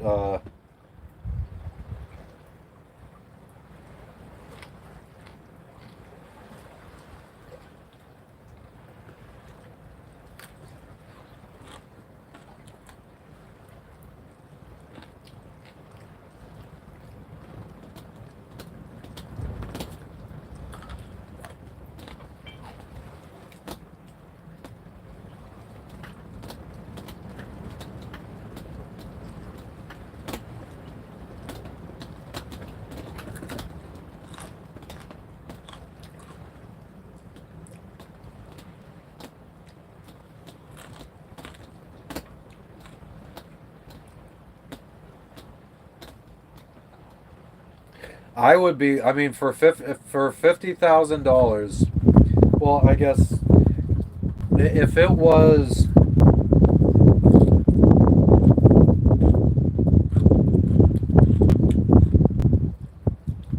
If that's supposed to cover buying the boat and fixing it up to be cruise ready for you,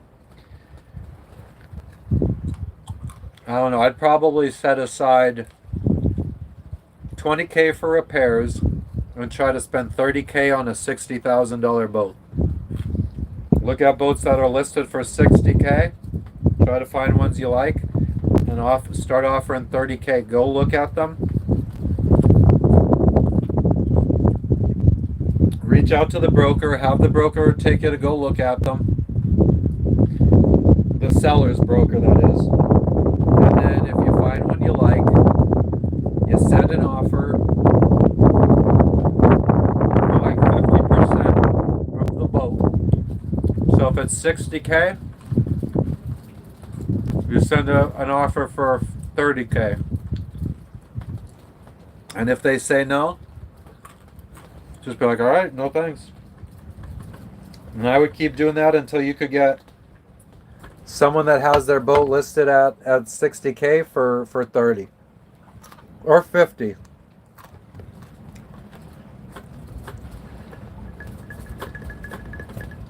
I think over the next now and over the next few years, it's going to be a lot of people that started sailing during COVID are going to be making their way around the world or finishing up their 5-year plan.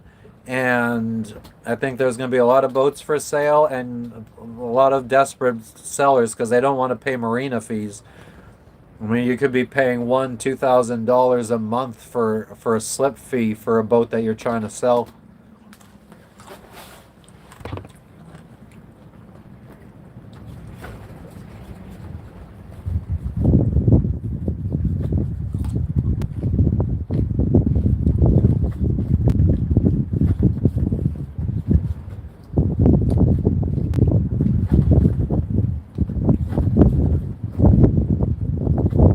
I wonder if there would be people out there that friggin' would pay me to haggle for them buying boats.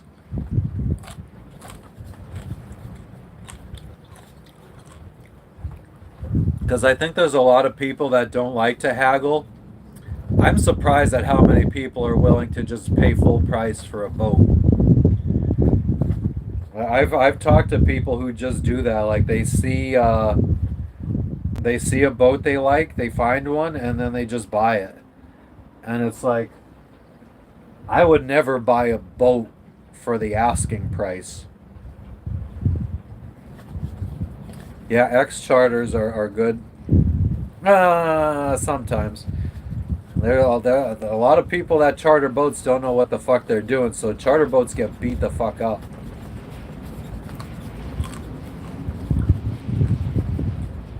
Really bad, actually. But I do know people that bought them and love them. So you can definitely get good deals. But I would definitely never pay whatever price is listed on Yacht World for a boat. I'm not paying that price.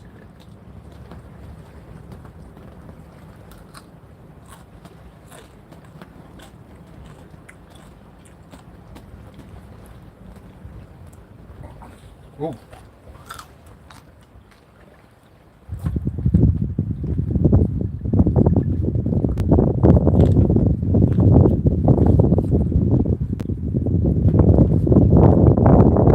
Anybody that's just joining in, we're in Fiji. Let us know where you guys are tuning in from. We're on a boat talking about boats.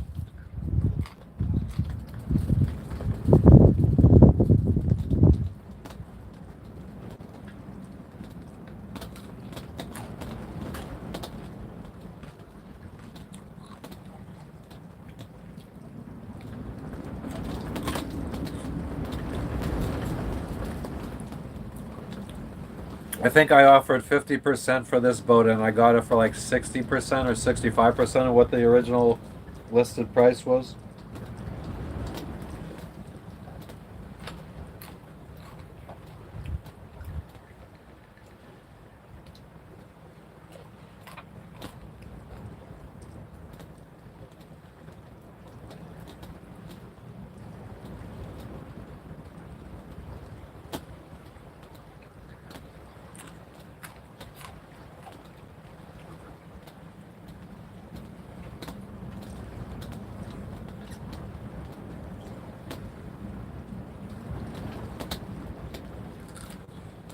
I'm eating pickled green beans.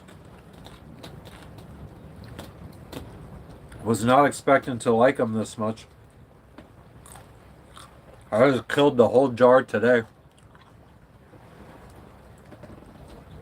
They're homemade pickled green beans. They didn't even sit that long. I only let them sit because I didn't want to give them a hot water bath so the jar sealed properly, and I saw movement in the water. But yeah, so I only let them sit for a week. But they're good.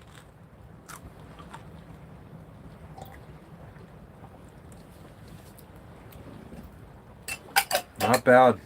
I've never really liked the taste of fresh pickle or homemade pickle juice, but this was good.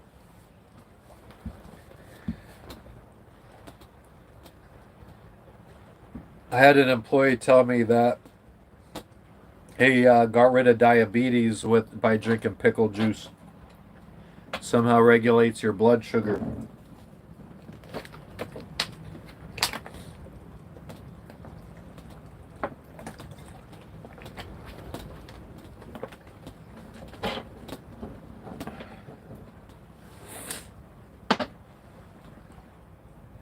But yeah, anybody that's just tuning in, let us know where you're tuning in from. We're in Fiji on a boat. Been sailing around the world for a couple years now. Started in the United States, across the Pacific Ocean, went through the Panama Canal.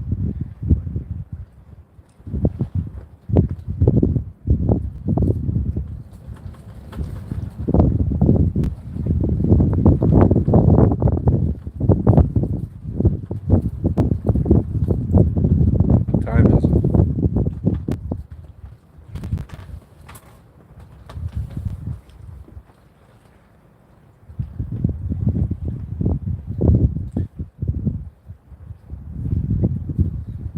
What kind of topics could we talk about today? Controversial topics.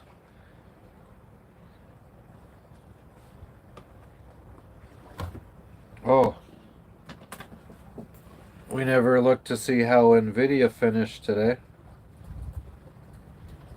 164 was the last. Okay, 164.10. Not too shabby.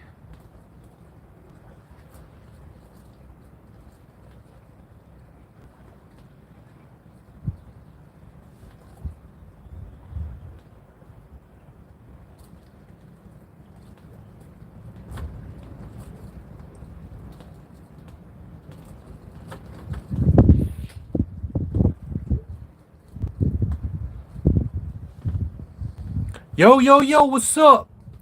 You that just joined, where you tuning in from? Who that? Who that? Where are you tuning in from? We're in Fiji. Spinning around on Anchor right now. We got some neighbors out here in the water.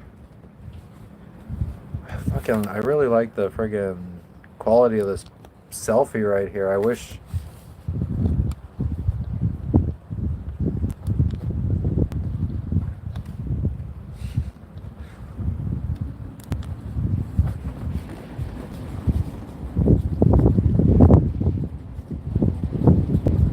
Now let's see what we could do. Oh, I had top messages on this whole time. I didn't have all messages on, so we could have had trolls and I would have never known. Fuck. You win some, you lose some. So now we turn on the green screen and we put my picture behind.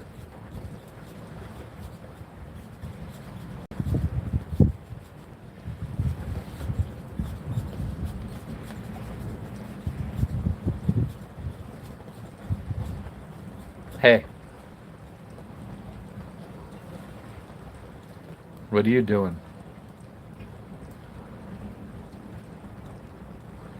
Oh, I got an idea.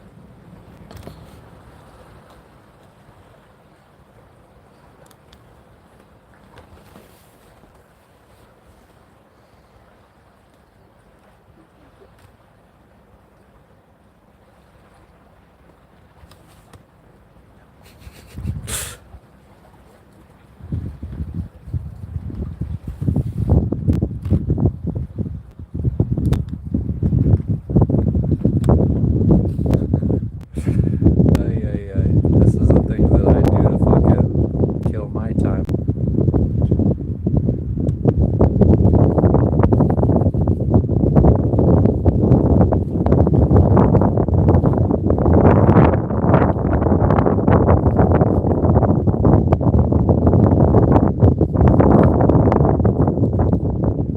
No.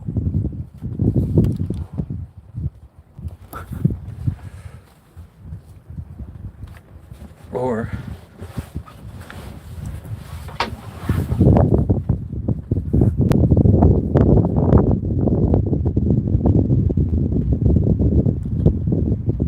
I'm gonna have to get a fucking shirt made for my wife with this.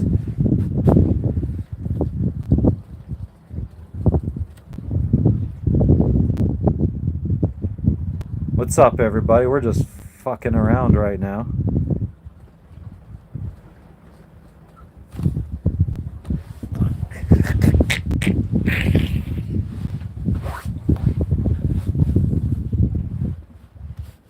Oh, I don't know if I could take a selfie like that.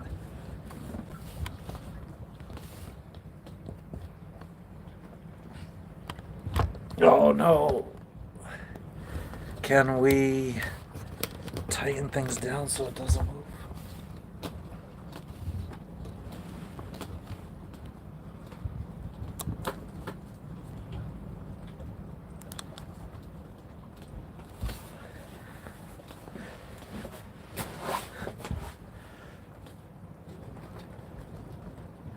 What in the hell, Bobby?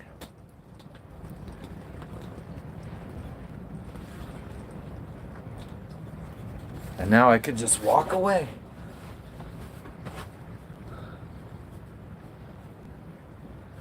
I'm making art. Hello. Where are you tuning in from?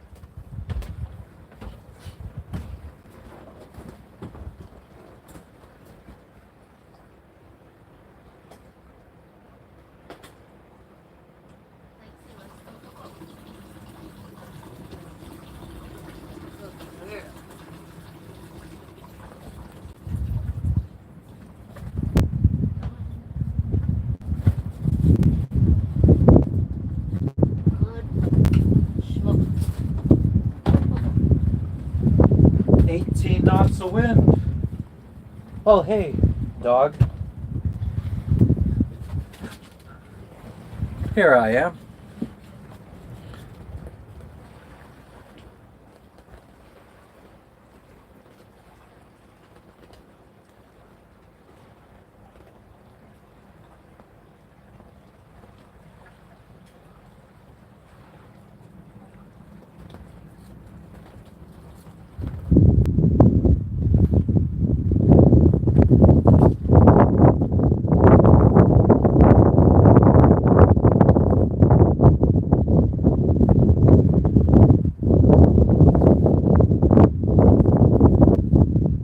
Ah!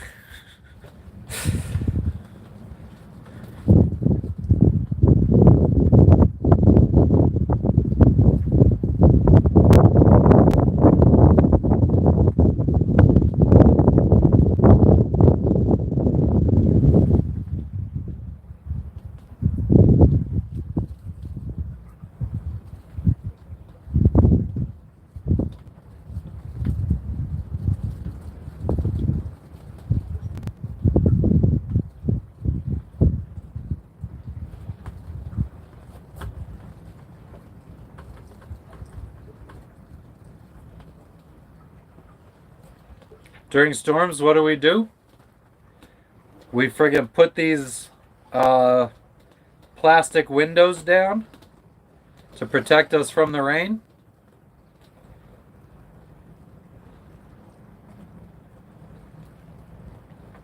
We might bring in a little bit of sail so that way we don't get overpowered by the wind.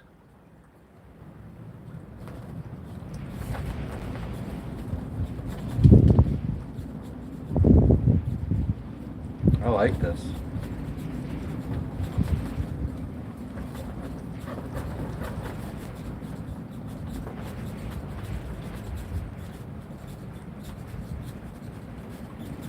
Like a cyclone or hurricane?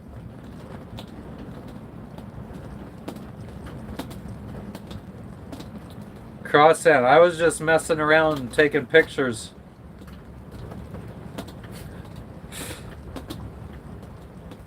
Apparently it works.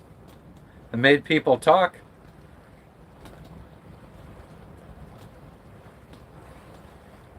But calisthenics, we just don't we make sure that we're away from the part of the world that gets hit by those kind of storms, because those kind of storms happen at specific times of the year. So we just make sure that we are not at that area at that time of year. Like cyclone season right now is, well, it's not cyclone season right now. It's going to be cyclone season in November. So we're going to make sure we're out of here well before November.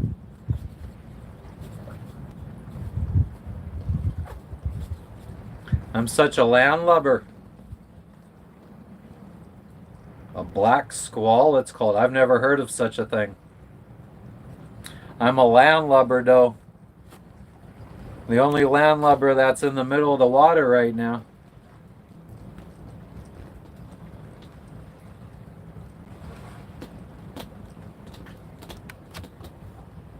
I feel like this is a better background.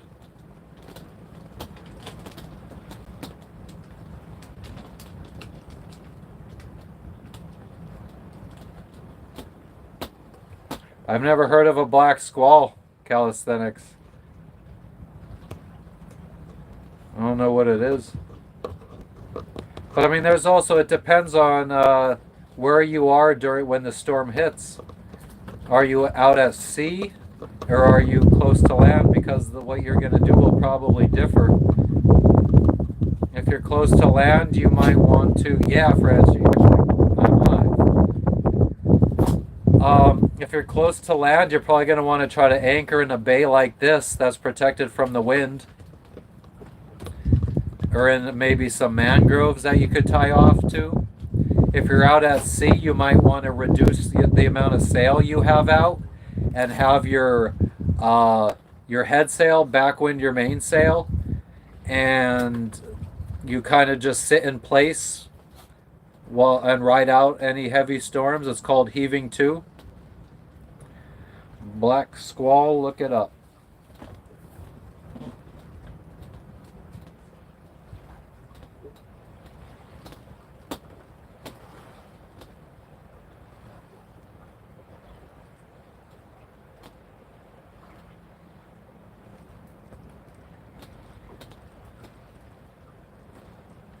Yeah, I mean, it's just a squall. I mean, that's just like, yeah, we just make sure that we close up all the windows and everything, and maybe take some sail down, some of the sails down, and try to have only a little bit of sail out, because when the winds start picking up, you don't want too much sail out or you get overpowered. Did you, Frenchie? Yeah, I never did that. I've never hove to before. I have a couple infographics and YouTube videos saved on how to do it if we ever wanted to, but huge waves. Yeah, I mean, you just if you heave to, you are pointed pretty much like in a direction that you're kind of riding over the waves. I mean, it really depends, because waves don't always have to necessarily come from the direction that the wind is coming from. If you're out in the middle of the ocean, you could have waves coming from multiple directions. Our scariest incident on the water has been our anchor wasn't secured properly to the sea floor, and we were dragging during a bad squall, and our boat was dragging onto a reef, and I was trying to untangle our anchor line, and the wind picked up really bad and started blowing our boat, and I wasn't strong enough to hold the 20,000-pound boat against our anchor chain, and our anchor chain ripped out of my hands, and it went tight really fast, and while it was going tight, it slammed on our boat, like the deck of our boat, right on top of my hand and my foot. And I pulled my hand and my foot out at the last second, thank God, because I think if I wouldn't have got my foot out, the chain would have slammed and chopped my foot underneath, and I probably would have been stuck under there until the chain sawed through my foot. So that was probably the scariest. But the two scariest times we've had on this boat were anchor problems. Yeah, it could have been fucking bad.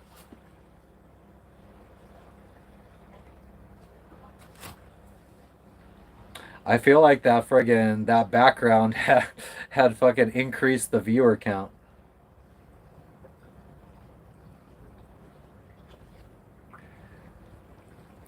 But yeah, and then the second time anchoring was it was about a year ago in Tahiti, and we weren't even on the boat.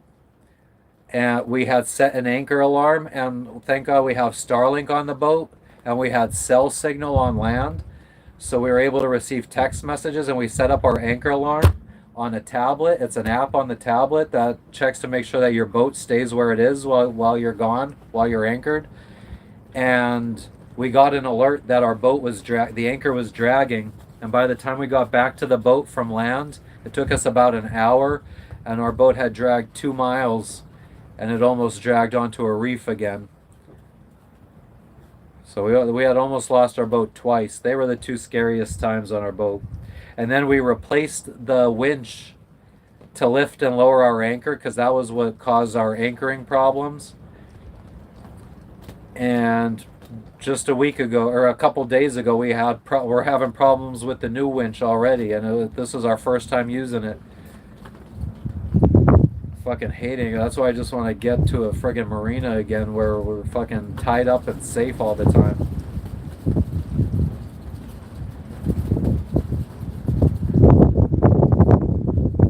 Hope the viewer count is going down. Oh. Down.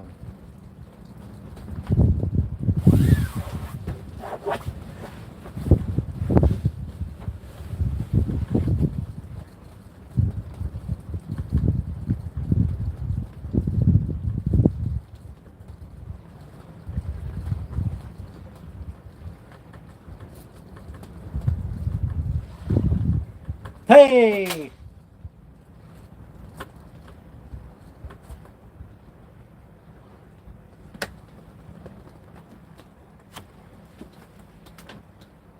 But yeah, Mother Nature is joking, friggin' like, things could go very quickly bad on a boat.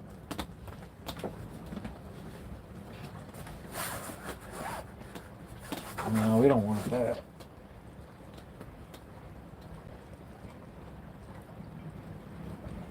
What is this little fucking schlep here?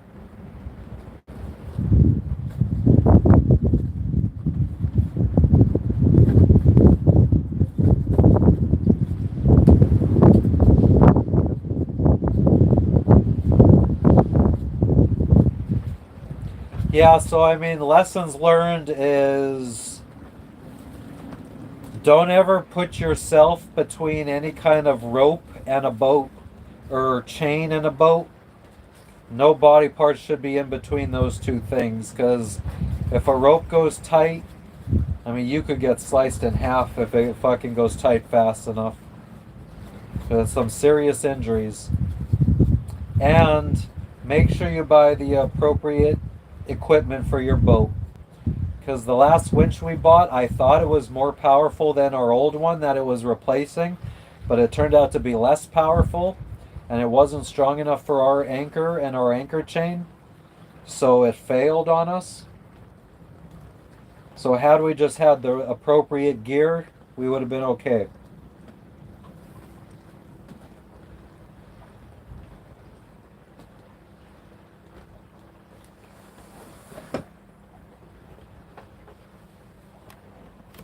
No, I can't.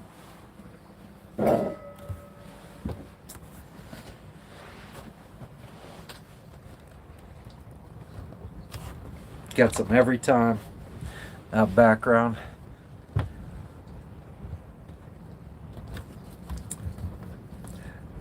Not even Castaway. Like a Castaway, I'd be okay. I feel better on a deserted island if we lost our boat, because at least that way there's no one to fucking laugh at us for fucking being idiots.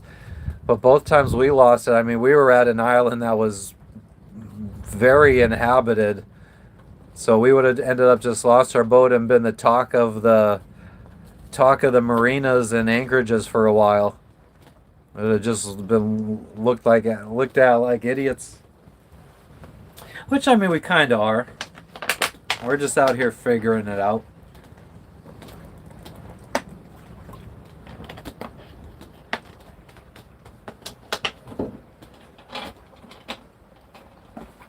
See how we're doing on subscriber count. I'm catching up to my wife's channel.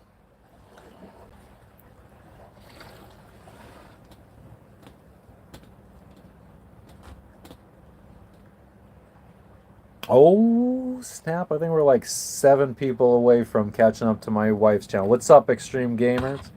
How you doing today?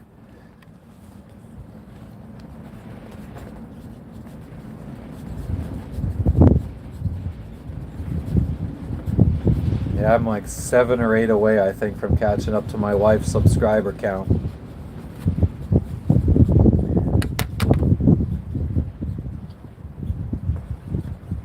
Jess, what are you doing? I'm working on your birthday spread. Oh, okay. Well, I mean, we could go to the beach whenever you want. It's 4 o'clock.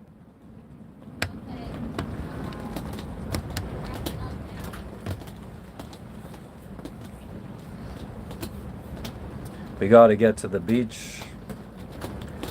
But, well, I mean, I guess it doesn't even matter if we fucking are there for sunset. Probably be pretty cool to get pictures at sunset. So I guess I don't need to rush her.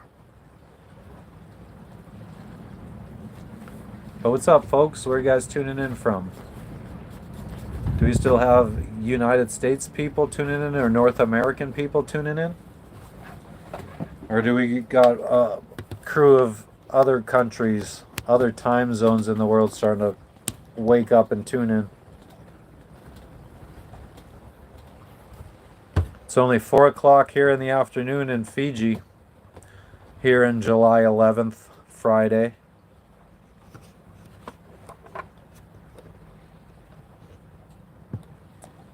New York City, New York City.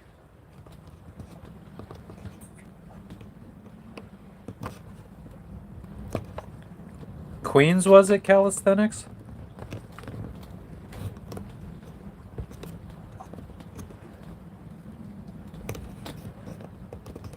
Paul, what's up? How you doing today?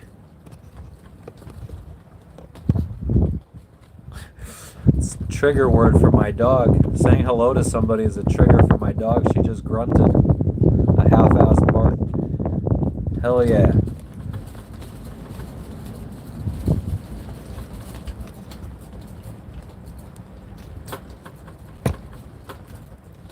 Gonna be going to the beach.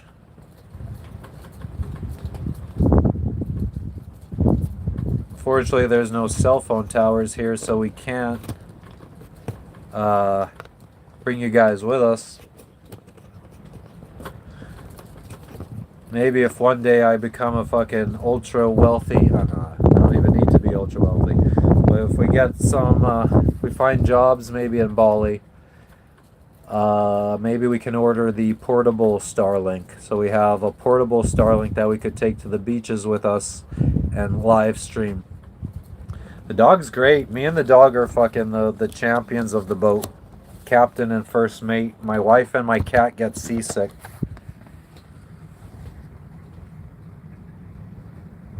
But she's fucking never gets seasick. I mean, sometimes if we're out at sea for weeks and the waves are bad, she doesn't want to fucking shit for days. She'll hold in her shit for fucking 3 or 4 days. But other than that, like, she handles it. She's just scared because she has to go. Her pee-pee pad.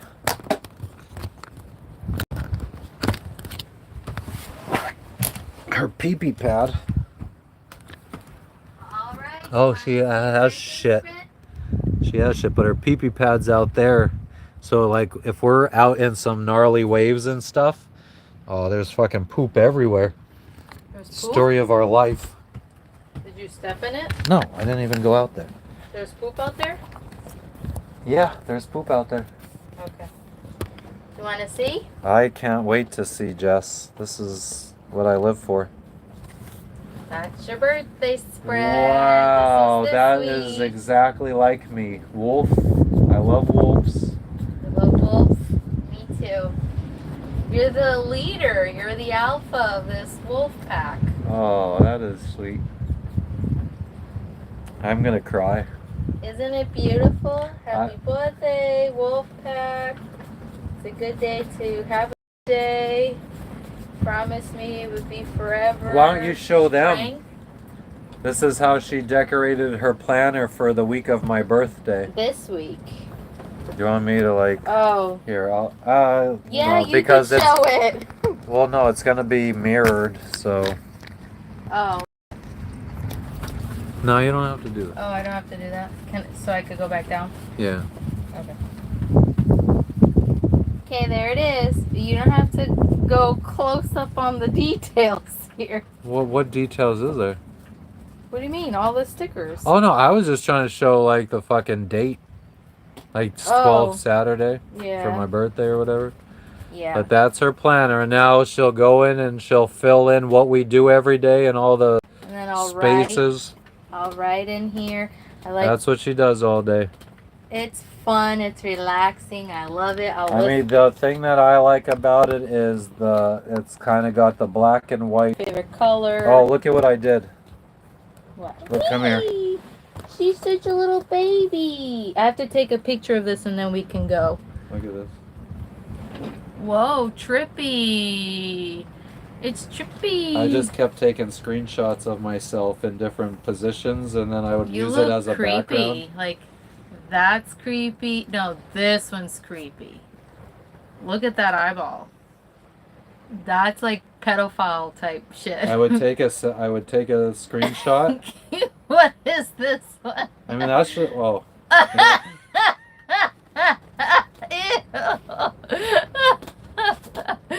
What the heck?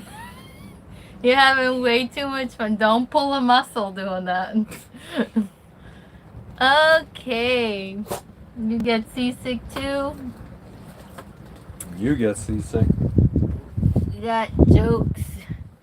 He's the jokester. I'm the laugher. Ha, ha. Ha, ha, ha, ha. Yeah. That's what I've been busy, you guys. I've been busy putting stickers on my planner. It's so fun. Anyways, I'm going to go take pictures of this so I could post on the social media so that we could go to the beach because it's been all day waiting for this. How many subscribers do you have? When I checked this morning, I had 1,167. I've lost like 3 subscribers. I have 1,159, so I'm almost caught up to her. I just need 8 more subscribers to catch up to her. And there's 8 people in here, but I'm sure a couple are already subscribers. Yeah, and that took me almost 3 years to do that. And it's got 2 months for me. Yeah, well, it is what it is. But do you love it? Isn't it cute? It is amazing. It's just so amazing. Thank I'm gonna you. dream about it. Good. Come on, creature baby.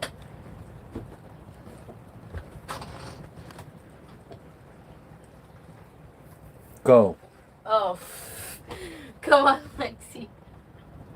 She's such as all wiggles. So wiggle, wiggle, wiggle. Oh. Oh, you don't want to come in? Okay. She's going to stay out there with you. The sweet babies. Oh.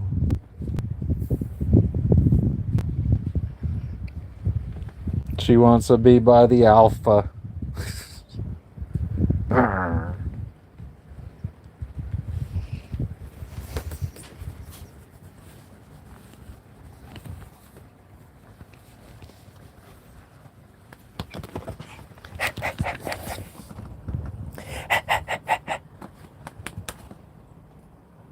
Is that amoeba?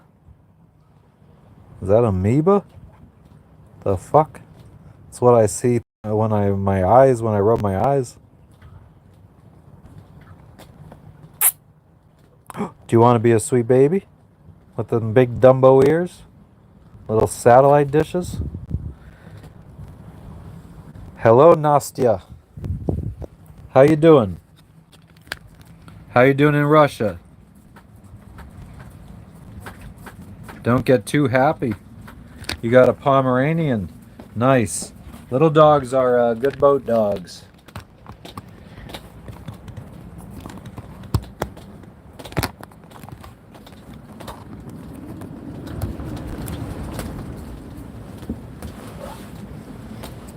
I always get these videos on TikTok of this Russian guy who's like, you don't like Russian music, brata. Listen to this. He starts singing a Russian song. Oh, about the planners. Yes, planners are such a love of my life.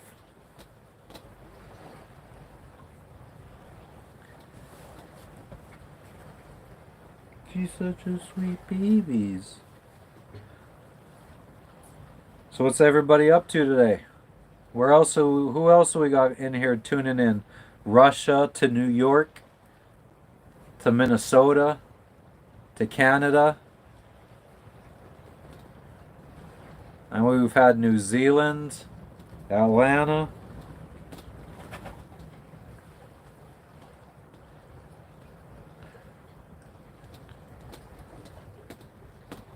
I keep meaning to friggin' learn how to say hello in Russian.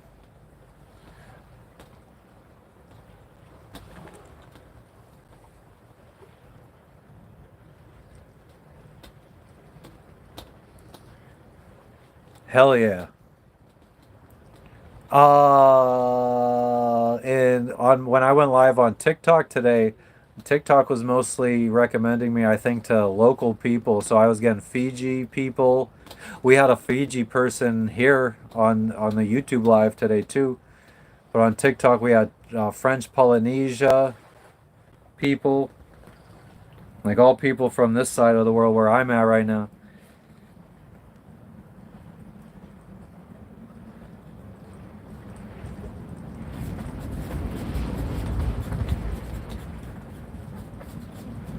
So yeah, papaya hunting in a couple minutes whenever she's ready to go. But I guess I am not going to rush because the longer we wait, the closer it will be to sunset, and I could probably get some nice pictures from land, maybe of our boat with the sunset in the background. So, but I think we're gonna probably take our dinghy completely out of the water tomorrow or today and put it on deck. So that might not be fun doing it in the dark. But it's full moon today. Or it was a full moon yesterday, so it's still 99% illuminated today. So we'll see how things go.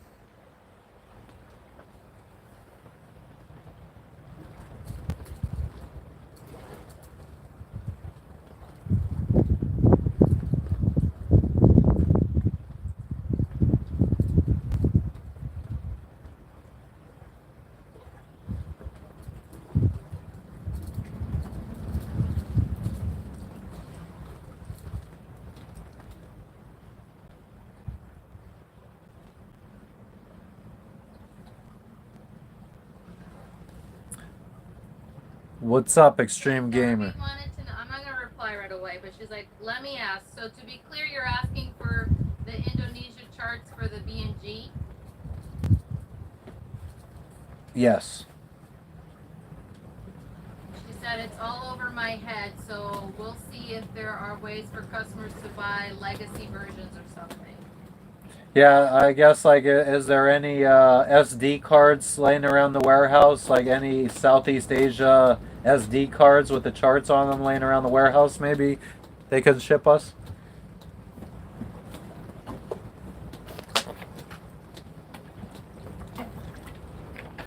I don't know. It seems like licensing is the issue, so I don't think it would be like a. You know, I don't know how to say it. Okay, and then she said a bunch more. Then she said, also random, do you guys do any sort of blog or online recording of your sailing experiences? Neil had asked me that yesterday.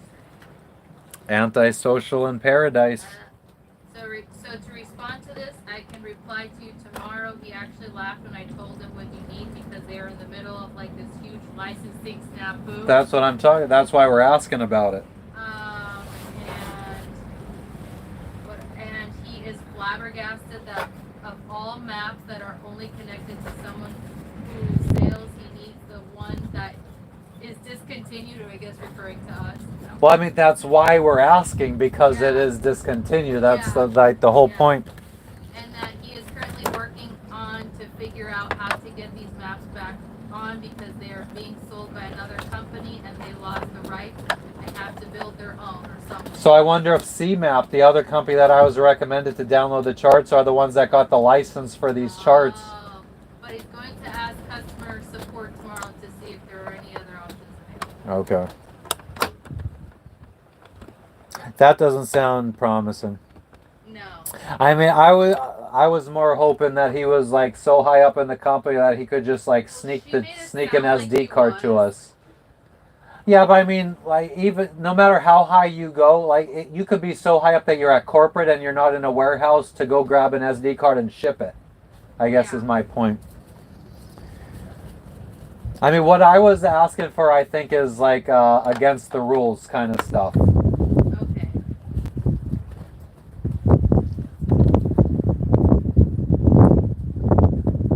But I mean, it's not that big of a deal because I can just get the charts from the company that ended up getting the license. We could just switch and stop using Garmin or stop using Navionics.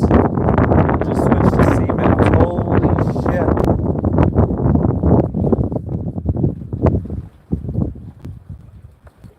C-Maps, S-E-A. No, C-MAP. The letter C-MAP. But yeah, that was what was recommended to me after this whole debacle.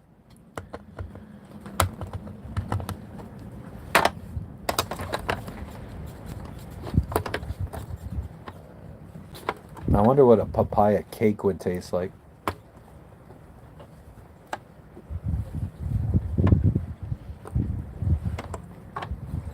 What are you doing?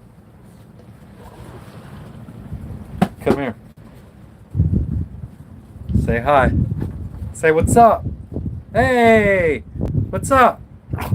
Tell them. What's up? Tell them. They're right there. Tell them. You guys heard it here first. Straight from the dog's mouth. All right, you want to go inside? Go inside.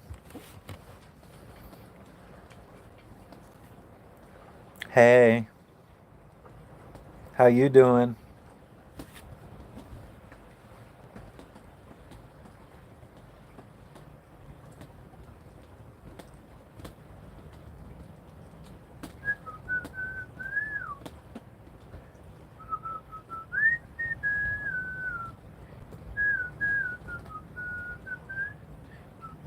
Another thing that I pictured sailing to be like we have two boats behind us. We're not going to get them. I don't think we're going to swing far enough. We got three boats to our other side. I don't know. I just pictured like when you have a situation like this where a bunch of boats arrive in an anchorage around the same time. I thought maybe people would be trying to coordinate like a beach party or a bonfire on the beach, but none of that. Everyone kind of does their own thing, which I guess I'm kind of fine with because I am antisocial after all. But yeah, it's surprising that not more party, like little groups of potluck type things happen. I think that's more of a Caribbean type thing.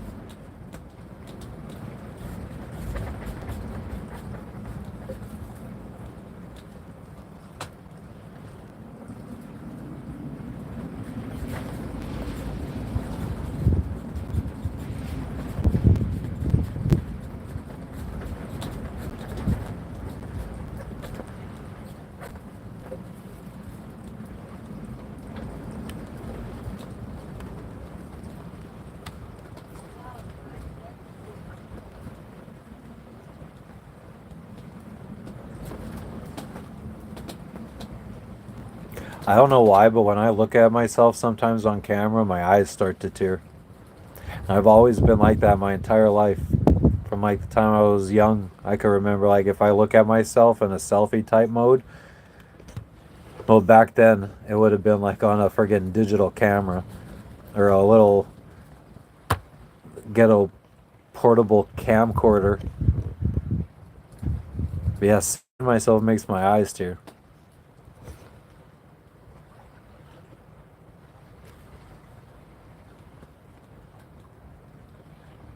Nostia from Russia.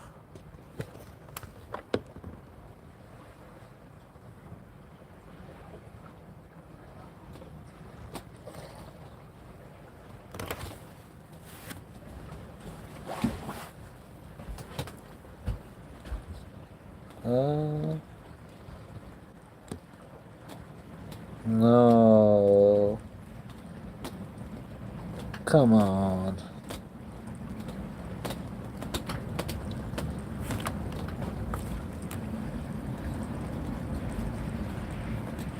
Well, that doesn't work.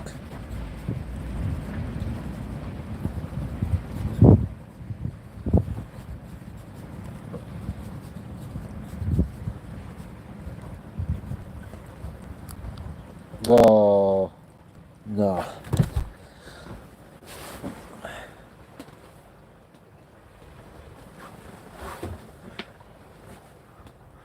Maybe.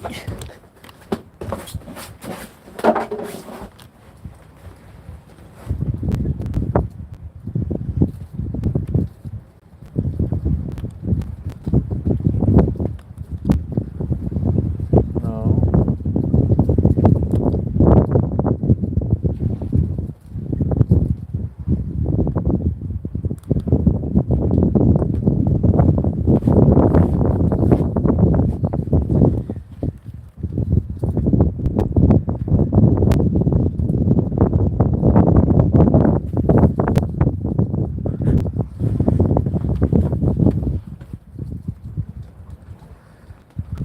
Yeah, that side really doesn't want it.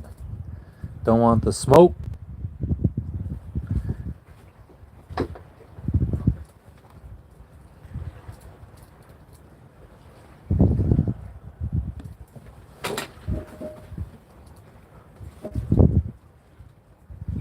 Yeah.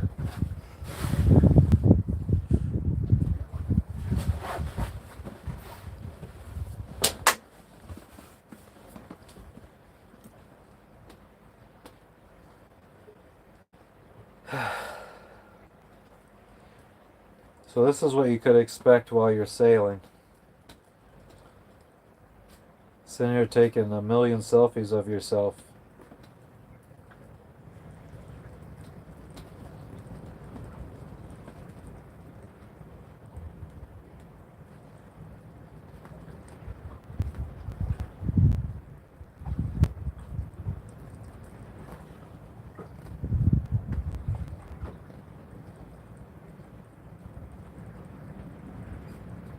Ooh, I'm glad that wasn't a liquid, just gas.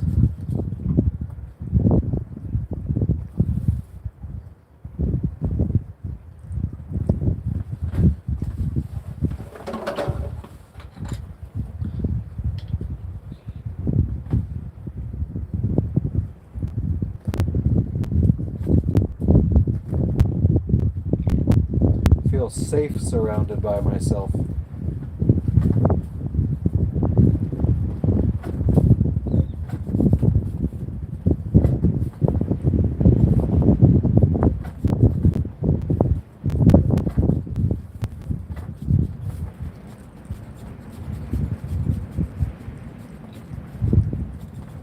Hey! What's up? Hey! Goddamn ruckus! We hate ruckus. No fucking ruckus for us. Tell them. We hate ruckus.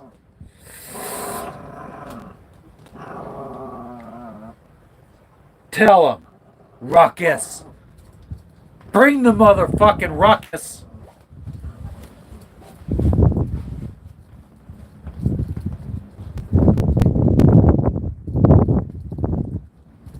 That's what I told the bitch.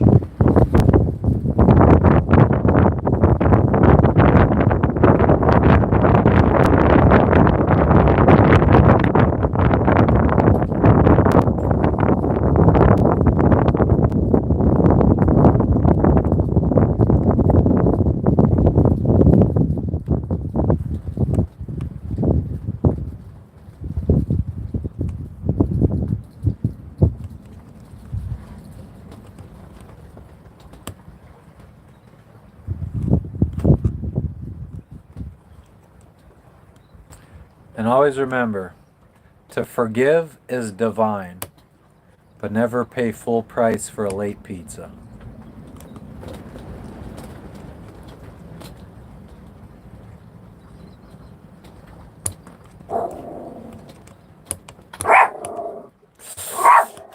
Fuck you! Stupid birds. Tell 'em. Stupid fucking birds. Causing ruckus. God damn it. Fucking birds. Tell them. Go fucking get them. Tell them. Fucking birds out there. Do you see them? Look it. Look it. Ruckus. Tell them. Goddamn motherfucking birds.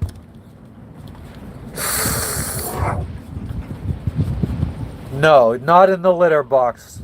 You fucking idiot. Tell the birds. Tell them. No, over the, look it. Out there. They're out there, you dumb fuck. Are you sure you want to go to land? You don't want to go? It's just windy as fuck. I know.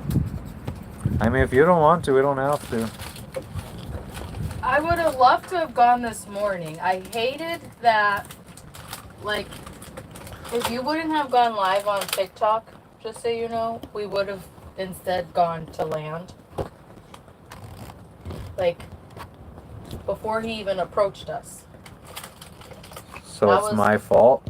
It's not your fault. It's nobody's fault.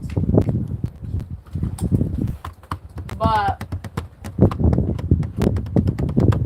I feel like the right thing to do is let her go to land. Because it's going to be a while for her again. So let's I mean, it's not that hard to fucking drop the dinghy. I know. So let's just go. You want to go? Let's just go. She deserves What's up? it. What's up, Jeff? How you doing? Hey, what's up? Tell him. She hates ruckus, right? We hate ruckus. Goddamn birds out there causing ruckus.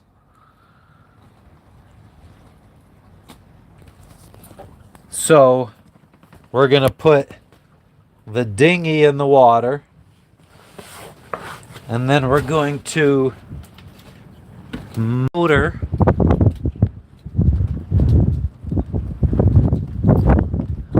over to that beach over there. What one? That one? Wigwam. No, that one. Where the fucking papayas are. What? Why not? There's nobody over there. Okay. Over here, there's a papaya tree right up in there somewhere. Where people go hunt papayas. The mystical papaya tree. Or poor, as they call it in New Yeah, Zealand. don't talk with your mouth full. Yeah, I almost just died. Why are you recording me? Yeah, I know. It's embarrassing.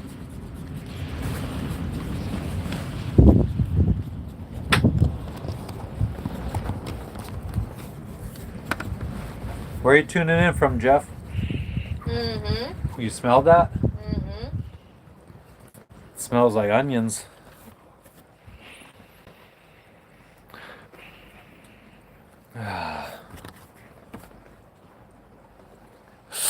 All right. How long? 60 seconds. 60 seconds? Yeah, I have to pee. Yeah, I have to piss too.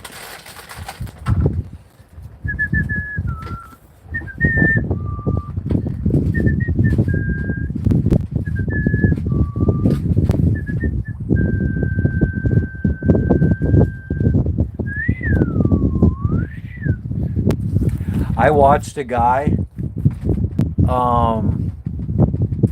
he was UFO hunting on TikTok live, and like he knew how to get the TikTok algorithm to keep recommending him to more viewers, and he was like doing it live, and his viewer count was going up. He was like just like moving his screen, so I feel like if we maybe move around, maybe we go walk around the boat for a second and change the scenery. Let's see if the algorithm's like, oh, well, this is like new stuff for people to see. We got a sun setting in the background with some boats. got a Starlink internet with a radar dish, wind generator, and I know it's windy. It's kind of what nature is.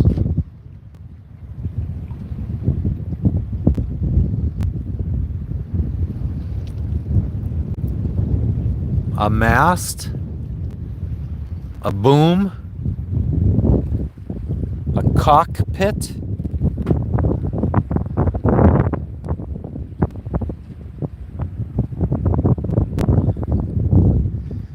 ventilation, ratchet straps to keep the dinghy down when it's up here on deck,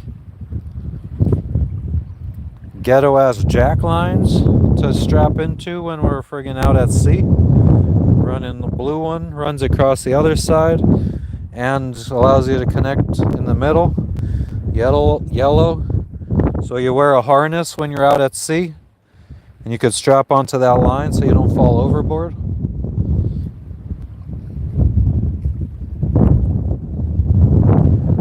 Anchor, our winch or windlass that lifts and lowers the anchor.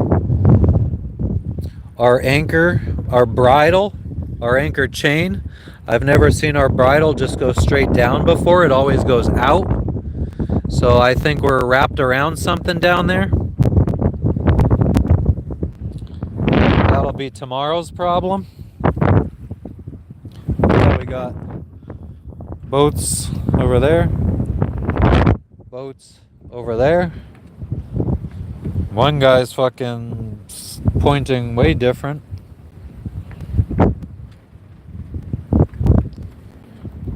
Scuba tanks that haven't been secured down.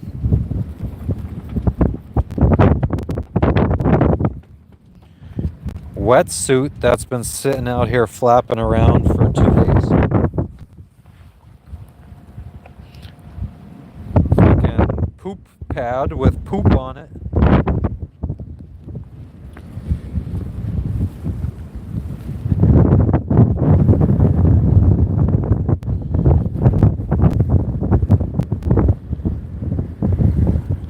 Nice shot.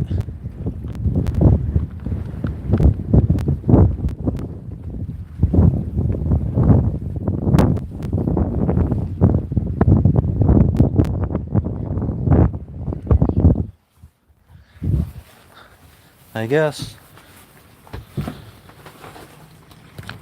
Bring a towel just in case we get wet. I'm hung.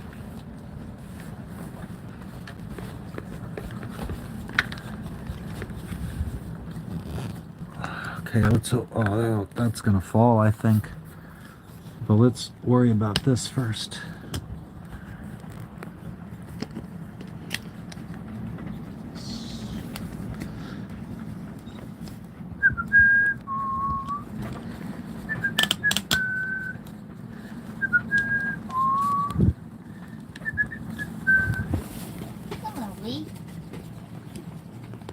Okay, so we're going to be putting our dinghy in the water right now.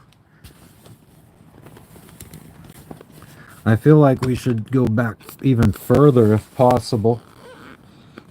Where did you see Lexi's leash? I feel like it was her harnesses hung out there, right? Word. And then I rinsed her. Stop it.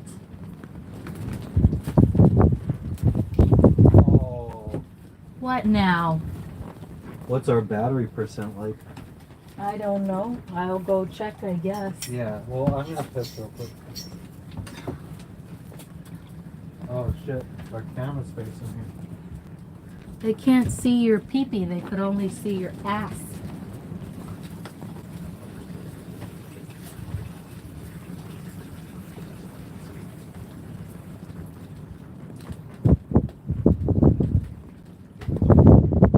It is at 50%.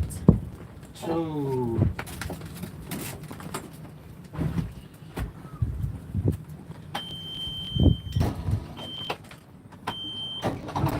Did you say hello to Extreme Gamers and Jeffrey Kibbett? yeah, that's all old. Okay. International this week. Yes.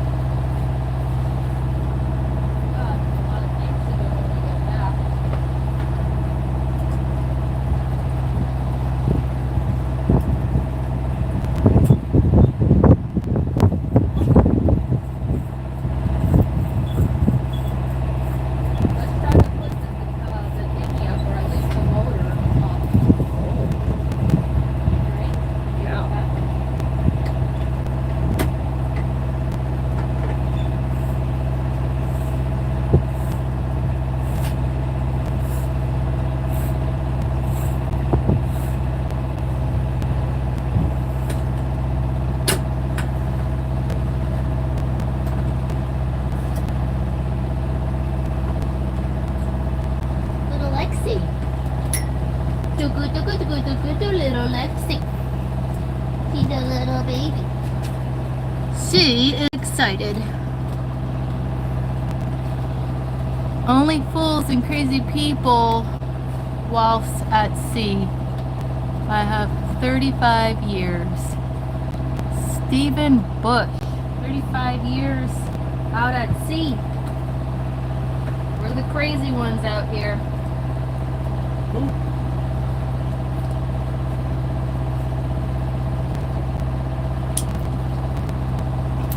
You need to come in? Yeah, goddamn right.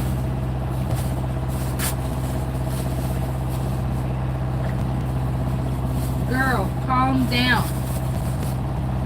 No.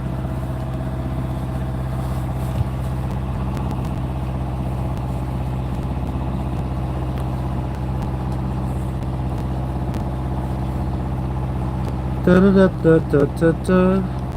What's up? What's up? What's up?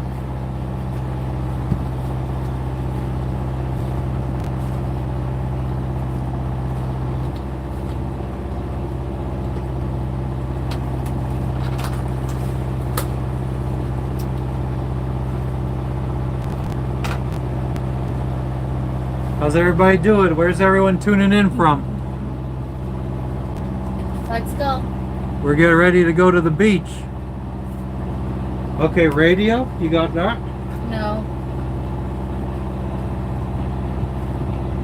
Where did you Blue put bag. What else would we need for the beach? Or a towel?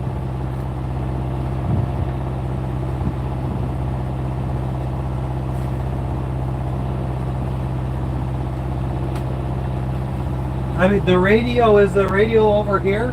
Back here by the galley? Think you rinsed it off. Yo, yo, yo, yo. Let us know where you guys are tuning in from. We're getting ready to go to the beach.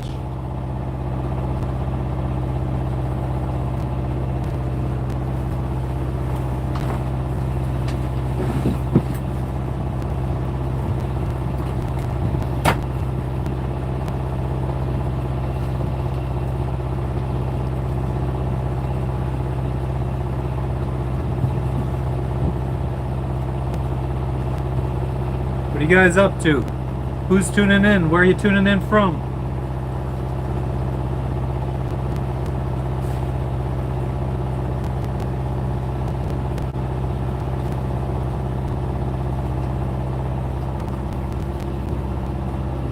Are you retarded? Or it's always been for the last year? Yep. Blue bag. To protect everything? God almighty.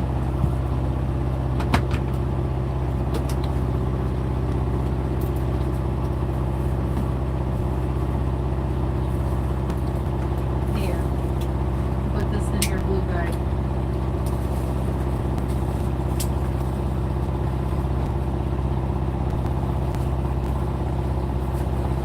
Alright, so what I'm gonna do, you guys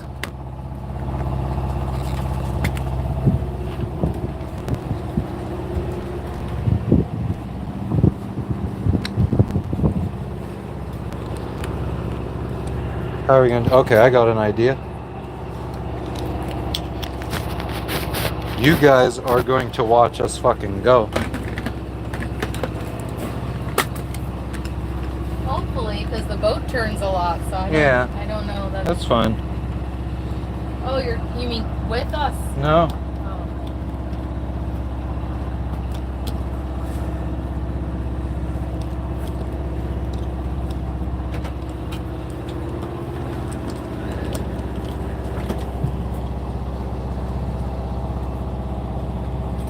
Stephen Bush, 35 years.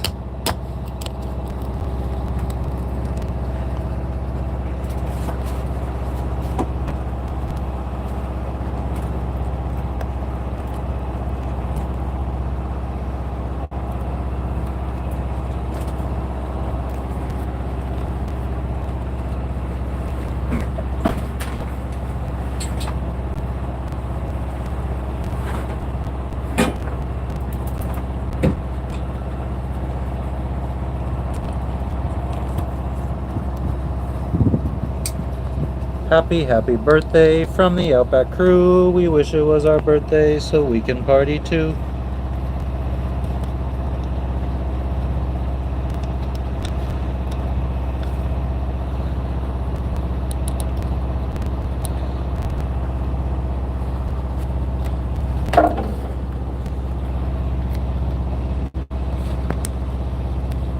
All right. Enjoy the view while we go to the motherfucking beach. And enjoy the sound of the ocean. You got the key? No.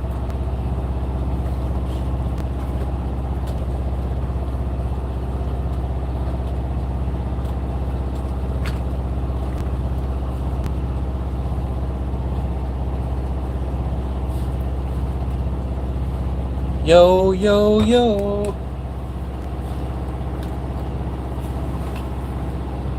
Your bag is here. I know the key. The key. It definitely is because I was sitting here all day What flinging about it around. I've been flinging it around all day long. really? Yeah, Why have you been doing that? because it was springy. Springy. Like chingy. Why you are so chinky? Alright, folks. Have fun. Bye. Oh, yeah, I did plug the charger in. Is it charging? It's charging.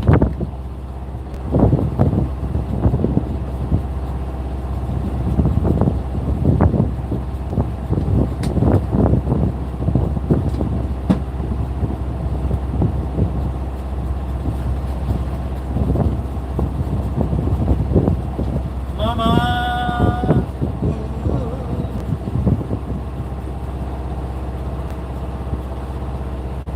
You can't pull us forward.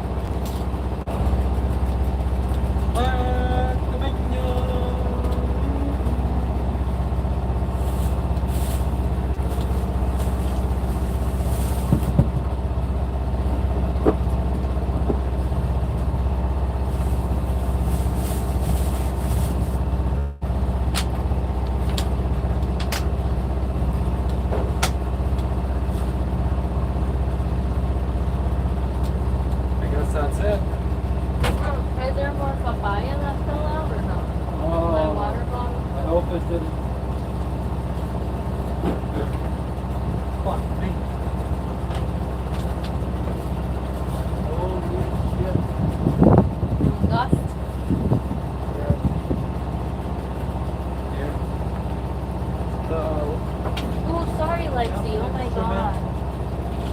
Okay. Where's the radio? Alright. I don't see any papayas. Okay, that's fine.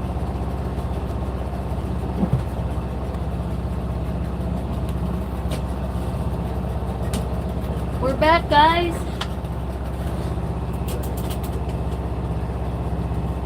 When the night.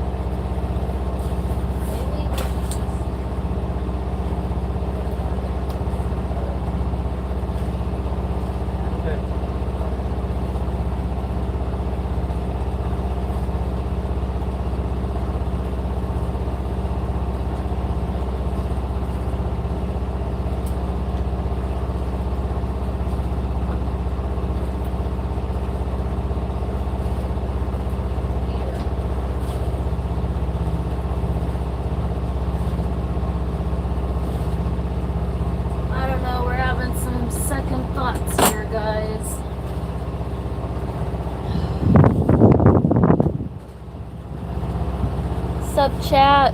How's everyone? Nice. Where did we go? Hi, Gina. You're here. We went to the beach. We took Lexi to the beach. Gina's on.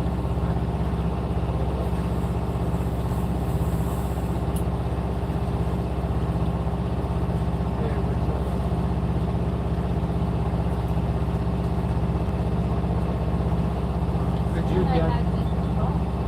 you get that wrapped around the thing so you got down? Or why aren't you holding that? Look, it's wrapped around this whole thing.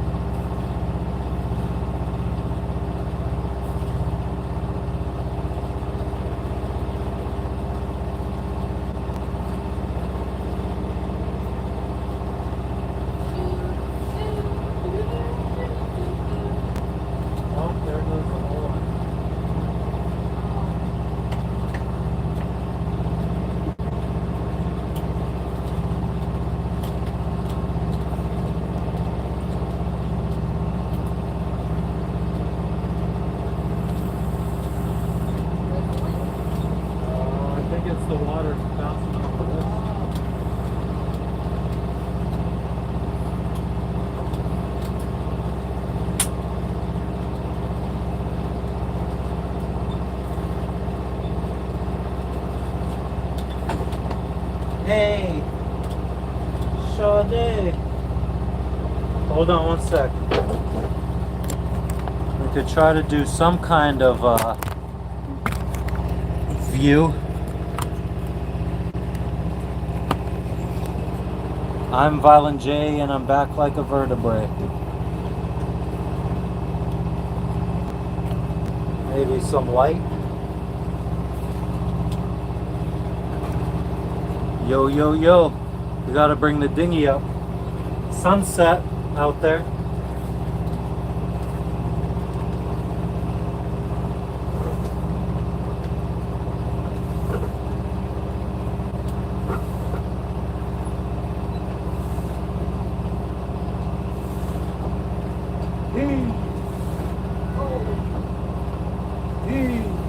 Oh, wait.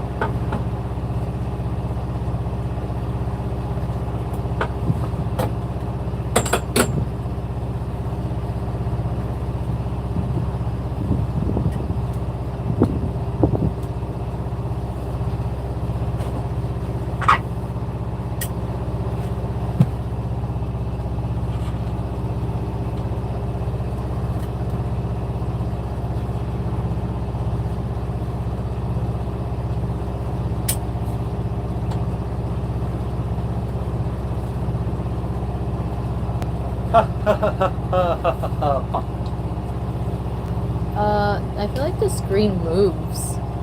Because it's like, you knew that? It might not be. I just fucking.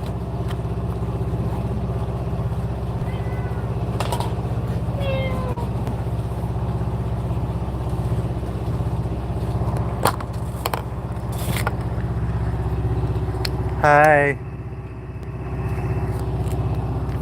Sunset in Fiji. Double tap that screen to like. Thanks, Gina.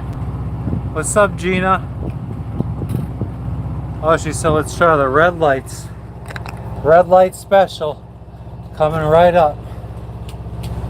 There we go.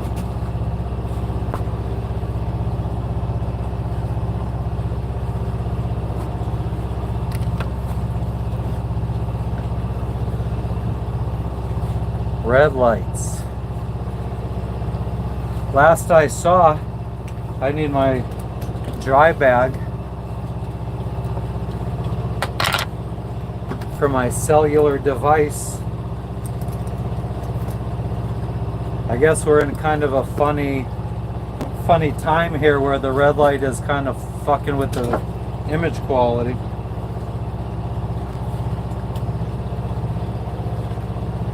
I was 1,162 subscribers. Ooh. 5 away from catching up to my wife's YouTube channel. Smash that subscribe button so we could get ahead of my wife in subscriber count. We just got back from the beach.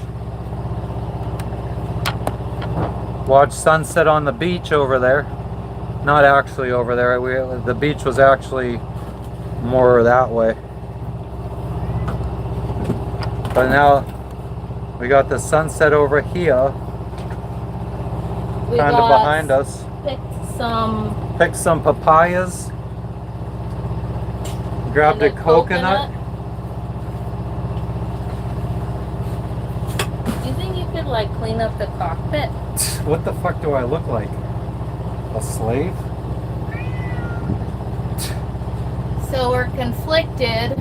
We don't know. So while we were on the beach, let's see what charge percentage we're at. 45, so it went up like 8% while we were gone. But yeah, so while we were at the beach,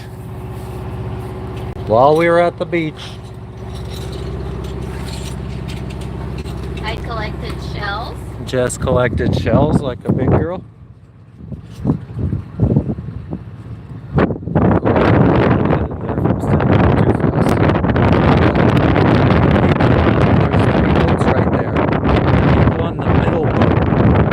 At the beach while we were there, and they were talking to us, and that they said that they went snorkeling over here and it's the nicest they've seen in a long time.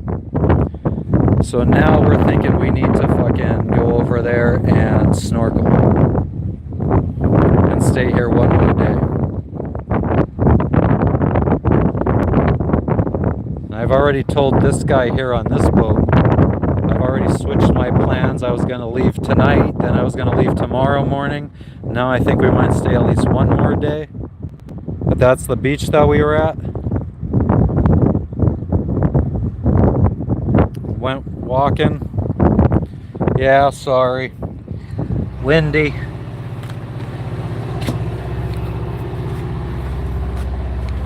But yeah, so the couple that we met, or the group of people that we met on the beach, we're talking about the snorkeling being so good that now we kind of feel like we need to stay and go snorkel it. And not only that, I don't know, are you feeling lazy about leaving? I always feel lazy about leaving. Same. And I also feel bad because tonight, well, today is the 11th, but just a couple of hours it's going to be your birthday. And I didn't want to spend it sailing, like going somewhere. Because we did that literally last year. We literally spent your day at sea. We left on your birthday towards Tahiti last year. So, I don't know. I feel bad about that. I feel bad. That we're going to be here for my birthday? Jess feels bad that we're going to be at a private island for my birthday. That's not what I said. I said I would feel bad if we were sailing on your birthday. I wish we would have left yesterday, to be honest. That's why I wanted to. And the day that you said you wanted to stay was like, I was ready to go. But the longer we stay, the lazier we get. Makes me a sad Christmas panda. So not sure if we should stay or if we should go. Should I stay or should I go now? Come here, Lexi. Here. God, we're only at 70 percentile on the battery charge. So unfortunately, these people behind us are going to have to deal with diesel fumes for another hour. They're so far behind us. Fuck them anyway. Come sail away, come sail away, come sail away with Jess. So what do the winds do? What do the winds do?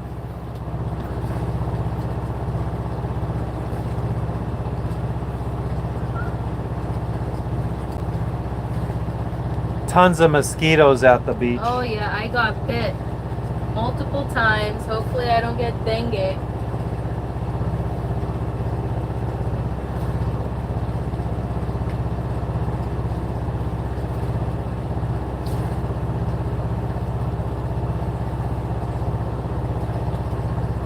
Where is my phone?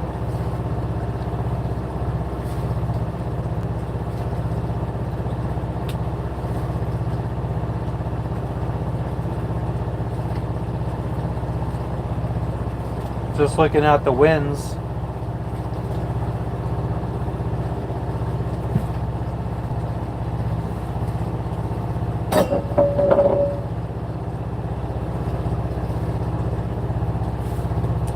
I mean, Sunday they basically died down to nothing. Over here, but what about where we're going? They start coming from the north. From the north?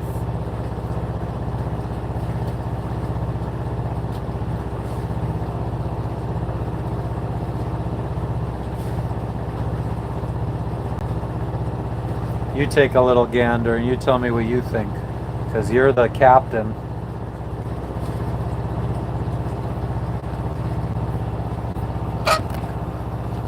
Still got sunset going on. Anybody that's just tuning in, we're in Fiji on a sailboat. They're going to the north end of the Sawa. Yeah. So they're just going Which is straight where- across.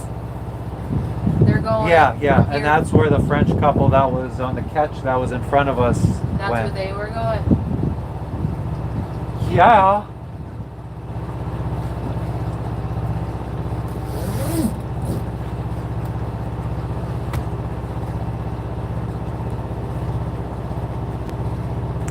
Anybody that's out there, where are you guys tuning in from? This is very late for Americans. Where are you guys tuning in from?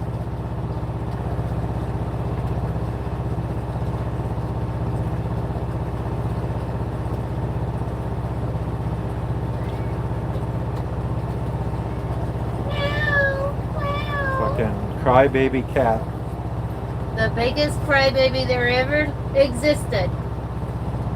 Right there. Unless fucking you want to count Lexi. She's not not a crybaby. Oh yeah, when we were in the water yesterday and telling her to come out to us? Oh yeah, she cried big time. Like a little bitch.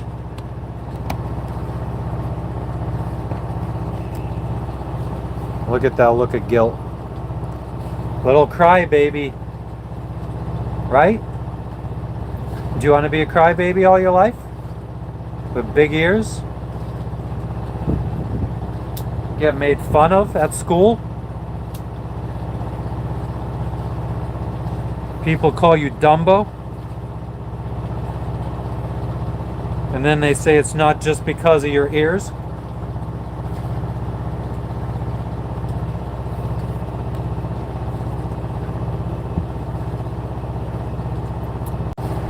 Boat dog, I don't know about boat cat.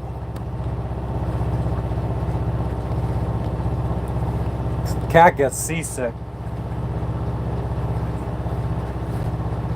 They're literally coming south and southwest. And it started changing. We have Sunday the 13th.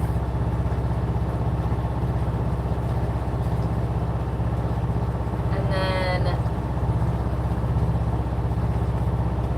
Monday is when they shift. Monday in the middle of the night. Sunday evening, Monday. I don't want to throw it away. I feel like Chaw get up and smoke. Right before he cuts up the Ajax for the girl.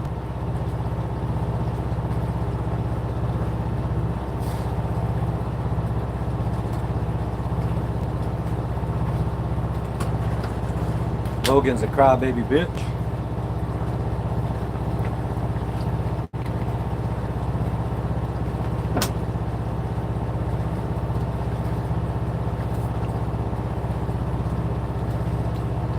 I don't know, I almost feel like the white light is better.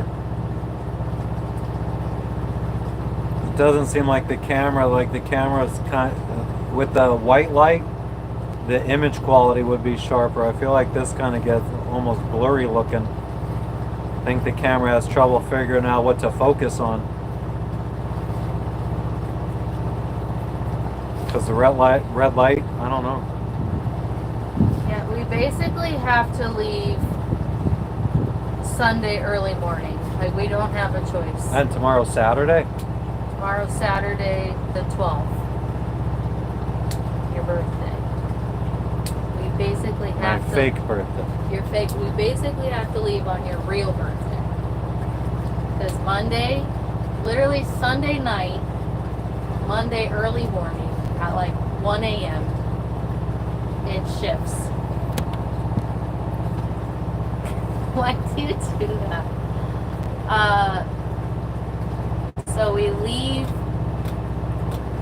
as planned for like the millionth time tomorrow, or we are forced to leave tomorrow, like the following day, Sunday. Your fake birthday, or your real birthday. Tonke, tonke, but donkey, donkey. Da-na-na-na, da-na-na-na-na, da-na-na-na. Aww, Dilemmas. Are you tired? Oh yeah, the itchy eye. There was a lot of dander in the air. Dander. Yeah. No. Why don't we light this bad boy up? I should have carried a fucking little mosquito coil around the woods with me. Just shut up.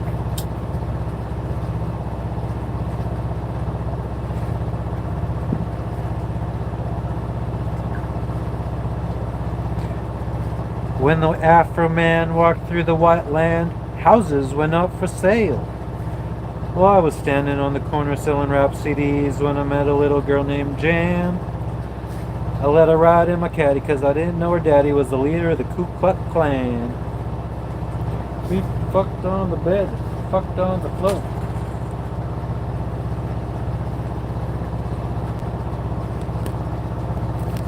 Okay, and then we'll let it be, right?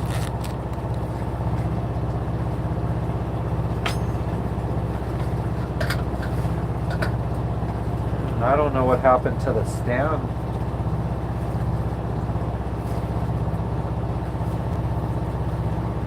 Gosh dang nabbit. I'm just gonna have to sit here and hold the mosquito coil. Oh, we should have a full moon rise in a, probably maybe 10, 15, 20 minutes. You could see.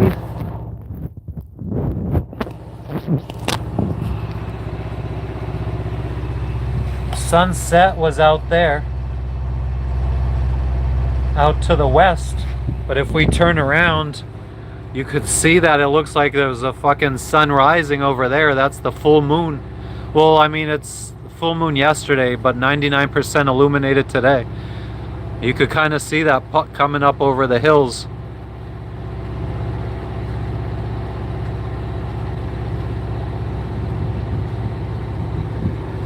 Pretty super tubular cool, in my humble opinion.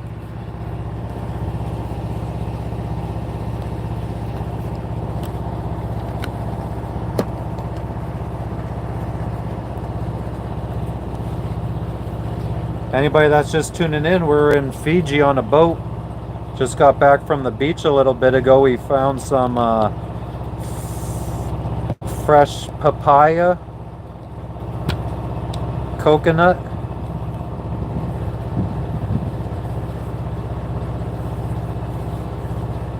Spoke to another group of sailors, and they told us that there's really good snorkeling over here at the spot we tried to go to the other day.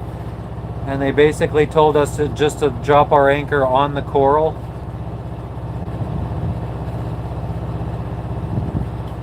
I think that our anchor chain right now for our big boat is wrapped around coral.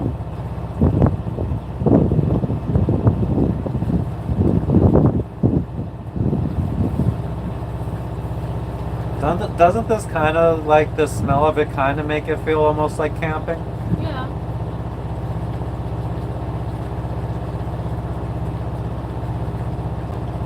Nice mixture of diesel fumes and I don't smell it anymore. mosquito coils. I like the smell of the mosquito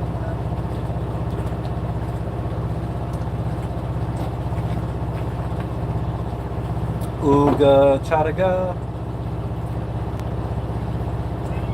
What a gut, what a ga, for the gucks, get a go, what a game, at a gone. Yo, yo, yo.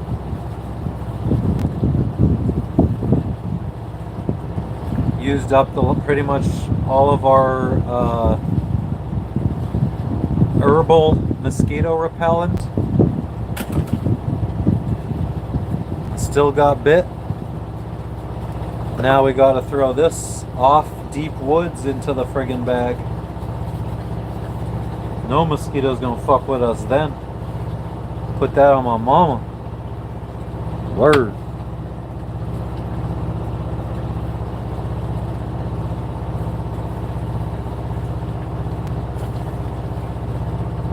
Do you know where my dry bag is? Is it over there? I had handed it to you. I know, and then it disappeared. So That's what I'm scared about. Oh, there it is.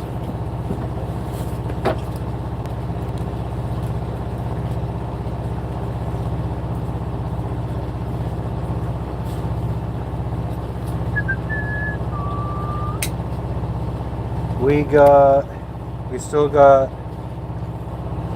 sunset on a cloudy day. I guess you'd say. What? Gina, because we've been indecisive about staying at this island for a little bit longer or leaving. And we keep staying. But we have no choice but to leave by Sunday. Like, we have to leave Sunday. Why is that again? Because then we're gonna be stuck here for a while. Oh yeah? Yeah. Because of why? Because the winds will be too strong and it'll make it not that great. Probably higher seas. Higher sea. Like we waited because the wind is supposed to sort of die down slightly tomorrow, right? Well, and Sunday, no? Yeah, we have to hopefully let's hope that it won't change tomorrow and be like, oh no, Saturday night instead.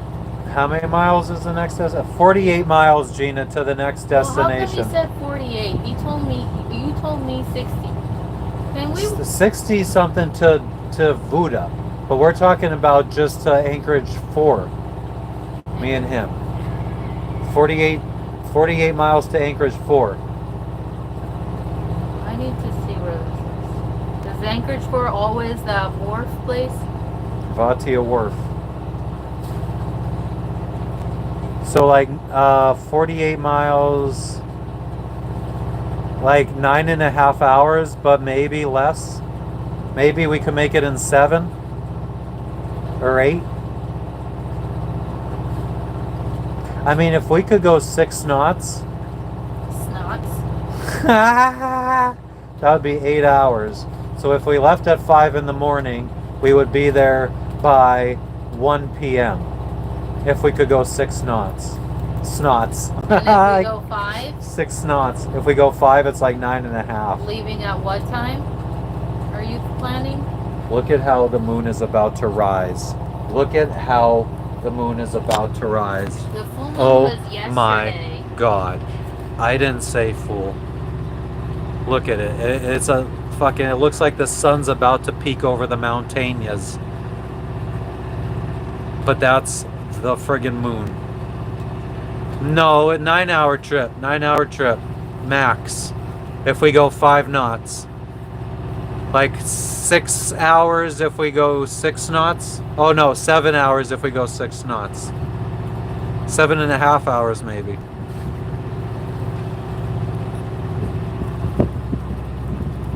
Fucking moonrise.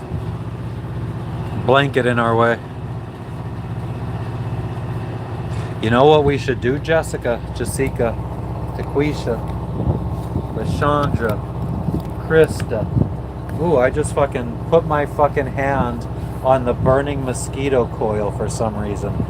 Just because I was bored.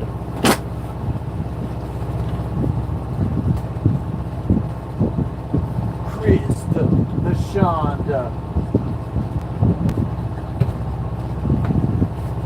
Oh yeah, that's not even what I wanted to do really. What I wanted to do.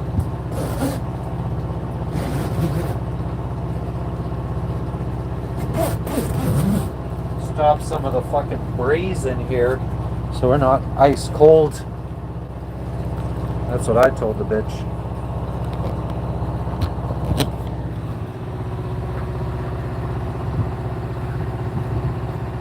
Moonrise over a mountain in Fiji.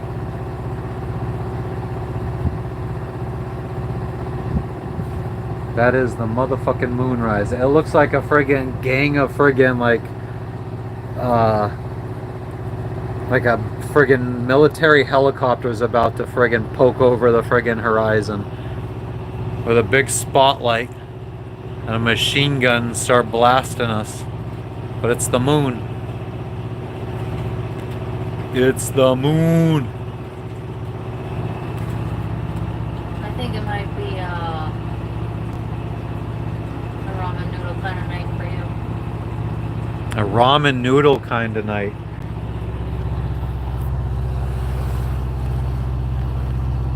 Sunset? Well, the end of, the sun has been set.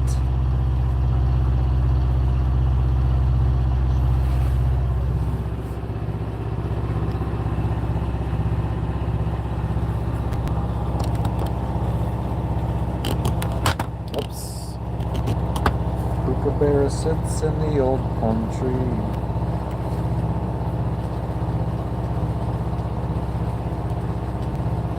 We're gonna wrap it up right after the moonrise.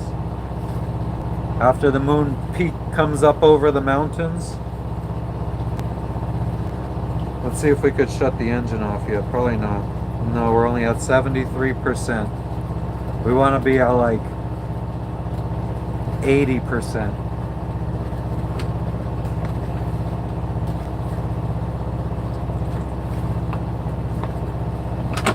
Winter time here in the southern hemisphere makes our solar panels not as effective because we don't get as much high sun. But anybody that's just tuning in, we're in Fiji waiting for the friggin' moonrise. Moon's gonna be popping up over this mountain. Can you put it in your thing, can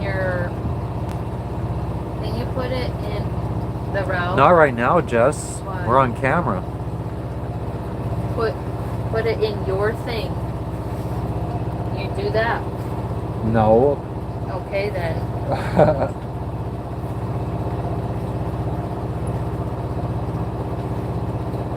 Just found out emails hacked me and my boyfriend's regular messaging app on our phones. I told him we have to use a new email. Who hacked you, Gina? What do you want me to do? Route Jess. us. Route us. Route us? Yeah. You want me to route us? Like from one place to another route?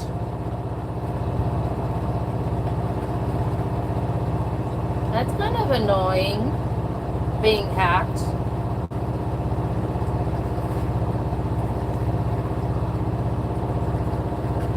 Have to do a whole stupid password reset, and then you're like paranoid. She's saying she wants to create all new emails.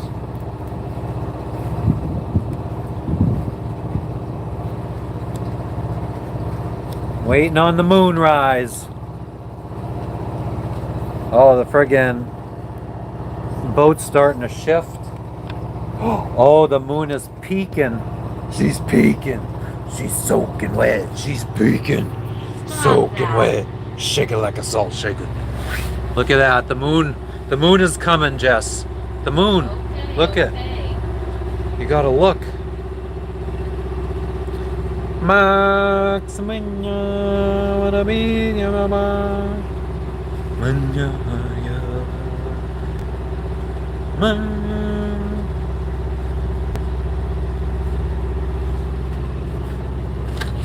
from the day we arrived. How about no sound?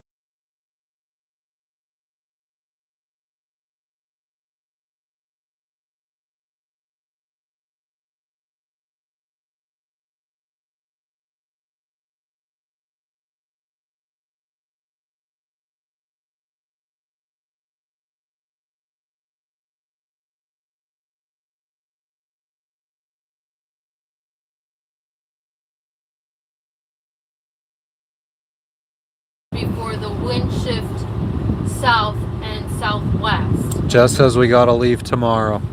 I don't want to. She but don't we're want to, but we're forced. forced, she says. There's so much to do. There is so much to do, guys. We spent the day doing nothing. We spent the day doing nothing.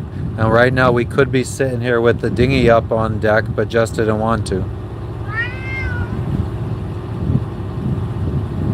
Of course, it's my fucking fault. It's always my fault. So you don't know exactly what happened, Gina?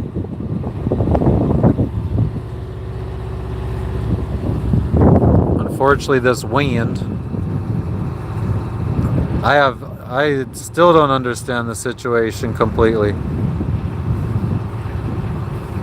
Yeah, I mean, I don't mind sailing tomorrow because I don't even consider it my birthday.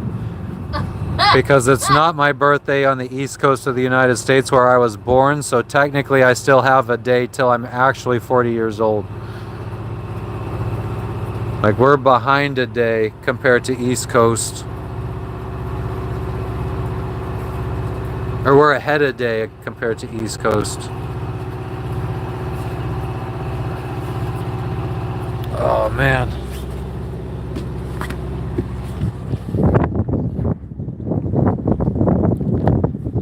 Look at that.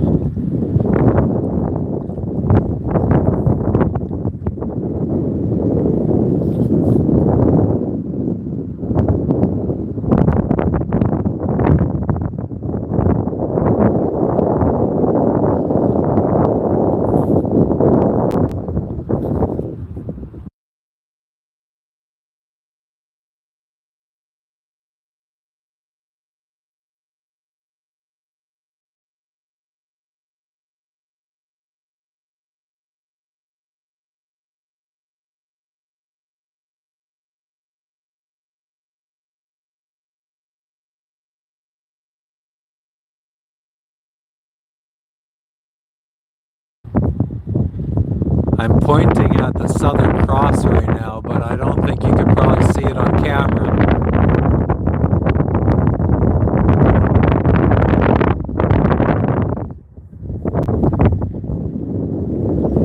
Pretty cool though.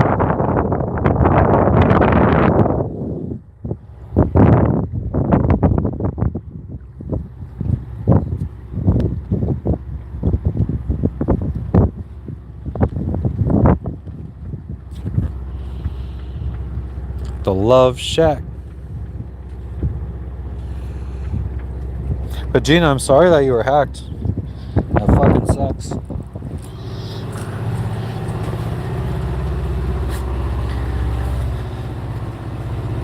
But yeah, I mean, I acknowledge the fact that the right thing, I guess, to do is to.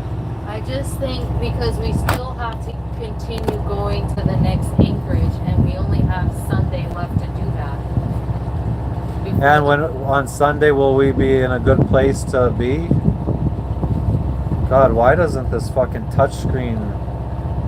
Will we be protected from the south and southwest winds? Probably not. Not from southwest winds.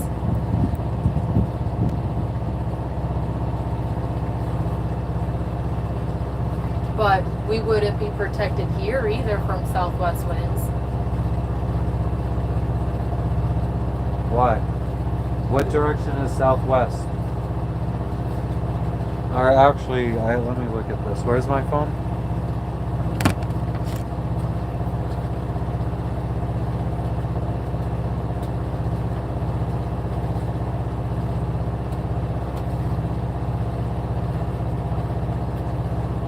So when on Sunday, it shows that they start looping around from the north. I didn't see that. So is this not true? Oh, how come when I hover over it, it still says east? Oh.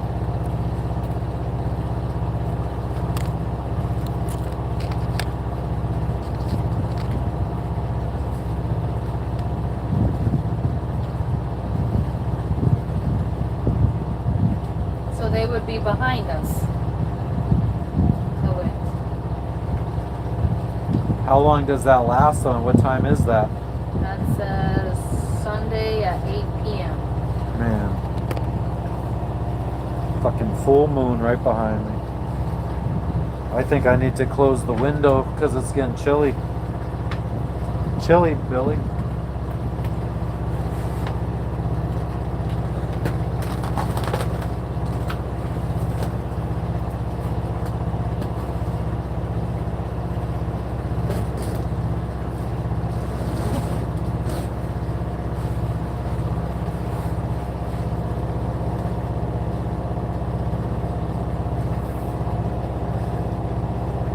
Sunday, 7 p.m. They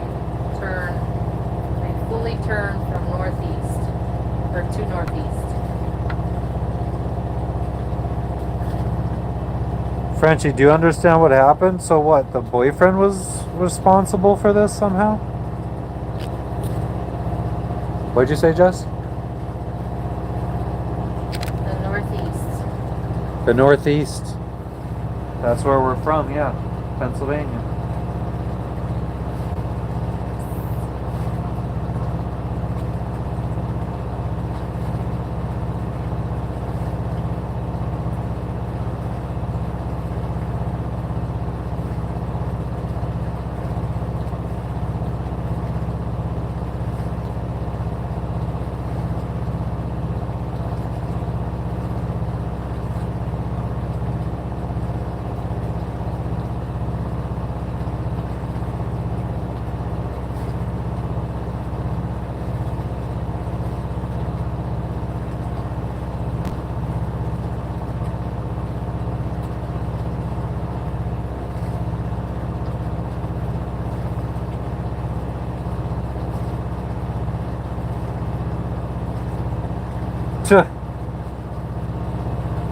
So both of your phones, that's strange.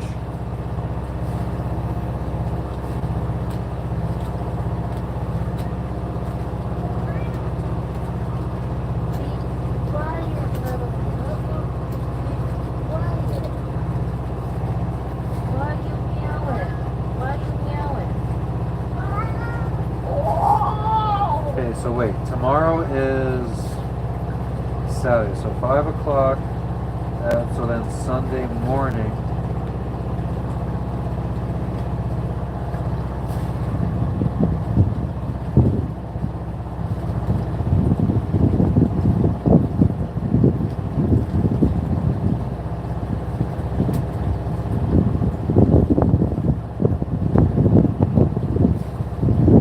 We're at 75%.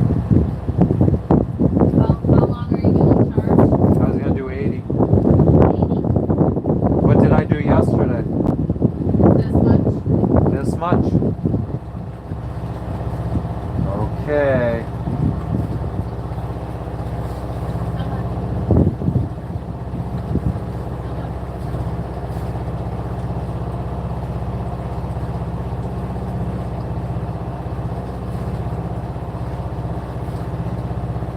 Do you guys use Apple or Android?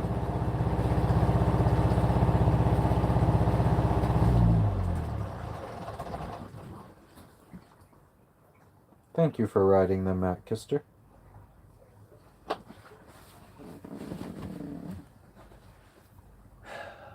What to do, what to do. What a man, what a man, what a man, what a man.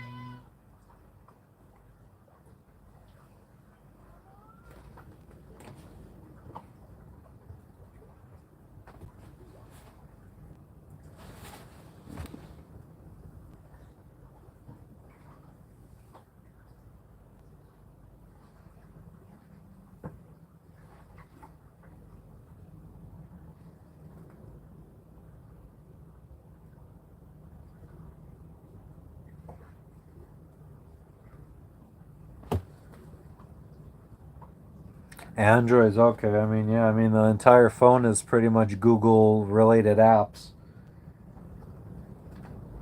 And you guys are, but it's the regular messaging app?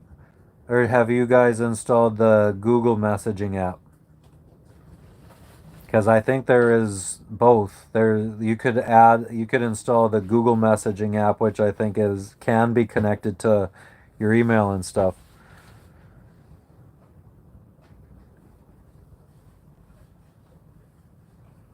Okay. Yeah, that's weird. Well, actually, no, I mean, I use the regular messaging app now. So when you open up the regular messaging app, is that what it looks like? I don't want to share cell phone numbers or anything. Although the last people that text me are friggin' telemarketers and shit.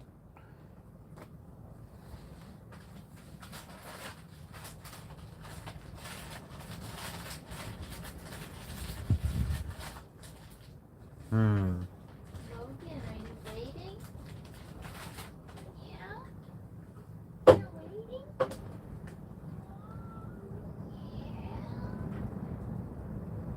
You're waiting? Yeah.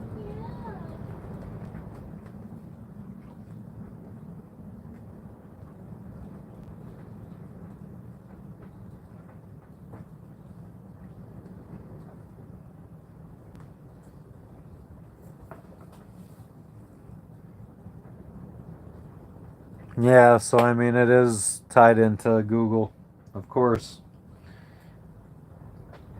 It's so crazy that the Google Pixel phone is the one that you could like jailbreak and remove all of Google's apps.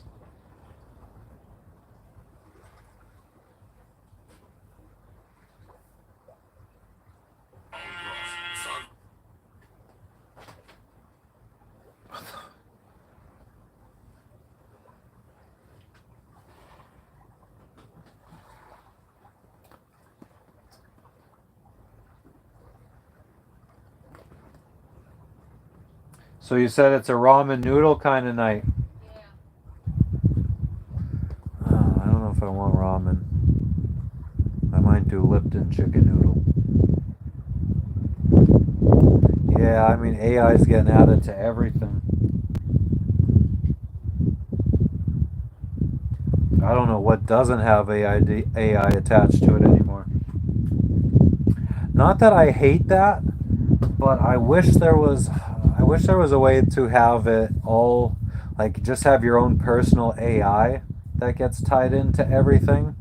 It's your own personal AI, and it gets tied into your accounts, Google, whatever's starting to move towards AI, incorporating AI, your Amazon, all that shit.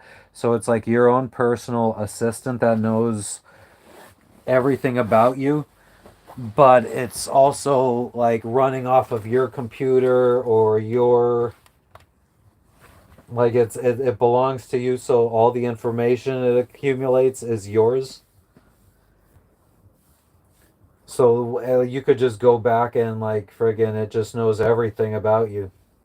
Like I feel like that could really help somebody. It's just it needs to be owned by us individuals. You use Malwarebytes. I mean, Windows Defender is great. You really don't need anything extra. You just got to be careful about what you download. If you don't download, if you're not you illegally pirating stuff, I don't feel like the average person should be in a situation to download viruses or anything that any kind of malware. You shouldn't really need it. Windows Defender is I mean even all of the computer security experts out there these days just say Windows Defender is fine.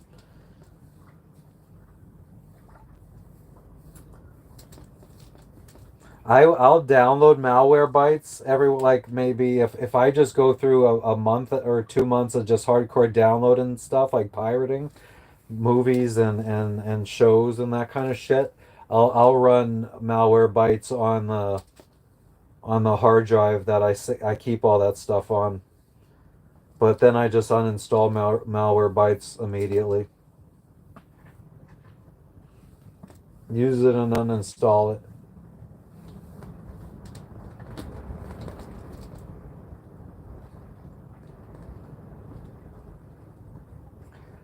I don't know if I have elbow macaroni, which is kind of a requirement for me to make Lipton chicken noodle soup because it doesn't come with enough noodles for me. I'm pretty sure you bought that. Yeah, I'm wondering where would they be? Where would I find them? I don't know, where did you put them? Some people think cucumbers taste better pickled. I don't put the stuff away when we come back from shopping. You put away your noodles though. I put away my noodles. I do put away my noodle, damn right.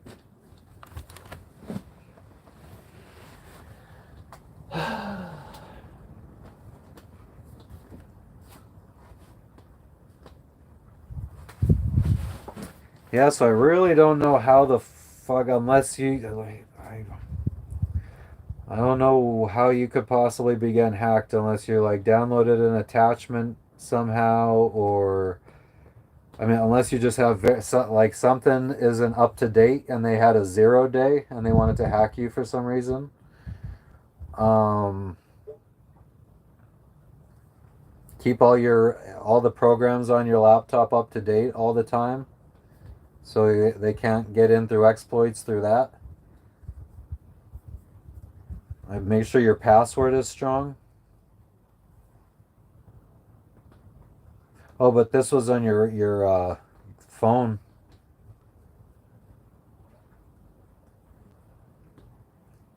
Well, I mean, if it's an Android, it's tied into Google. So yeah, definitely upgrade your Google account password to something difficult for someone to guess. At least like 12 characters. Uppercase, lowercase, special characters, numbers included all. I use Dashlane password manager and I just let it create like friggin' 18 character long fucking using all different kinds of characters and stuff, passwords for every single account that I have, bank account, Google account, fucking each account has its own password. Nothing has a repeated password. But yeah, Dashlane password manager, and then you don't have to write them down or memorize them or anything. It does it for you, and you just have to remember one really good password for your password manager. That should be fucking like 16 characters long, letters, numbers, lowercase, uppercase, special characters.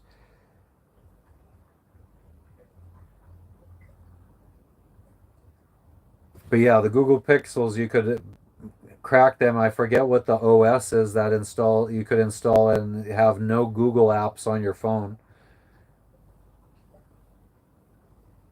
But you're gonna lose some functionality then too. Like you're probably not gonna have like Waze and Google are I think tied in together, so you wouldn't have really good maps probably. But there might be maps out there that are open source.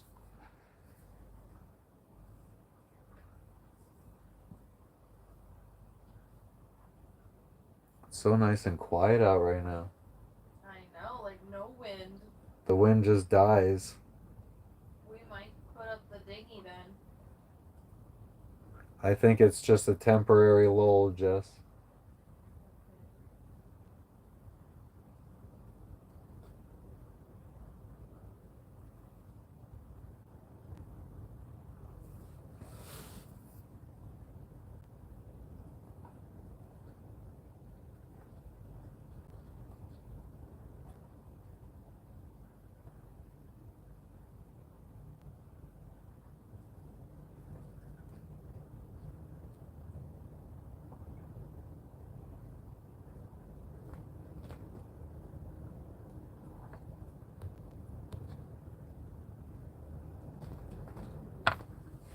Yeah, Frenchie, that's still what I'm not exactly clear on.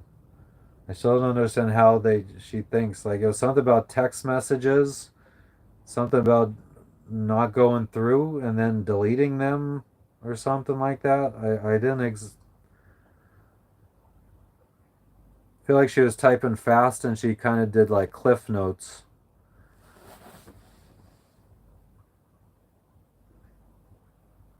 So you went to delete a message. It said, well, I mean, once if it sends and it shows up on their end, if they've seen it and you go and delete it, it's not going to delete it from them. Like they've already seen it, so it stays up on their screen. That's what I think it's meaning.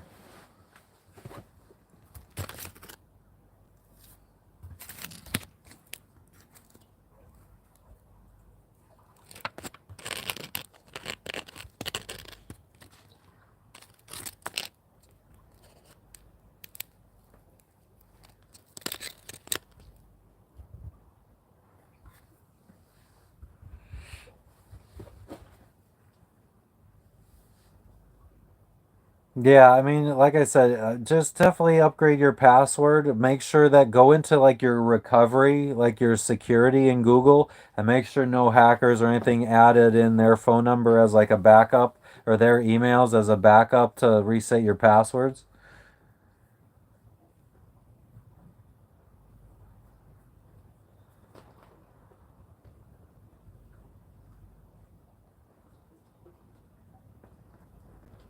I mean, make sure two-factor authentication is on.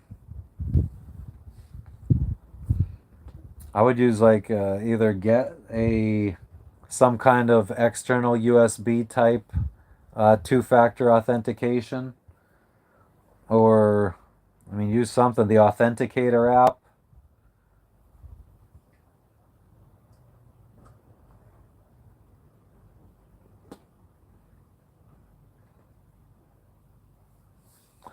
Yeah, I've had an email. I still have an email from like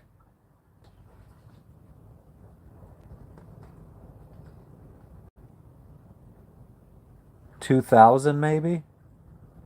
Trying to think of when we would have switched to cable internet from dial-up. Think we were a little bit of late bloomers.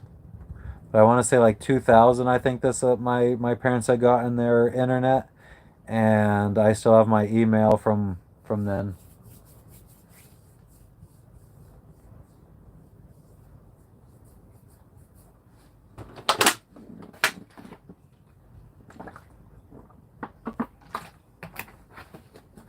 But I use so many different emails.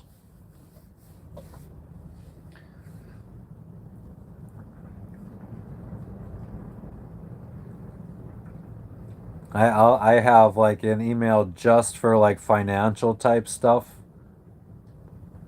banks and stuff. So like if somebody got my personal email that I use for signing up for stuff, or my Amazon account, or Netflix or something like that, and they try going into bank accounts using that email, it's not going to be any good.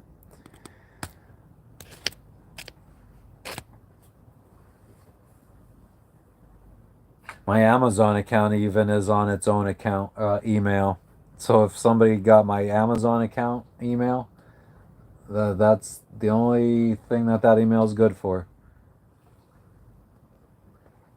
I feel like I don't know if this is I guess it's a bug bite or a cut or something. I can't see in the red light. Almost looks like a pimple, but it hurts.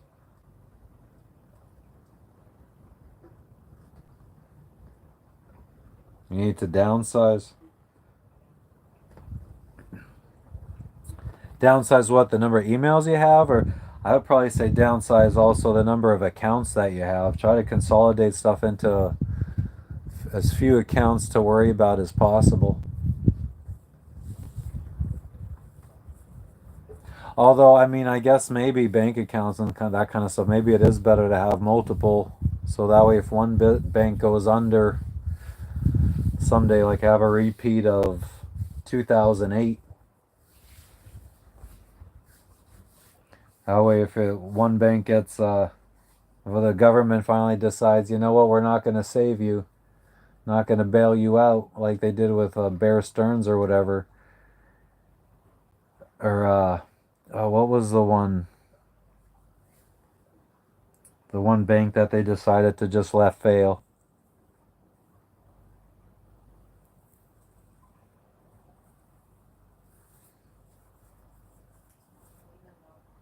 Huh? I don't even know.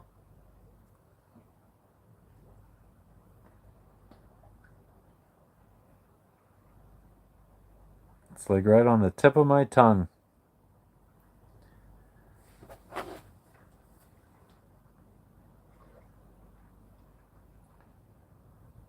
What bank did they let fail in 2008? Lehman Brothers.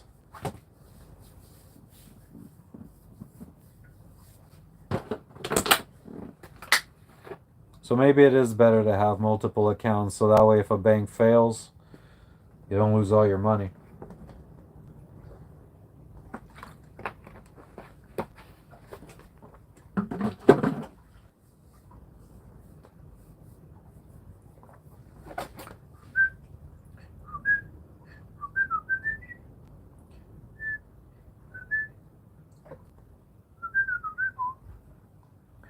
Gold. But what are you gonna do? Buy just straight up gold and stack physical gold in your house?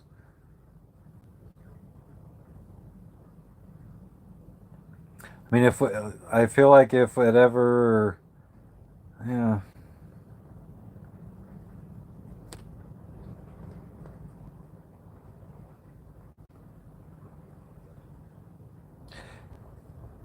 if your teeth, you're gonna run out of friggin' space eventually on that one.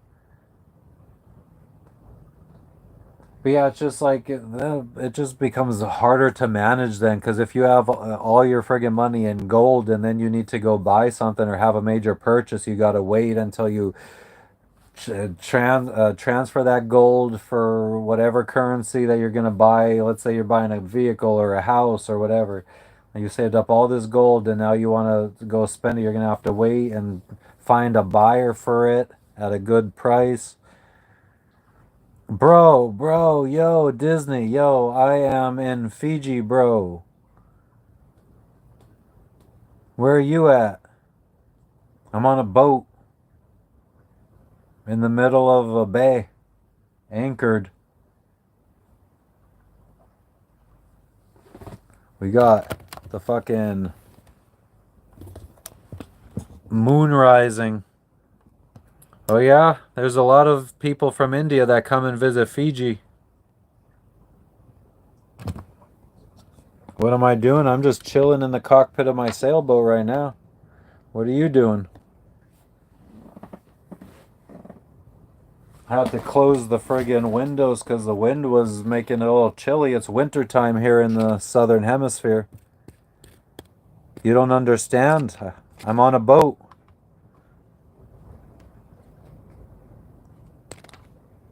A sailboat.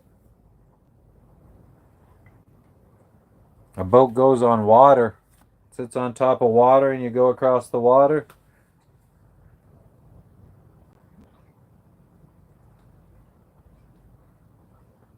What work I do? I entertain, I guess. I don't work. I saved up some money and now I'm taking a vacation in between work. Taking a couple years vacation. Because I don't want to work myself to death. I am married. My wife is down below getting ready to go to sleep.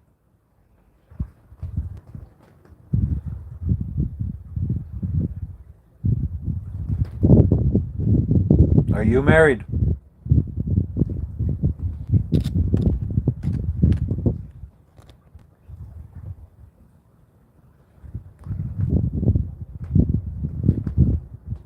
Why did that Air India flight crash?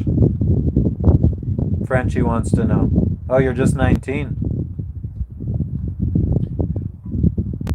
So you should buy a boat and you should sail around the world. That's what I think you should do. I think something brought you here to this channel to inspire you to get a boat and sail around the world and visit many countries.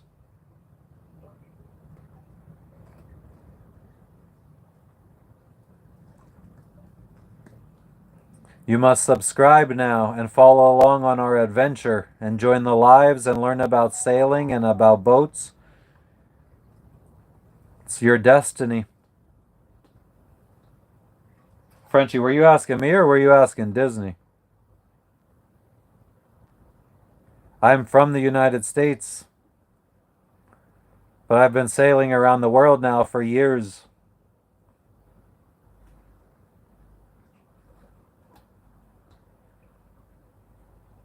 Disney, good, okay, because I have no fucking clue.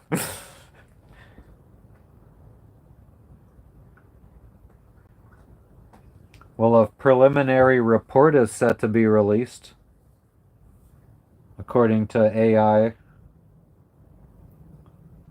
on July 11th.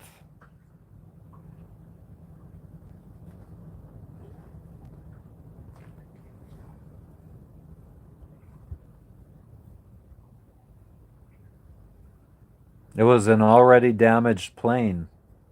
Huh. So it's the airline's fault.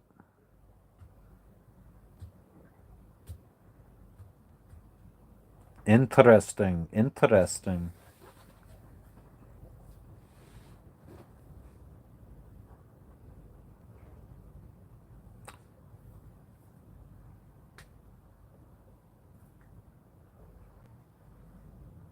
Okay, not all of them, but this specific one. I mean, so this specific airline should be held responsible then, I think.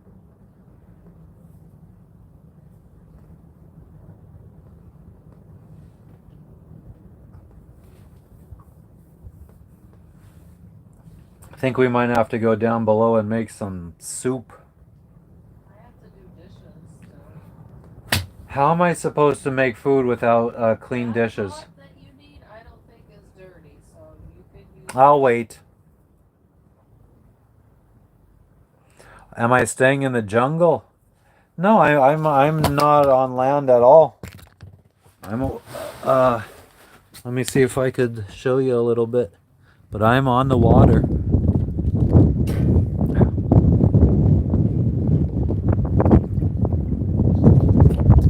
It's windy out here. But the land is over there.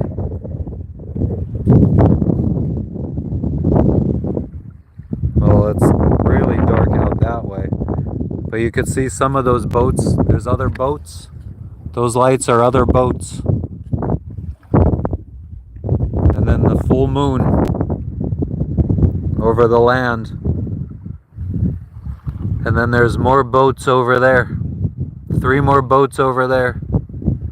3 boats to our side and 2 boats behind us. Yes, this is boat. This is a boat. I'm on a boat.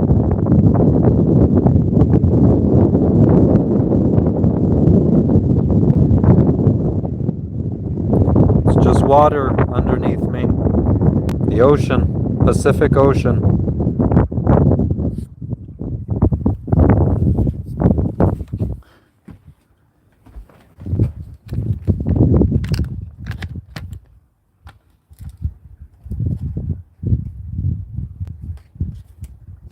I have my mosquito coil burning because it reminds me of like a campsite. We could grab our stuff. This is a coconut that we found on the beach today. There's a papaya, a bag of papayas that we found on the beach today. 4 little papayas. Oh yeah, that's right. The dishes aren't done yet. Is what you need dirty? I don't even know so. what fucking What's wrong? just so depressing. No children yet. I mean, we have a fucking cat. Instagram is the same as YouTube, but I don't really use Instagram. I always forget to post there. My wife might do, maybe, I don't know. TikTok also. TikTok, same name. Antisocial in Paradise. So yeah. Garbage bag.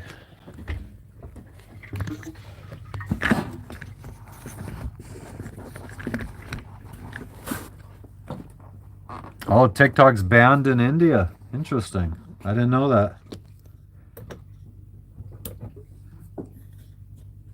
I'm sorry.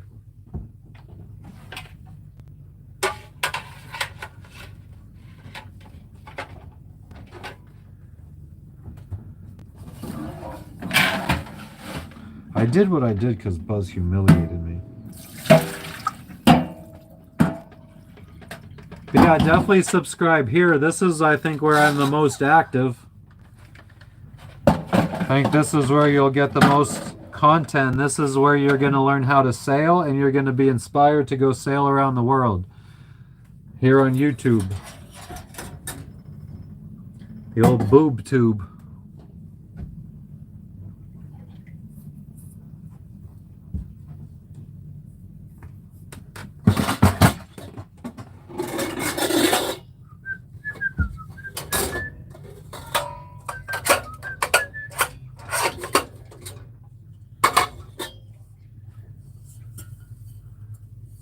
Pot for making soup.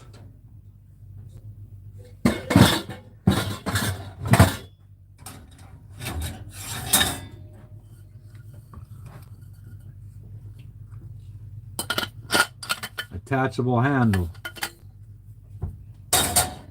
Fancy shit. That's like this. It's like a friggin' $150 cookware set that friggin' is stainless steel and it nests inside of itself, so it all packs down into a very small space because space is a premium on a boat. And I hate using new stuff because I just hate when it friggin' gets dirty and ruined and starts getting scratched up. So I let it sit there brand new for like 2 years before we ever used it. And we would just buy like friggin' cheap stainless or cheap non-stick pans. Then I was like, fuck it, we need to start using that shit. We have a friggin' a stovetop pressure cooker down here that's never been used.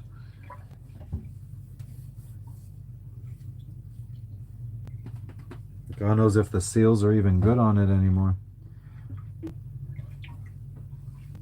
So now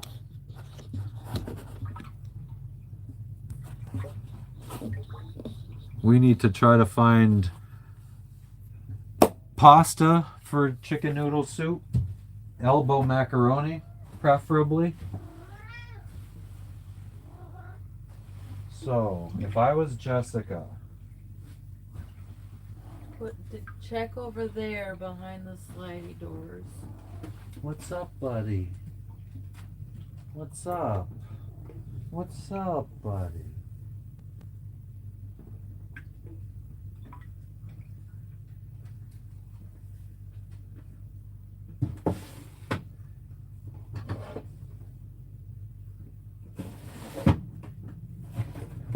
There is penne pasta back here.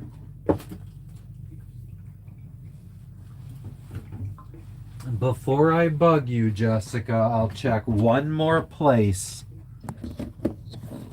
What's up, folks? Blip. Wonder what the fuck that noise was.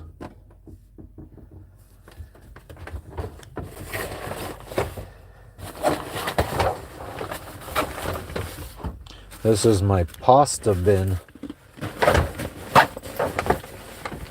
Let's see what kind of pasta we have.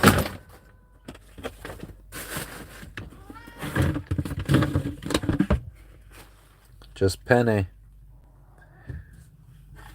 So I think it's behind where my wife is sitting right now.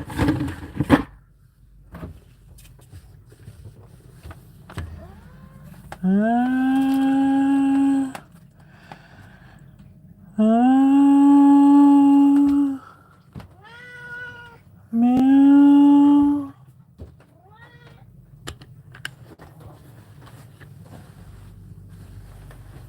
Check behind. Found it.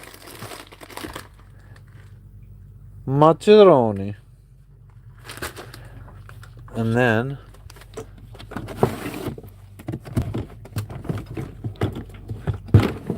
we have this Tupperware, or this bin, with some powdered soup mix.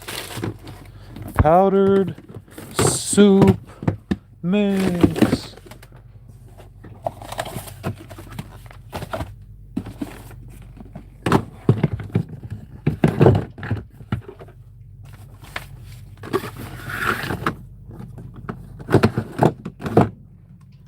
That door is fucked.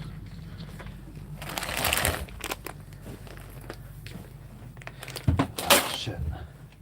Forgot the soup packet.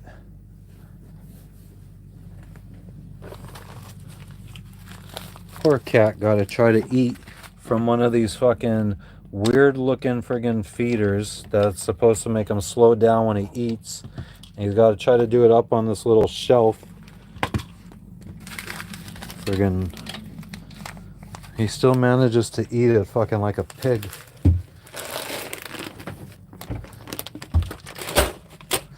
Alright.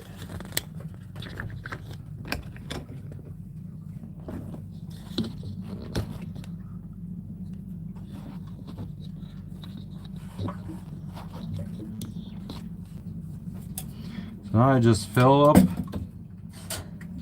with a bunch of water.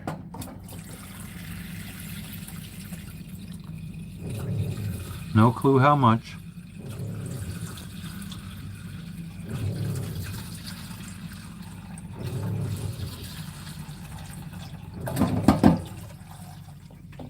That should be good. Let's get that water boiling. Get your water boiling. Head out on the highway. Looking for adventure.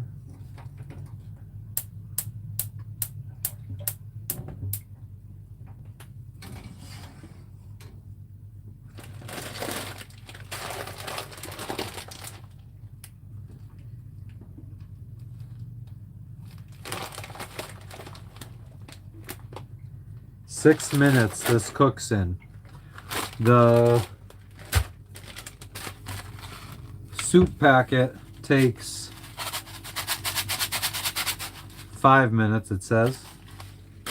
So we put the macaroni in for 1 minute, let it cook, dump some water out because it's way too much water. You know what, maybe we'll friggin' still just cook.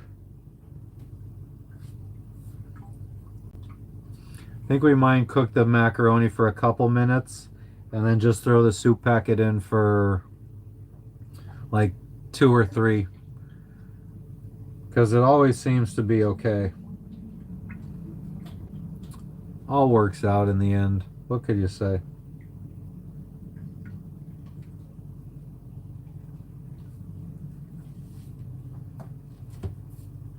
So what time are we getting up to do stuff, Jess? I don't know. I think, what's the latest we can leave by? 6:30 maybe? Wow, I was thinking 7.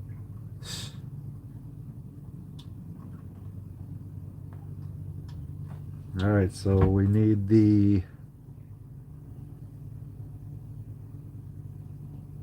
Yeah, I mean, the right thing to do, I think, is leave. I mean, I would love to snorkel that spot, but I feel like diving the other spots will be fine, too.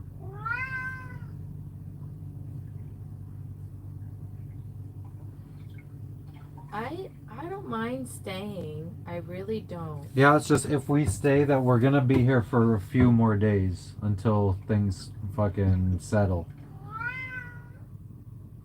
Right. And it's just not fucking... I mean, like I said, we might be fucking wrapped around coral, so I mean, who knows if we're gonna fucking have trouble tomorrow picking up the anchor or not. So who fucking... You know what I'm saying? Oh, Gina, this is something you could use. It's called a... Oh, it's not. If you're still here. YubiKey 5C Nano. Something you plug into the bottom of your phone and use for 2-factor authentication. Friggin' bought it and I've never used it.